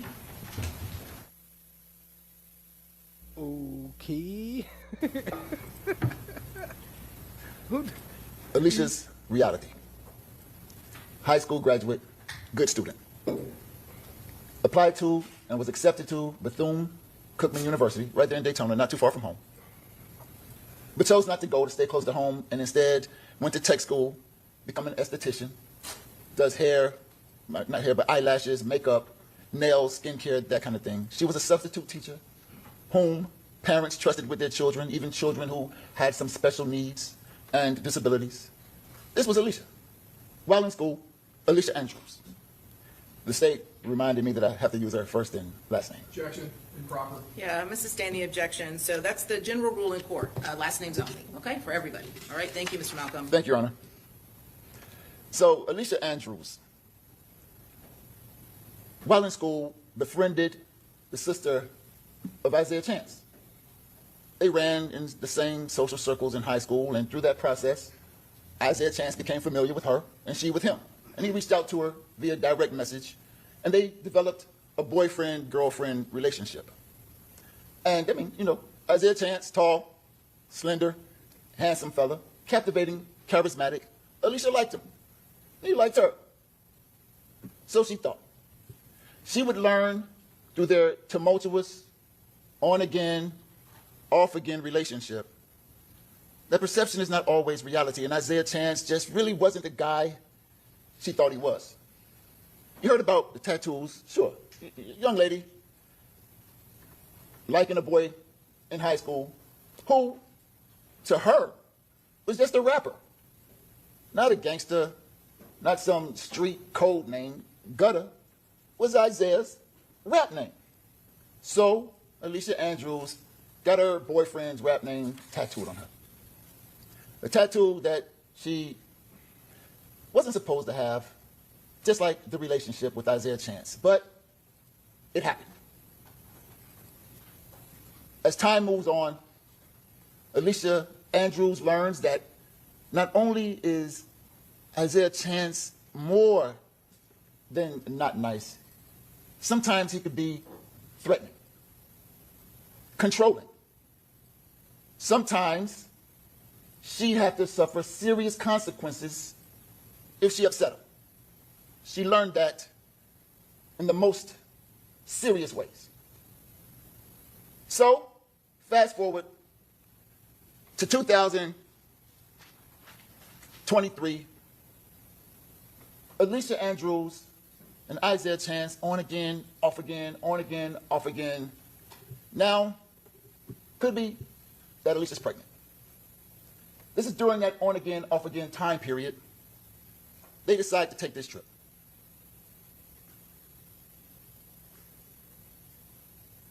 There's a big fight, a lot of fuss, right before, and there's this makeup time. Isaiah says, hey, let's go to Atlanta. She didn't want to go that far away from home. Then he says, let's go to Tampa. Your Honor, I object. Okay, what's the legal basis for the objection? She said she want to go to Atlanta. He said, I don't want to go that far. She said, well, nigga, I mean, not. He said, let's go to Tampa. Hey, that could be true, though. I mean, that could be true, though. How we know that's not true? Let's go to Tampa. Isaiah says, hey, let's go to Atlanta. She didn't want to go that far away from home. Then he says, let's go to Tampa. Your Honor, I object and ask to approach. Okay, what's the legal basis for the objection? Lack of good faith basis to make this statement, and you say? Come on up. Did he or did he not say, let's go to Atlanta? So Tampa it is. Isaiah doesn't follow this young lady on Instagram. I'm not sure if you know how the Instagram thing works with direct messages, but when you DM somebody, if you're not a follower, direct message someone, if you're not a follower, the message just sits in the request, kind of waiting for the person to approve the message you intend to send. So Isaiah Chance doesn't follow this woman who does half-offs for Airbnbs and asks Miss Andrews to reach out to the woman whom Miss Andrews does follow and ask her to see if she can hook up an Airbnb for the weekend. Miss Andrews does. Gets on a Instagram and says, hey, half-offs, ask for availability in response. She says, or ask for a time in response, and she says, let's do it this weekend. She says, how many rooms? She says 2. Now, there's some assumption on Detective Ramos' side that because Alicia Andrews asked for 2 rooms for this romantic getaway, as he claims it to be, was some indication that she intended for this other group of guys to come to the Airbnb with them. In reality, Miss Andrews and Isaiah Chance were kind of on the outs. Didn't know if they were going to be on the in or the outs. So they got 2 rooms, bigger, more comfortable, some space for this trip that was to be a trip of reckoning and maybe reconciliation. Ultimately, though, Alicia Andrews and the friend are... Hold on. No one, you wildin' for that. Hold on, you wildin'. I just thought about it. She gets sentenced and she will have to be in there with that name tattooed as a consistent reminder unless she can get it covered up in there. If she get convicted, bro, she got a whole lifetime to get it. That trust me, if she gets convicted, that thing will be her whole neck, face, probably all that gonna be covered up. She gonna be looking like she came from an essay. Like she too pretty to look regular. She got to tattoo her whole face. She little and she's small too. Look how tiny she is. No, that's not gonna. I mean, that's not funny. I'm sorry, but shit. If she get convicted, it's gonna. Trust me, she ain't gonna. That tattoo is gonna be the last thing she worried about. Nah, shout out to you for that. Appreciate y'all being here. Don't forget to hit that like, hit that subscribe, tap in, share with a friend. Shout out to all our sponsors. The absence of evidence is not the evidence of absence. What? A follower does not book the Airbnb. Somebody else does. Alicia Andrews did not know that somebody else books the Airbnb. She was out of the loop. Nonetheless, Airbnb booked on the way to Tampa. Isaiah Chance, and you saw the video, before he picks up Alicia Andrews, stops by Sean Gatewright's house, where he packs up all of these bags. Alicia Andrews never sees what goes into the Impala. She's not a part of that packing process, not in the loop. Isaiah Chance goes and then picks up Miss Andrews, brings her back to where they pack the bags, and then they head down to Tampa. Miss Andrews believes that they're about to hit the road, come straight from Jacksonville to Tampa, but they make a stop at this gas station. As Alicia Andrews sees her boyfriend get out and dap up some people and what have you, and The next thing you know, they're on the road again. Now, mind you, Sean Gaithright in the driver's seat, Isaiah Chance is in the front passenger seat, and Alicia Andrews is in the back seat, on her phone, TikToking, FaceTiming, or whatever it is they do on a road trip. Once arriving in Tampa, get to the Airbnb, just her, Isaiah Chance, Sean Gaithright. While the two men in front get out of the car, Miss Andrews is in the back still on her phone. The gentlemen get out of the car, go inside the Airbnb. Miss Andrews then later gets out the car a few minutes after, goes to the front door. You saw it in the video. Knocks on the door and waits for someone to let her in. Now, when Detective Juan Ramos sees the video of Miss Andrews at the door, he perceives that Miss Andrews must have been the one who let the people who let her in the Airbnb because they don't see anybody else go in before her. Not the case. And the evidence will show you that. Alicia Andrews knocked on the door for the first time ever, approaching the Airbnb for the first time ever, let in by someone who was already in the Airbnb. She did not walk in the Airbnb and unlock a back door to let people come in to avoid being captured by the Ring camera. And we'll talk about that a little bit more. Now that is a point, because that's one of the prosecution's big arguments. They saying, oh, they must have let her in the back door. She must have let them in the back door. She must have let them in the back door. But if you're wrong about that, then you might be wrong about some of the other stuff you claiming. So that's a good point to point out. Once inside the Airbnb, Miss Andrews goes upstairs, takes the laundry off the bed, the linen off the bed, puts it in the washing machine downstairs, and goes back upstairs. And so she's washing the bed linen, and upstairs on her TikTok, on her phone, TikToking or whatever it is, talking to her sister via text message, and talking to Mr. Chance's mother about how to operate the washing machine. And so she's upstairs the entire time before they leave to go to McDonald's. Alicia Andrews does not know who's coming in and out downstairs, doesn't know that there's a Rashad Murphy coming by, a Davion Murphy showing up, no clue. When it's time to go to McDonald's, though, she finds out.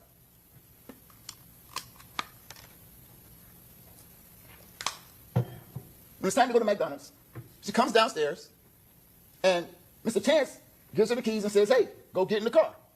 And of course she does. She goes and gets in the passenger seat of the silver Cruise that you saw in the video, expecting that Mr. Chance would join her in the driver's seat and take her to get food.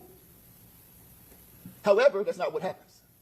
Mr. Davion Murphy, big guy, listed at about 5'9", 215 pounds, burly-looking fella, a little gruff, comes outside and makes Mr. Chance get in the back seat, and he hops in the front seat, and he drives the Cruise to the McDonald's. And you see Davion Murphy in the driver's seat, Alicia Andrews in the passenger seat, and Isaiah Chance is in the back. Now, in the interrogation room, Detective Ramos tells Alicia Andrews that she must not be wearing a mask at the clubs to conceal, she must be wearing the masks at the club to conceal her identity because she's not wearing the mask at the McDonald's. But the reality is, Alicia Andrews thought that it was just going to be her and her boyfriend. No reason to wear the health mask, the medical mask. Then she didn't know that Davion Murphy was going to bum rush the ride and take control of the driver's seat, let alone did she expect Isaiah Chance to let him do so. So she's caught without her mask unexpectedly.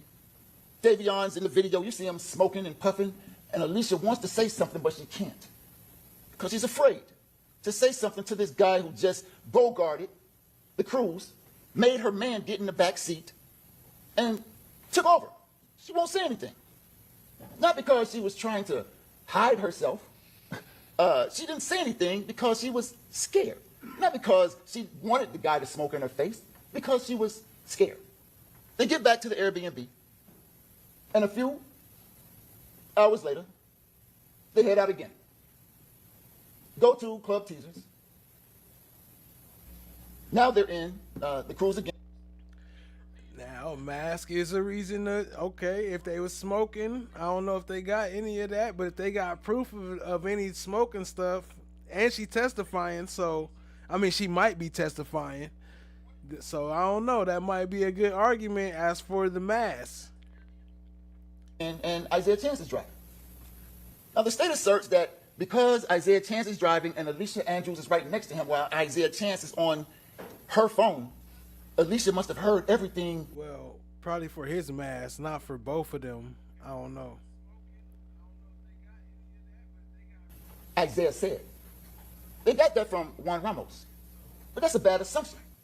Because there's... For that comment, Your Honor, is it proper? Anyway, again, ladies and gentlemen of the jury, this are just the opening statements. The attorneys are telling you what they believe the evidence will be. That's all that it is, their belief. Okay, go ahead, Mr. Malcolm. Thank you, Your Honor. That's a bad assumption. Because there's no way of knowing. Although the cell phone data shows that that line was open and there was communication between the two phones, there's no way of knowing whether Isaiah Chance was the talker or the listener. And even if Isaiah Chance was the talker, there's no way to know whether he was using explicit language that Alicia Andrews could understand. So, when in the interrogation room, Detective Ramos asks Alicia Andrews what Isaiah Chance was saying, and she says, I don't know. It was the truth. She didn't know. And there is no evidence whatsoever to the contrary. When they get to the club and they get out, Detective Ramos assumes that Alicia Andrews allows Isaiah Chance to use her phone. That's not the case. When Isaiah Chance says, give me the phone, she knows it's in her best interest to give him the phone. And so she does. Isaiah Chance uses Ms. Andrews' phone all the time, whenever he wants. Nothing new, nothing strange whatsoever to Ms. Andrews. Give me your phone, here's the phone. So he asks for the code to unlock the phone, and Ms. Andrews gives him the code to unlock the phone. Nothing new, nothing strange, nothing suspicious about this at all.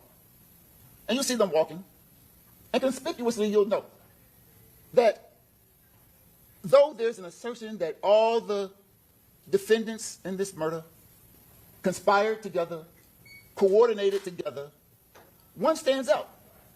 When you see them in the video at Truth 18 and teasers, you see that Isaiah Chance is dressed in all black, face covered with the health mask, hoodie on. You see Alicia Andrews not dressed in all black, mask on, face completely exposed. When you see the video of the shooters at the hotel, all dressed in black, from head to toe. Rashad Murphy and Sean Gainwright. Everybody's coordinated. Now, I will say, that's not the best argument because from the video, not everybody was in all black, but maybe I shouldn't say that. Dressed in black, covered from head to toe, Isaiah Chance, Rashad Murphy, Davion Murphy, Sean Gainwright. All of them except Alicia. She wasn't in the loop. Then they walk up to the club. You see them go out of camera, then go back to the car, and they leave. Now, the state says that everywhere they went, they were following Charles Jones. As a matter of fact, the state even said Alicia was driving. Said that twice. Alicia Andrews doesn't even have a driver's license. Doesn't even know how to drive. Never drove. Was never in control of the situation. She was a passenger in a car. Her boyfriend... That's a good point. Now you get a point for that because I think that was Trakisha earlier said she didn't even have a driver's license, and I don't know. I guess I missed that. But yeah, so that is a good point. Shout out to y'all for that. Because how could she be, well, yeah. Drove and her how to drive. Never drove. Was never in control of the situation. She was a passenger in a car her boyfriend drove, in her mind, to get some food and to go to a few clubs in Tampa. She had one agenda, to be with her boyfriend. No mission to do anything to Mr. Charles Jones, be with the boyfriend. But the state says, and Detective Ramos said it too, that Alicia Andrews, if she wasn't a part of the conspiracy, should have stayed in the car. Could have stayed in the car. But at the same time, the state tells you that Mr. Jones died in the car, caged. He was a sitting duck in a car. So of course, when Isaiah Chance gets out of the car in the middle of the night, Alicia Andrews knows better than to just stay in the car. She came with her boyfriend, intends to be with her boyfriend, gets out with her boyfriend, and walks to the club with her boyfriend. She didn't stay in the car like a sitting duck. Bad things can happen to you when you sit in the car in the parking lot. That's it. That's all. No evidence whatsoever suggesting that Alicia Andrews was on some surveillance mission. As a matter of fact, there's no indication that Isaiah Chance needed her help to survey anything. When walking, you'll see Alicia Andrews is farthest away from the club. Both clubs. No indication whatsoever that Alicia Andrews was on some kind of surveillance team, surveillance mission. She wasn't even dressed like the rest of the alleged conspirators. Alicia Andrews tells Detective Ramos this, but he says, no, what are you doing there? You must be stalking. You must be surveying. And she tells him that that's just not the case. I'm with my boyfriend. She says it over and over again, I'm just with my boyfriend. As a matter of fact, in that interrogation room, every time Detective Ramos asks her questions about herself, she's forthcoming and truthful. He tells her she has the right to remain silent.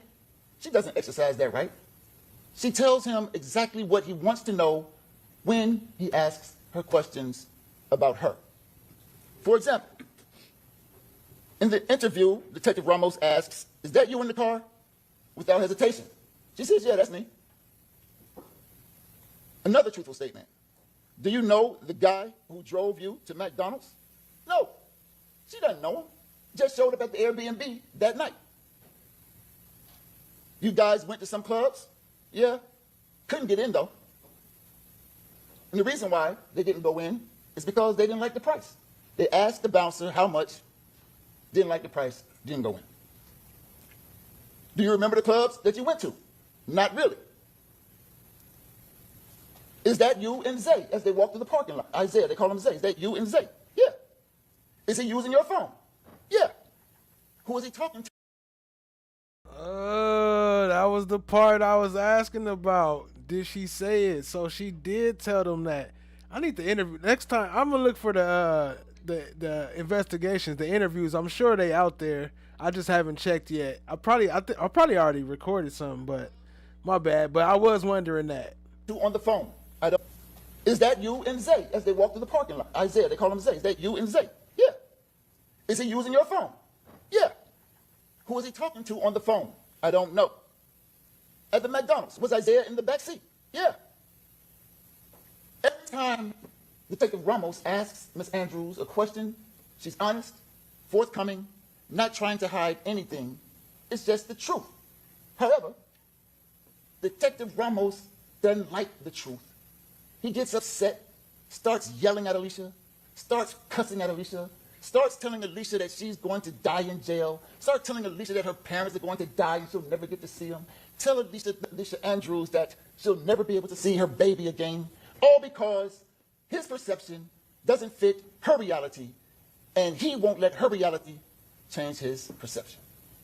But the reality is Alicia Andrews had one agenda, and this group had an entirely different agenda. You'll see.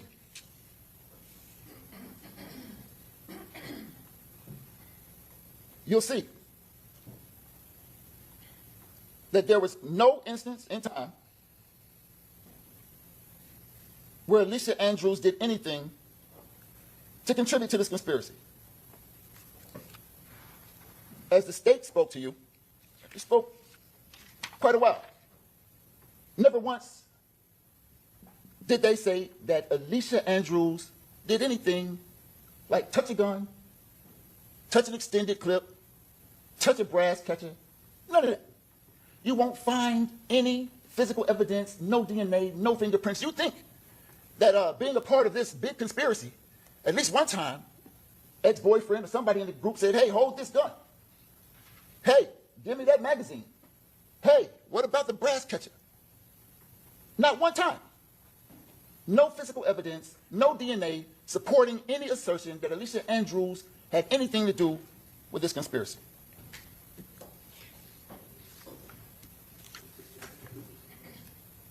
It's almost as if Alicia Andrews was not necessary for the trip. Plain as day. It's true. These guys did not. I seen a lot of people talking about too. I wonder if they drawing pictures. I wonder if they whoop through a whoop. She like, nah, look, she taking notes for real over here. So everybody who's saying that, and look, I ain't got no dog in the fight. But what I'm saying is, she showed the paper. I got the clips. I got the step clips.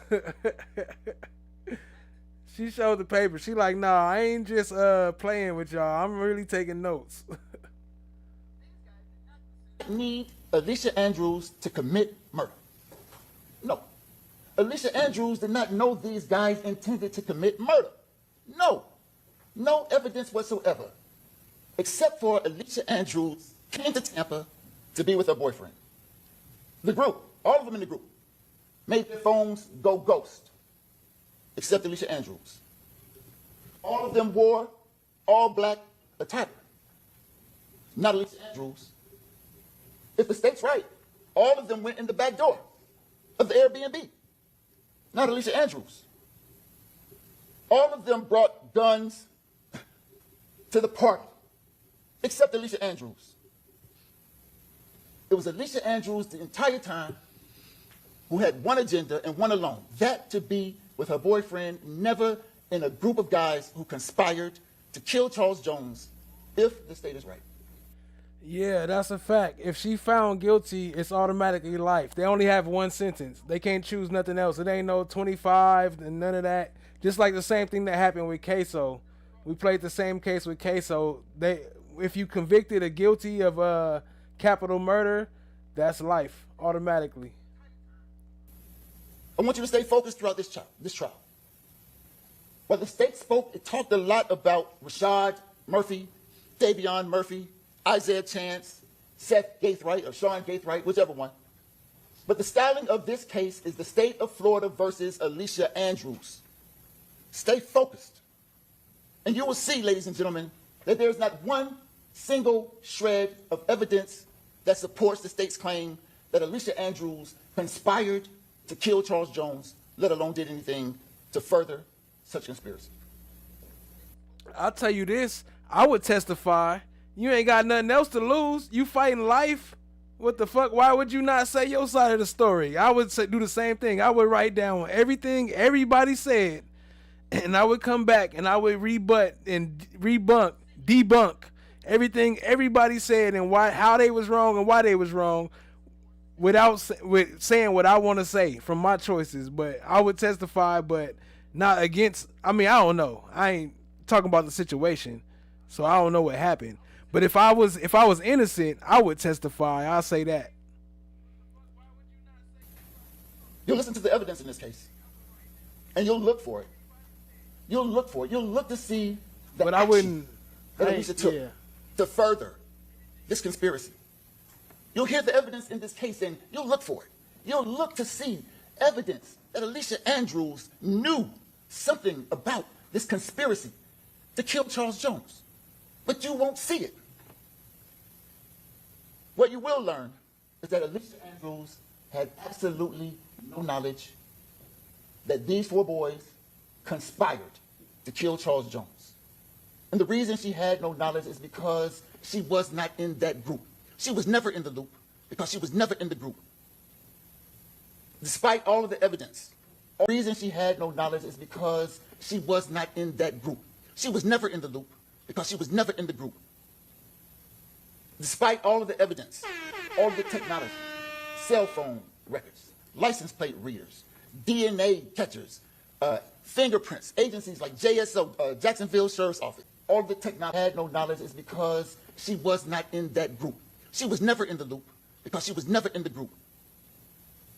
Despite all of the evidence, all of the technology, cell phone records, license plate readers, DNA catchers, fingerprints, agencies like JSO, Jacksonville Sheriff's Office, Gwinnett County Police, Tampa Police Department, ATF, all of these agencies, all of this technology, none of it will render one shred of evidence to prove that case.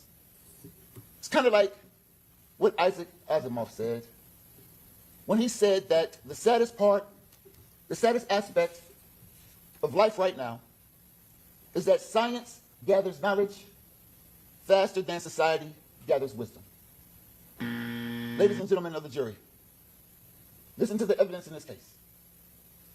Be the wisdom, right the wrong, and render the only verdict that the facts and the law in this case supports. That Alicia Andrews, not only beyond a reasonable doubt, is not guilty. Alicia Andrews is innocent. Alicia Andrews is innocent. Alicia Andrews is innocent. And render a verdict of not guilty. Thank you. I will say real quick, we got some more. We ain't done yet. We still got a little bit more rolling, maybe about 20 minutes or so. So I will say real quick that he had a great performance, but the argument wasn't so great. Like, I mean, it was a little bit more. I don't know. It was something missing. It was a little, I don't know. We're going to keep it rolling, though. Shout out to all our stream sponsors. Let's keep it rolling. We almost about here. Like I said, like about 20 more minutes. I don't know. It was just, what y'all think? I'll start a poll in the chat. Yeah, where the, yeah. Daddy, I like when you scrambling and scraping for shit. No, I like that. Thank you, Mr. Malcolm. All right, State, who's going to be your first witness? The absence of evidence very good. is not the evidence of absence. What?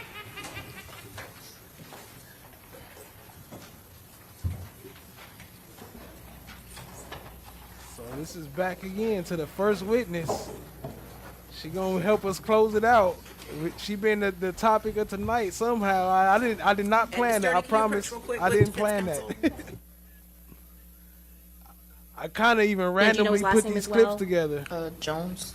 Is there any relationship between your friend Typha McCrae and Charles Jones, the victim in this case?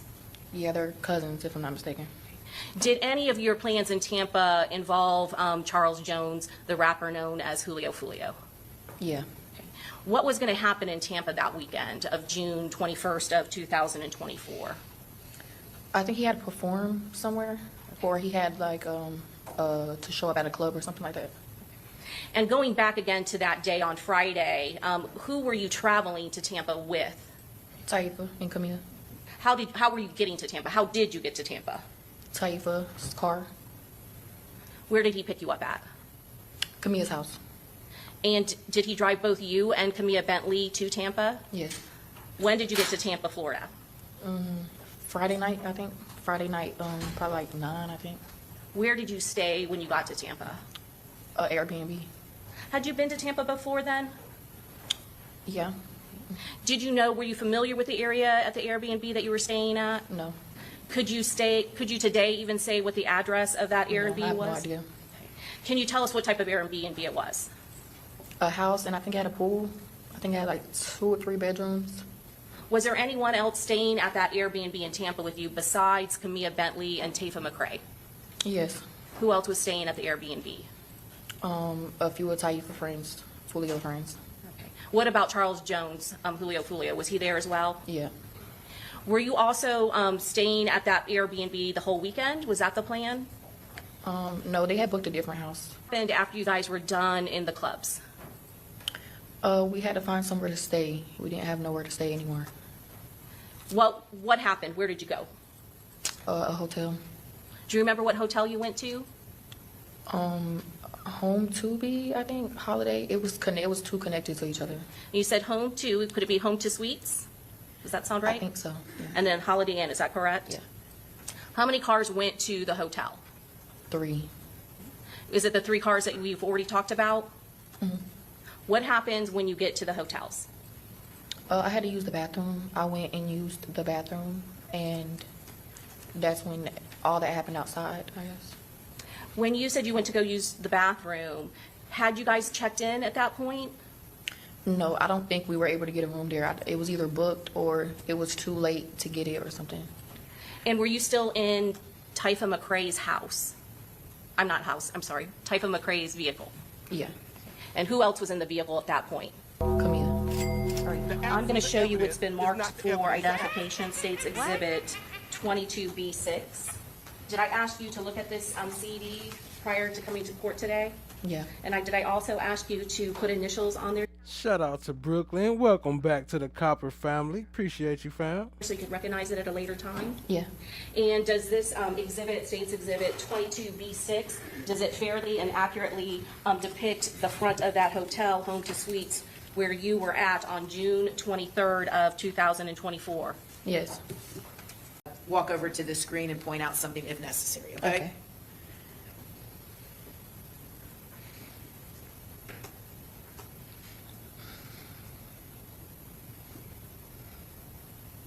I'm going to pause it right there. Can you tell me, do you recognize the vehicles that are being depicted in this video? Who are in each vehicle, if you know who's in the vehicle? This is Julio's car, Monty's car, and this Typha's car. Okay. And when you say Monty, that's the girlfriend, is that correct? Does Armani Turner, does that sound correct, ma'am? I don't know. You don't know her name. Okay, we'll call her Monty then. And in the black Charger, that is the vehicle that you said Charles Jones is in. Is that correct? And then the very vehicle in the back is the vehicle that you are in with Typha McCrae. Yeah. Who's driving? Concerned with some of the stuff that is going on in Jacksonville? Yeah. Can you tell us a little bit about that? A lot of people just don't get along. And when you say a lot of people don't get along, are you again referring to these rival neighborhood gang groups? Yeah.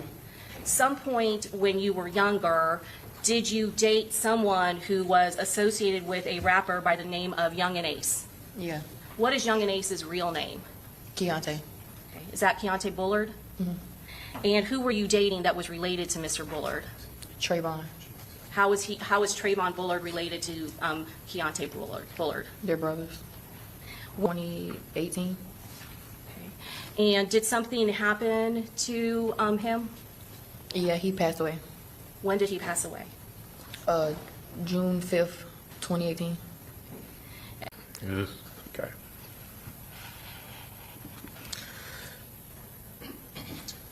All right, so and so this is one of the victims that got shot that night. Approach first. Can I approach the witness, Your Honor? Yes. I'm going to show you what's been marked as The one that got 68A, emotional. and just ask if you recognize what's in the photograph. Yes. You recognize that? Okay. Do you recognize that as Charles Jones' black Charger? Yes. Okay. You okay? I'm good. You sure? Yes.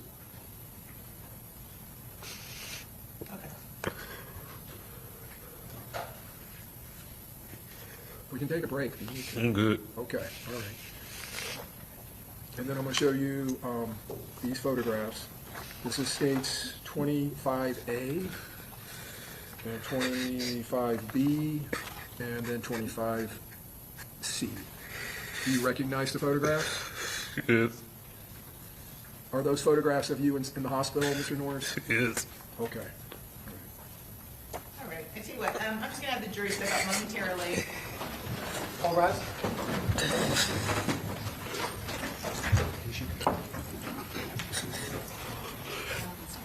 There's tissues right there.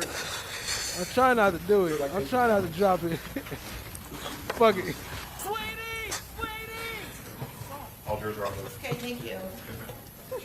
All right, Mr. Norris, I know this is difficult, and I know it's challenging looking at photographs of yourself in the hospital, but it is important, since you are testifying, that you be able to testify without being too emotional. So we'll just take a breather here, give you a chance to kind of collect yourself. Are there any other, are you objecting to these photos coming in? Do they need to be authenticated through?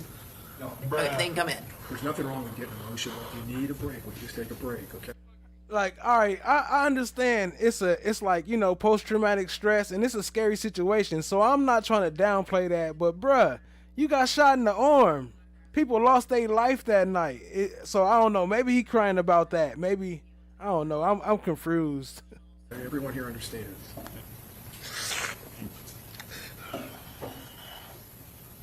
But either way, like I said the first time when I was playing this live as it was happening, that's gonna have a big effect on the jury. That's not gonna be good. That's not gonna be a good look for her. Regardless, just the fact they gonna remember that. Okay.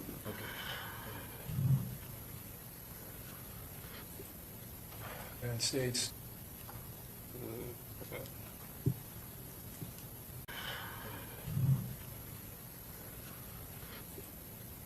United States.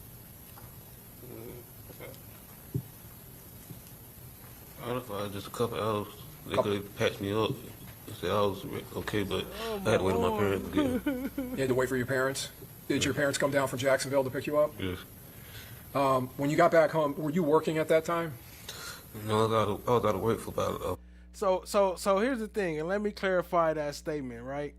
I'm not making fun of him being shot or whatever, none of that. It's not about him being shot, and I don't think, that's right. So it's not about that. And I understand, him going through a situation, but I guarantee you he was one of the main ones that was over there, like, bouncing his hands up. Wooty got shot. Dale got shot. Wooty got shot. Everybody got shot until your ass got shot. Now you one of the ones crying. That's crazy. one or two. Okay. Were you working at Sam's at some point? Yes, I was working at Sam's around that time. Around that time? Okay. Were you able to go back to work? Yes.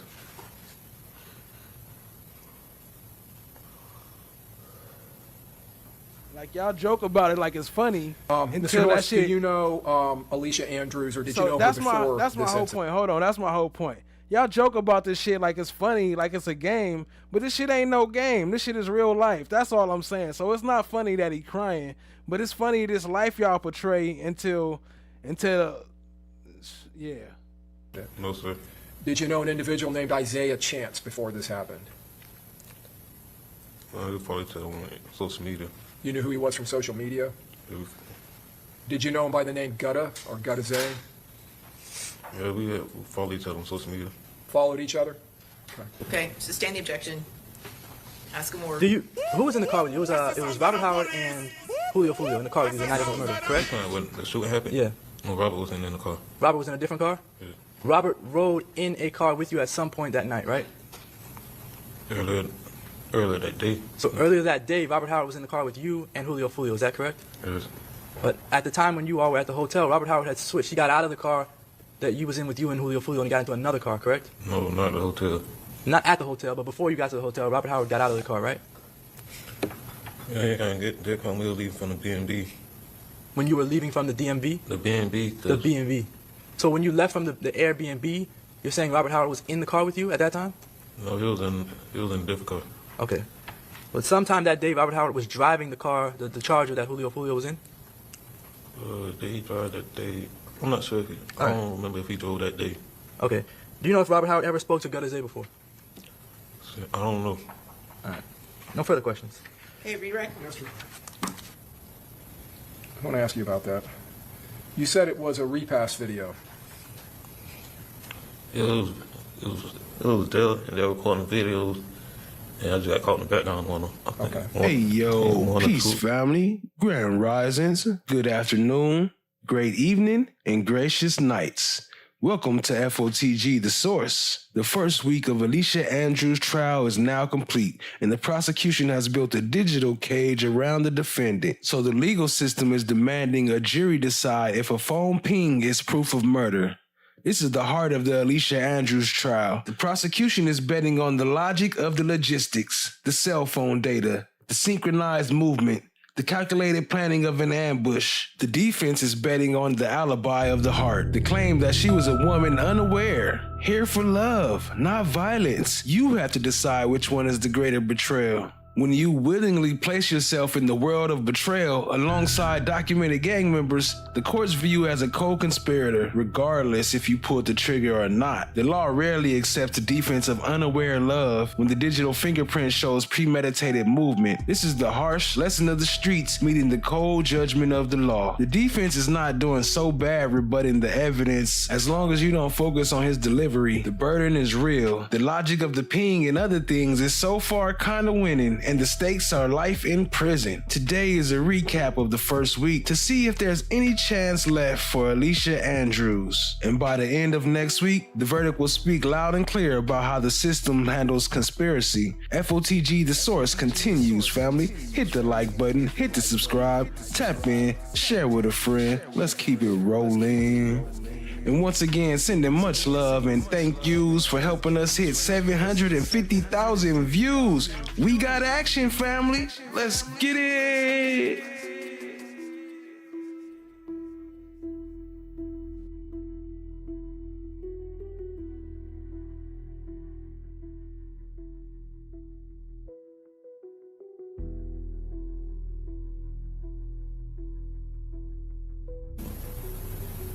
It was like 2 videos.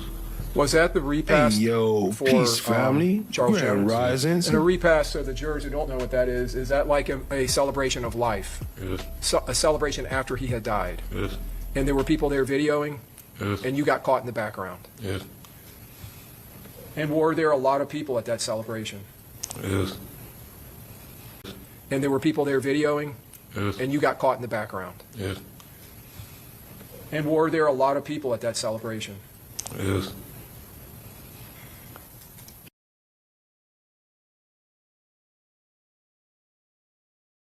Hold on. I got the wrong mute unmuted. Let me close some of these windows. Hey, look, I don't know if y'all caught that. I don't know if y'all read body language, but y'all see that? If you read, that was for the jury. You see the way he reacted to that answer? Miss Bentley, is that you? Got caught in the background. Repass, so the jurors who don't know what that is that like a celebration of life? Yes. So, a celebration after he had died? Yes. And there were people there videoing? Yes. And you got caught in the background? Yes. And were there a lot of people at that celebration? Yes. Miss Bentley, is that you?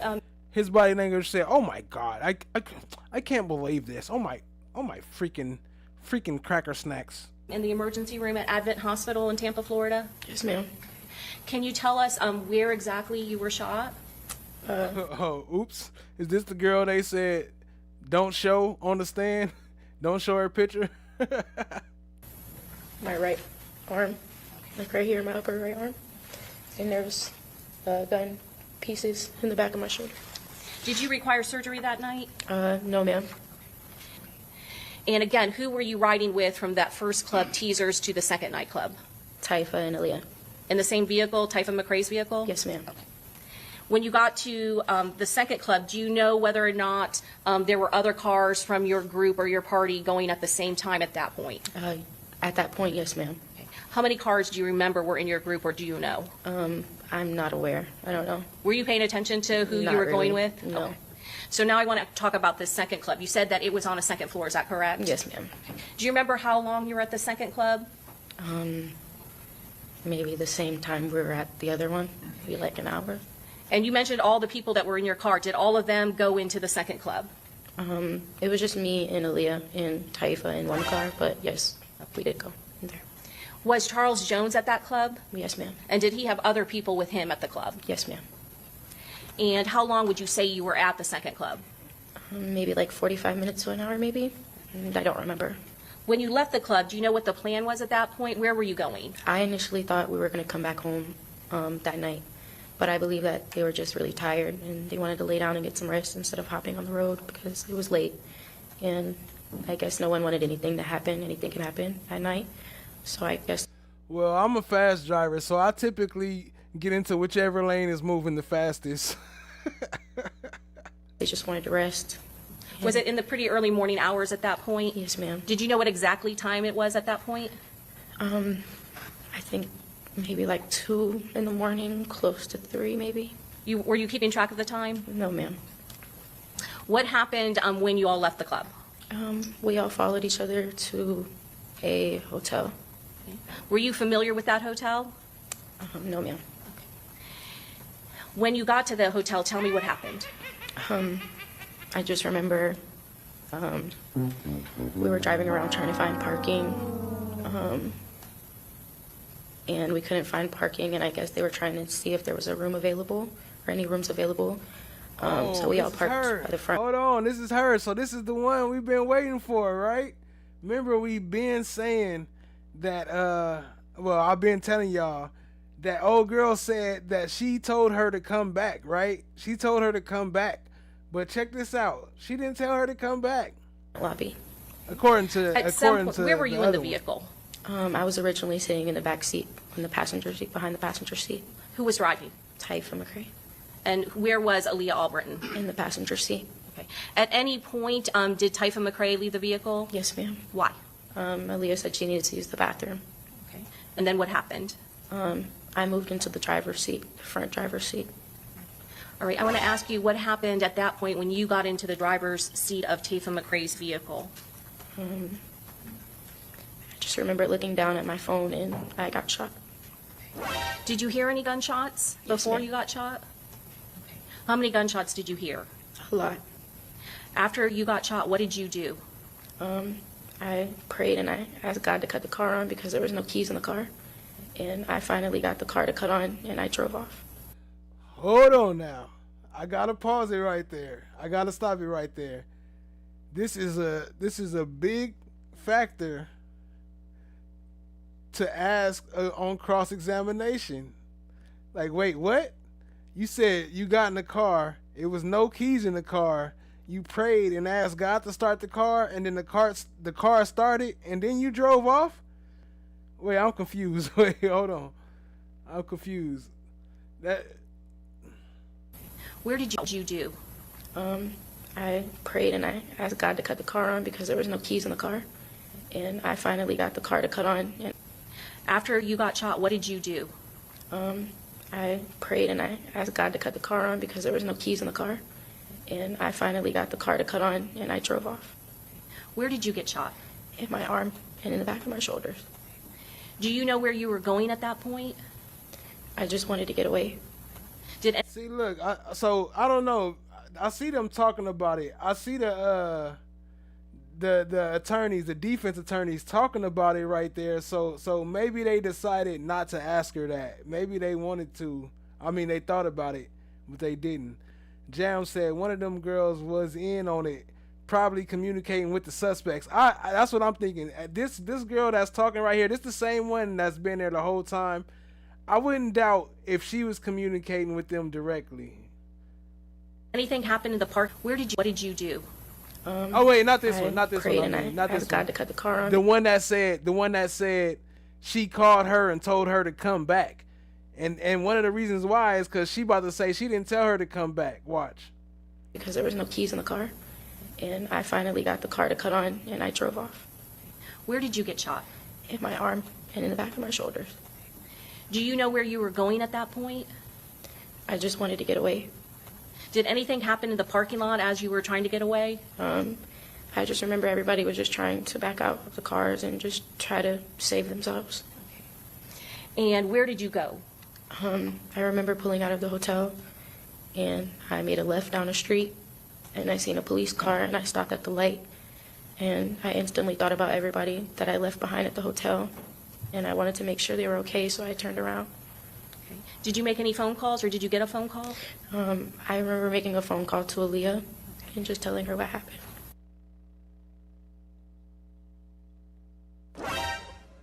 She said she felt bad. That's why she turned back around. She made the call. That's why she turned back around. That's not what we heard earlier. And what did she say? Around. Okay. Did you make any phone calls or did you get a phone call? I remember making a phone call to Aaliyah and just telling her what happened. And what did she say? She was just in shock and she said that she heard everything going on from inside the hotel. What did you do at that point? I turned around and I made it back to the hotel, and there was nobody in the front. Did you see any, I'm sorry, I don't mean to interrupt. Okay. Did you see any of the vehicles that you had originally got to the hotel with? Everyone was gone. So tell me what happened once you got back to that hotel. Aaliyah and Taifa came outside, running outside, and I just remember my adrenaline rush was just my anxiety. Everything was up there, and I just begged them to take me to the hospital. Okay. Did they do that? Yes, ma'am. When you got to the hospital, what happened? I just remember Taifa being by my side, and he just never left until my parents got there. Okay. Were your parents in Tampa that night? Yes, ma'am. Okay.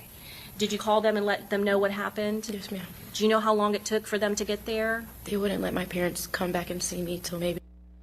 So Taifa stayed there the whole time. They wouldn't let the parents come back, so maybe she's saying Taifa stayed in the waiting room or something. I don't know how she know about that. But so listen to the time though. She said, what time did your parents come? Taifa stayed there the whole time until what time? About 4 or 5 in the morning until your parents came. And old girl, after she parked the car, she never came up to check on you or nothing? Be like 4 or 5 in the morning. Okay. Did know what happened? Yes, ma'am. Do you know how long it took for them to get there? They wouldn't let my parents come back and see me till maybe like 4 or 5 in the morning. Okay. Did a law enforcement officer come to the emergency room? Yes, ma'am. Okay. I'm going to show you what's marked States Exhibit 28. Do you recognize this photograph? Does that fairly and accurately in the emergency room at Advent Hospital in Tampa, Florida? Yes, ma'am. Can you tell us where exactly you were shot? My right arm, like right here, my upper right arm. And there was gun pieces in the back of my shoulder. Did you require surgery that night? No, ma'am. And you said that, is there still pieces that are in your arm? Yes, ma'am. Did Aaliyah Albritton, did she come into the hospital with you and Taifa McCrae? No, ma'am. Do you know what happened to Aaliyah Albritton after she dropped you off at the hospital? No, ma'am. You want me to have one moment? Yes. Judge, at this time we pass the witness.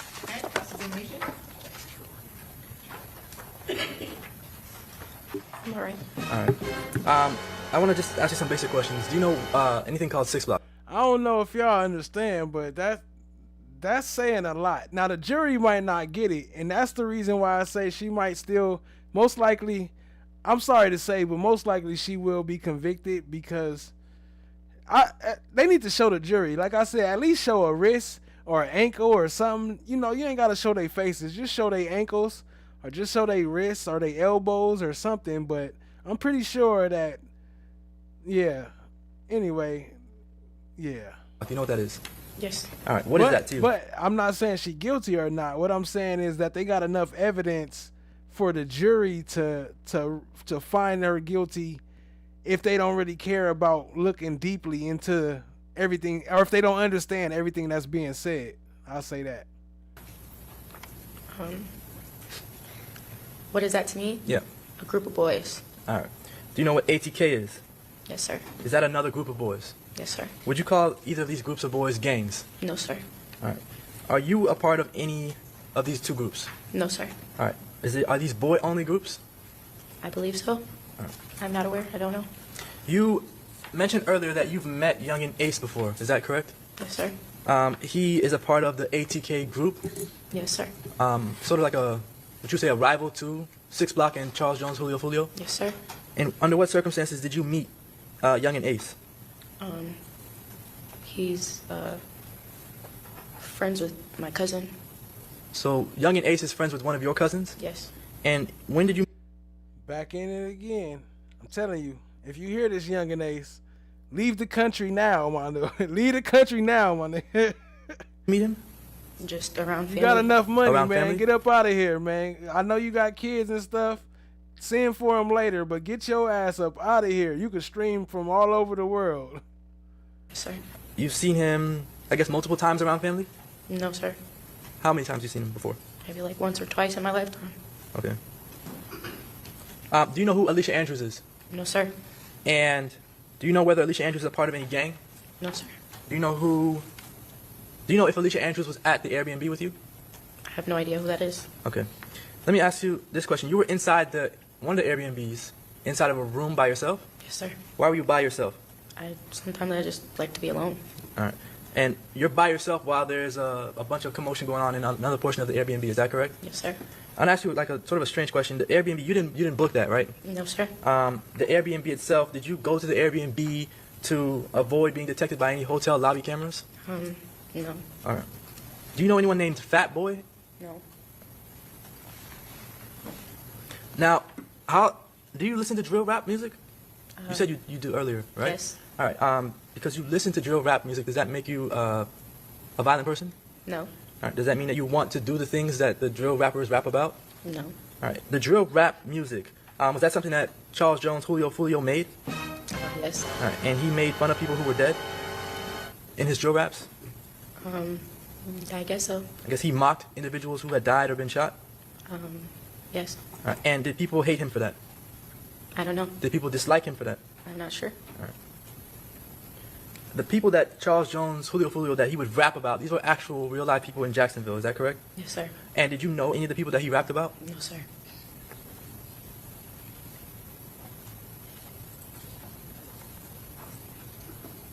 I don't have any other questions. Okay, thank you. Redirect. Malcolm died broke for his life, that nigga bad. Malcolm Prosper ass dead. Damn. Quelo lost a leg. Damn. Tavon Hill vegetable got shot all in the head. Damn, feel that switch. Friday, a man discovered the real. set her free. And the judge told jurors this trial could last up to 2 weeks, Mark. There's a whole chest on the fucking floor. This side go. God damn. All I see is red. Damn. Second Street, they scared. Damn, bitch. Man, it's feel that stick. They need to free the cops, cause Will Hill. Malcolm died broke for his life, that nigga bad. Malcolm Prosper ass dead. Damn. Quelo lost a leg. Damn. Tavon Hill vegetable got shot all in the head. Damn, feel that switch. Friday, a man discovered the... Say something real quick. Yeah, family. That's it for the night, man. What we got? 4:37, 4 hours and 37 minutes. Yeah, that's about long enough. I think that's long enough. Appreciate y'all coming through, hanging out with your boy one time for the one time. Know what I'm talking about? Man, crazy stuff right there, huh? Justice for my boy here, man. Reading these chats. Crazy stuff going on in the streets, man. Justice for Foolio. And I ain't saying I want anybody specifically to go to jail. And if you ain't have nothing to do with it, I don't want you to go to jail for sure. But I still want people to be able to receive their justice. So, yeah, man, crazy stuff. Shout out to all our stream sponsors. The absence of evidence is not the evidence of absence. Appreciate y'all, family. Much love. That's a fact. Chandmar Black is golden. Ali, Tia C, Brooklyn, and Amy E. Appreciate y'all, family. Much love. Appreciate y'all, stream sponsors. Shout out to everybody in the chat. Jam Nefu, No One. Appreciate you, family. Y'all go sub up to No One. Fire music on deck. Just dropped a new track. Y'all go check out No One. Got a new track out there. Fire music.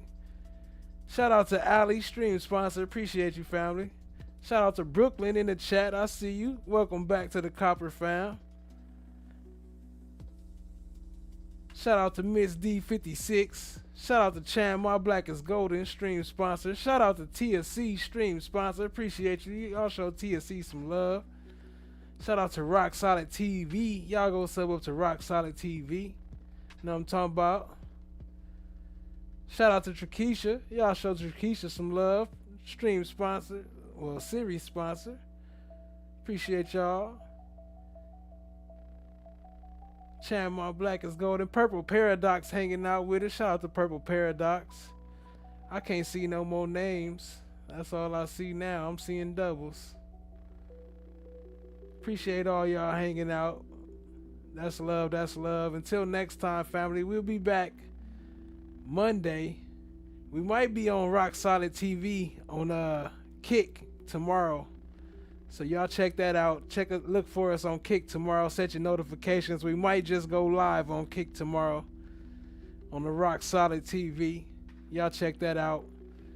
And other than that, man, I appreciate y'all, man. Much love, much love. Stay fresh, stay blessed, and have a good motherfucking night. Have a good night. Have a good night. Have a motherfucking good ass Have a good night, family. Much love, much love. Peace out. They smell like a bag of bullshit!